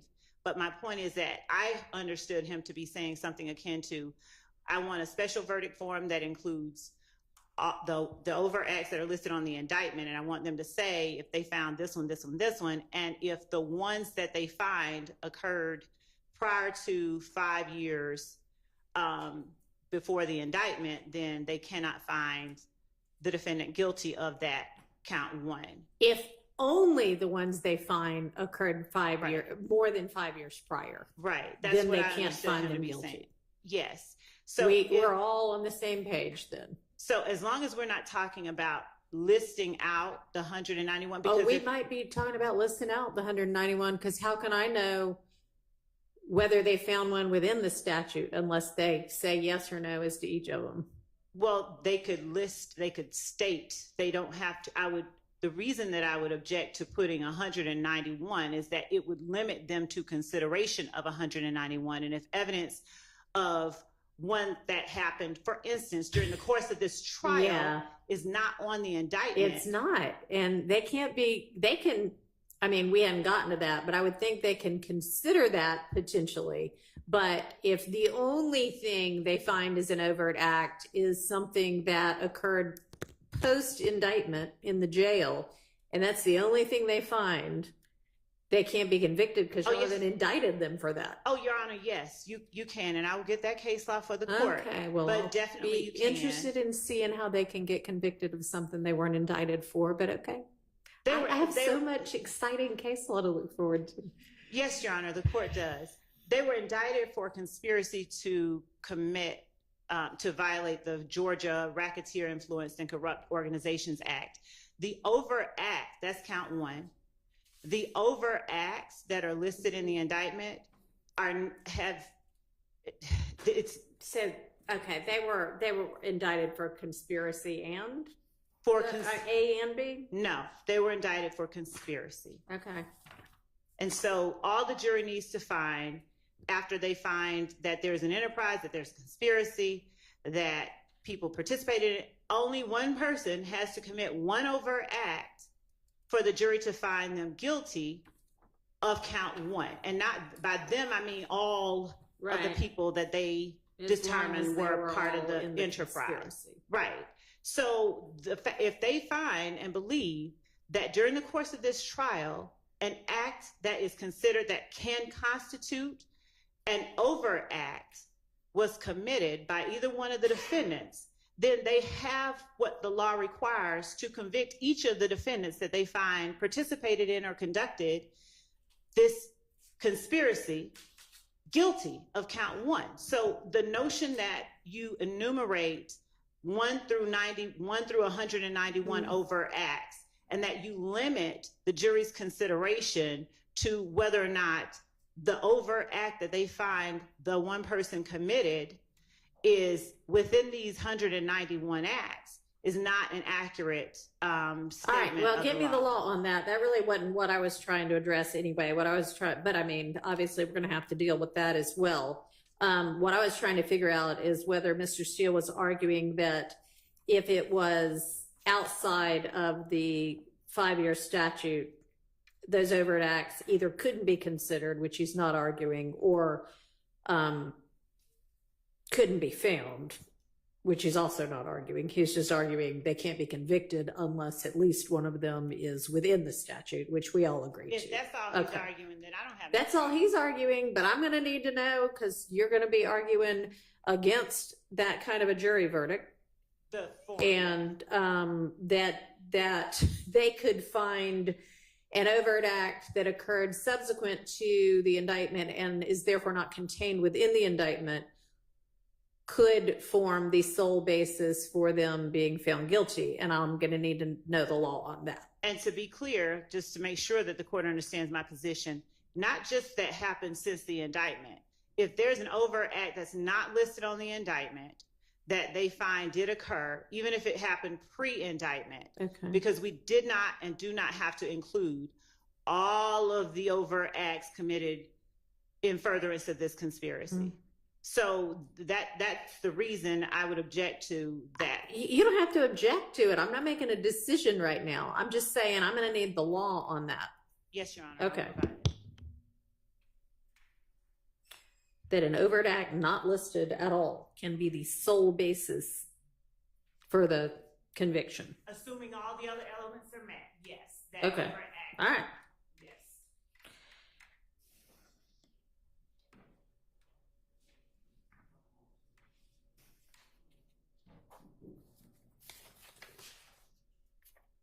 And then I'll find on your Bruton thing, on your Bruton assertions, have you been able to get with the state to see if y'all can work out something redacted? No, I was going to put it in writing first. And then get with them. Okay, that's fine. Well, I wasn't going to get with them, but Get with someone from the state. yes. That's fine. I'm not going to order you to get with Miss Love on anything. You know, I have an interesting issue on it. If I can just I know, but he minds getting with you. So. make a statement, if it'll be in the motion, Okay. but I find it interesting. So Bruton and then the newest Supreme Court precedent, all this will be in the motion for everyone to see. But as just discussed, the RICO conspiracy in count 1, I can't find a case yet, Your Honor. I will try to make it over the weekend. As soon as I get it, I'll send it to everyone. If I don't have it, though, I invite everybody. But it's the RICO conspiracy, and the Bruton then is not just like I eliminate everything Mr. Williams that Mr. Kendrick said. Anything inculpatory about Mr. Williams, I assume I can't cross-examine Mr. Kendrick, so I put that down, the timestamp. I did the same for Mr. Stillwell. We did it together. So it's coming just easy for one motion. But he talks about Mr. Copeland, Mr. Arnold. All these people are supposed co-conspirators. Right. Well, according to the law of RICO, I assume, conspiracy, then Mr. Williams could be cleared of everything, but if he's found part of the conspiracy, then the act of Mr. Copeland is a act of Mr. Williams. So I'm having a struggle here. I don't want to, and I put it in here, I don't want to limit my redaction to just Mr. Williams, which I typically would do. Right. Okay, so I just want to highlight that. Okay, well, that'll also be interesting. And that actually is an interesting issue. I'm not being facetious about that, which I kind of was about some of the other ones.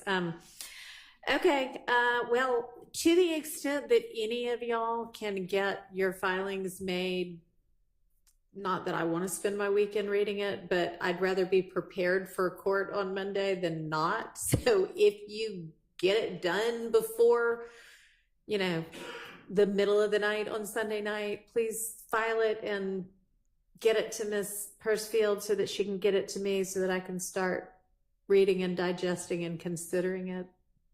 So I like to be prepared. Okay, so where's the Mondo board? Your Honor, that's what we're getting, and I keep pausing. No, I didn't know you had to be the one in charge of getting it. I hope somebody else is wheeling it over. Someone else is securing it for me. All right. All right. So y'all always come up with new things. Is there anything new that we need to talk about in our time that we unexpectedly have this afternoon? Issue, and I've thought about this recently, and it's going to come up, I believe, and that is previously in this trial, individuals who have pled, their plea agreements have been coming into evidence. Right. That was over objection. Mm-hmm. I'm not sure why that was happening. I don't believe that's proper. And I've got to research it some more. So you raised that a little bit before, and I thought I had basically said there's going to have to be a reason that something from the plea agreement becomes relevant, like they're now saying that was not a voluntary plea, and then we could go through that. Okay. Are there other? Well, I mean, no, they should not wholesale. Are you talking about the transcript of the whole colloquy and everything, or the fact that they pled the conviction? No, I'm not articulating well.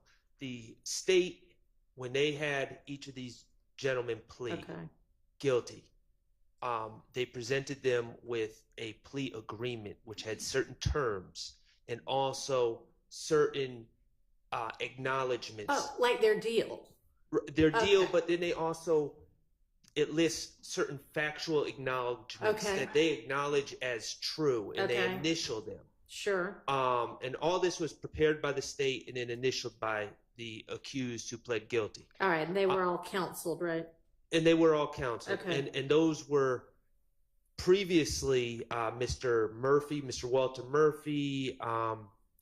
There's been others have testified after entering a plea, and those have come in.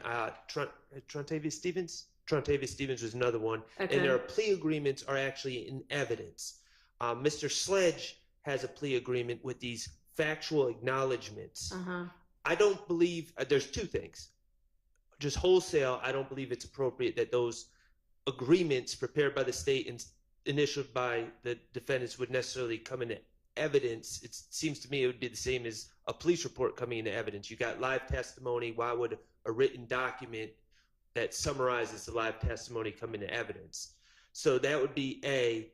But then also, specifically with Mr. Sledge, there's one acknowledgement that he makes, which I don't have it right in front of me, but I'm summarizing. He essentially says he either he believes or he has knowledge that people associated with the YSL are responsible for the killing of Donovan Thomas. My understanding is that is not based on anything other than hearsay and what he's heard, as opposed to being a witness or hearing anyone confess to it.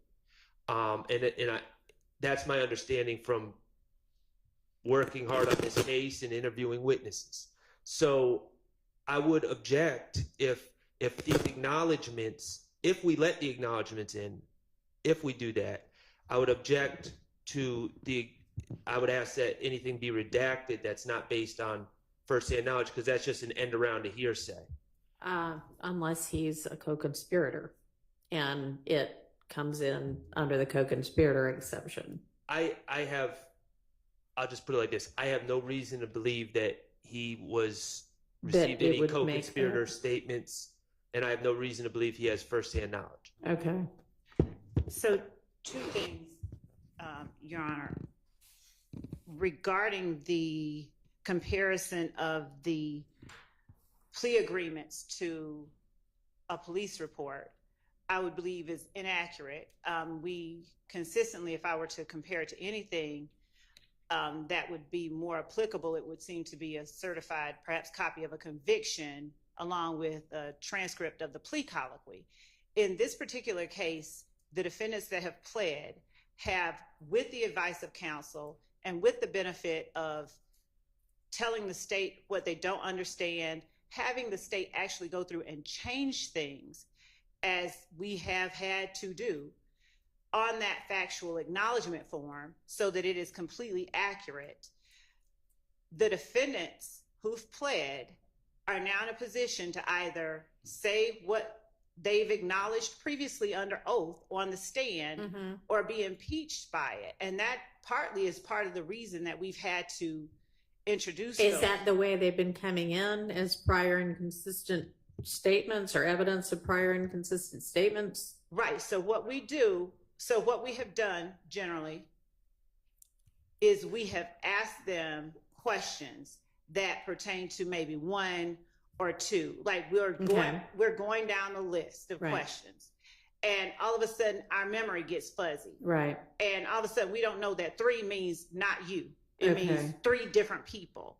And so at that point where we see that, you know, a person is attempting to conceal information, we bring out the plea colloquy and we ask them to read. Okay, so you give it to them to offer to refresh their recollection? No, Your Honor, we believe that that plea colloquy is admissible evidence. It is relevant evidence. There's nothing under 403 that would permit its exclusion. So we offer the factual acknowledgments that are a part of the plea agreement that they have signed as substantive evidence, as tangible, as evidence in this case. Okay, I think it could be substantive evidence if they basically get amnesia, disavow all of those things. But if there are 11, say, factual acknowledgments that they've made and they disavow one of them, then the whole thing shouldn't come in necessarily. And it sounds like maybe that's what you've been doing. No, I don't know. That's not what we've been doing. Just have them disavow one. What has been happening is insinuations that I wasn't exactly clear. I didn't know what I was reading. I didn't know what I was doing. I didn't understand the meaning of the word is. Things like that have been made on the stand under oath by the defendants who've pled. And did y'all take down and record or transcribe or in any way memorialize the back and forth that led to each of these, where they were able to say, I don't understand this, if they didn't understand something? In some instances, they were actually captured on camera, and not in all instances, but their lawyer was present, and the lawyer served as the go-between to say to us, and we could have, if counsel for any of them needed to come in and proffer as officers of the court how that took place outside of the presence of the jury, we could do that. But in each case, the lawyers, every one of them, have come back and said, he doesn't agree to this, he agrees to this. So that occurred, and again, is in some instances on camera, where we were reading through the factual acknowledgments, or we were reading through the plea agreement as it was being taken. We've been stopped by the defendant at the table. So I would think that if they are now saying, I didn't understand it, and you have something that shows that they had every opportunity to ask questions, get clarification, and then they, after that, go ahead and sign it, that's the way you impeach their statement on the stand that they don't understand it. Judge, I am not representing to this court that the only basis for our tendering that exhibit is the fact that they said they didn't understand it. That was one piece of the basis for us tendering those exhibits. Go ahead.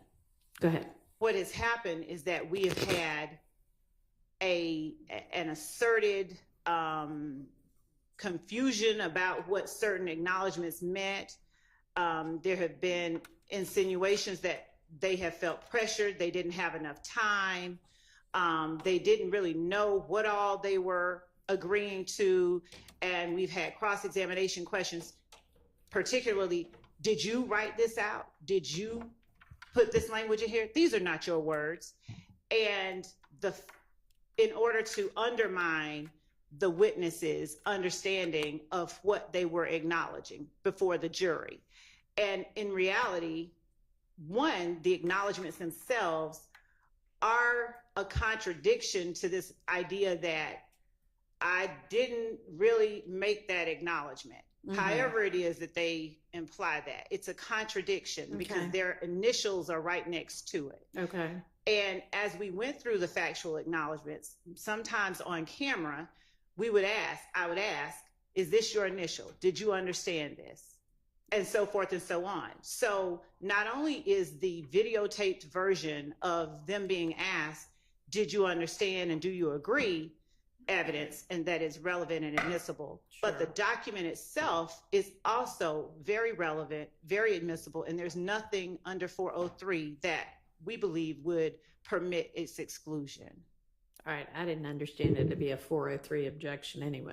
Whatever my point only is that there's, to my knowledge at this point, I don't see any reason for excluding, especially not the ones that we've done. The ones that we haven't done. I'm not going to go unadmit them. I mean, those are done. I didn't mean to imply that was what was happening. What I'm saying is that when we tender that exhibit, we have a basis for doing so, and we have a basis for believing it is at that moment admissible. If the court sees something differently, then I expect a different ruling.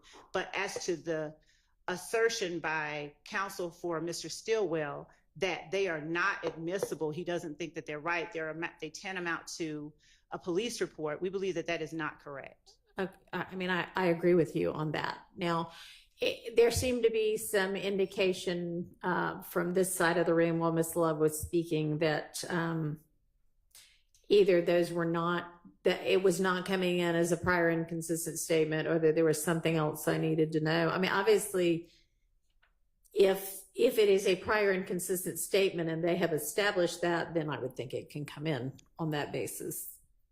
They were just being admitted as you know, the course of how we're doing things at trial. There was no, to my recollection, no, didn't you sign this on this date? Didn't you say this? It was just kind of, yeah, and this is your plea agreement. We're admitting that into evidence. All right. Objection, you know, and then over objection, if that's the only basis, then I would have to sustain the objection. But obviously, if you sufficiently establish that it's going to be a prior inconsistent statement, then it will be able to come in as substantive evidence. And maybe y'all want to give me Mr. Sledge's beforehand so I can be familiar with it, since it sounds like this might arise as an issue. But this is my concern specifically, Your Honor. Number 8, and we can certainly provide a copy, Your Honor. Says number 8 on the factual acknowledgments that Mr. Sledge initialed. Defendant personally knows that one or more YSL associates committed the murder of Donovan Thomas Jr. on behalf of YSL. Okay, I didn't write this. The state wrote this, and Mr. Sledge initialed it. Defendant personally knows. If he personally saw Mr. Stillwell do anything, it should say Mr. Stillwell said it and I saw it. If he personally saw some other person do something, it should say that. But defendant personally knows that one or more YSL associates. I don't know what personally knows means, but based on my preparation for this case, that personally knows, he personally knows YSL individuals, alleged individuals on this case were arrested for it. Right. But all right, I think I understand what you're saying. So I mean, that one does seem like that might be a bit of an issue unless you have a factual basis that you can share either now or at the necessary time to establish that. Judge, not so that would be an issue. Our position is that would be an issue for Mr. Sharp to cross him on. We spoke with Mr. For instance, Mr. Sledge through his attorney extensively. If he didn't understand the meaning of personally knows, they literally they corrected areas that were inaccurate. Mr. Counsel for Mr. Stillwell may now say his investigation has shown something contrary to what they put their initials next to on that piece of paper.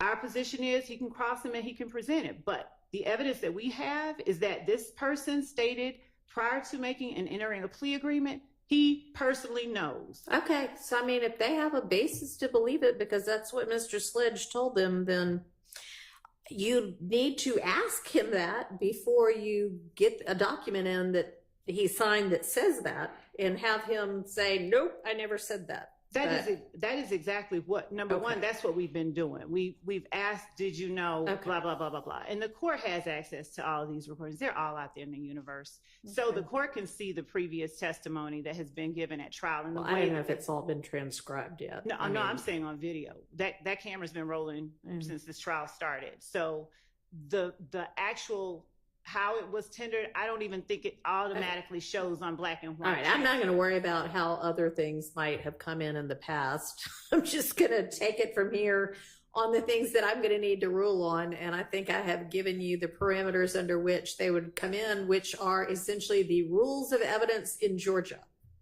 That's exactly what okay. All right. Let's try out Armando board. Thank you.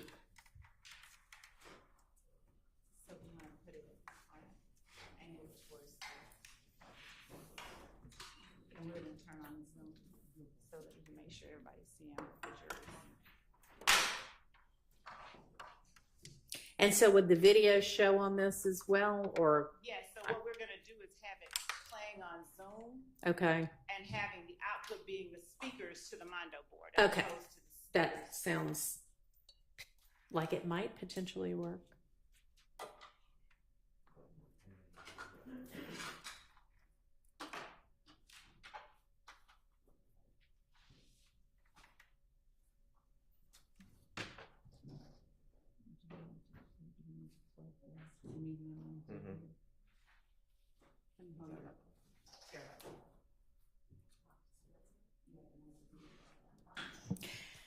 And honestly, if all we're gonna do at this point is test equipment, we can just adjourn for the day. Is there anything else that we need to or can do before we just go to testing of the equipment? No? Okay. I mean, all right. We're adjourned.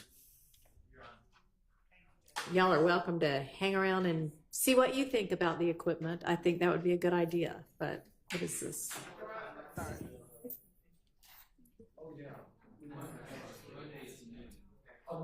This is my copy of it. Joy.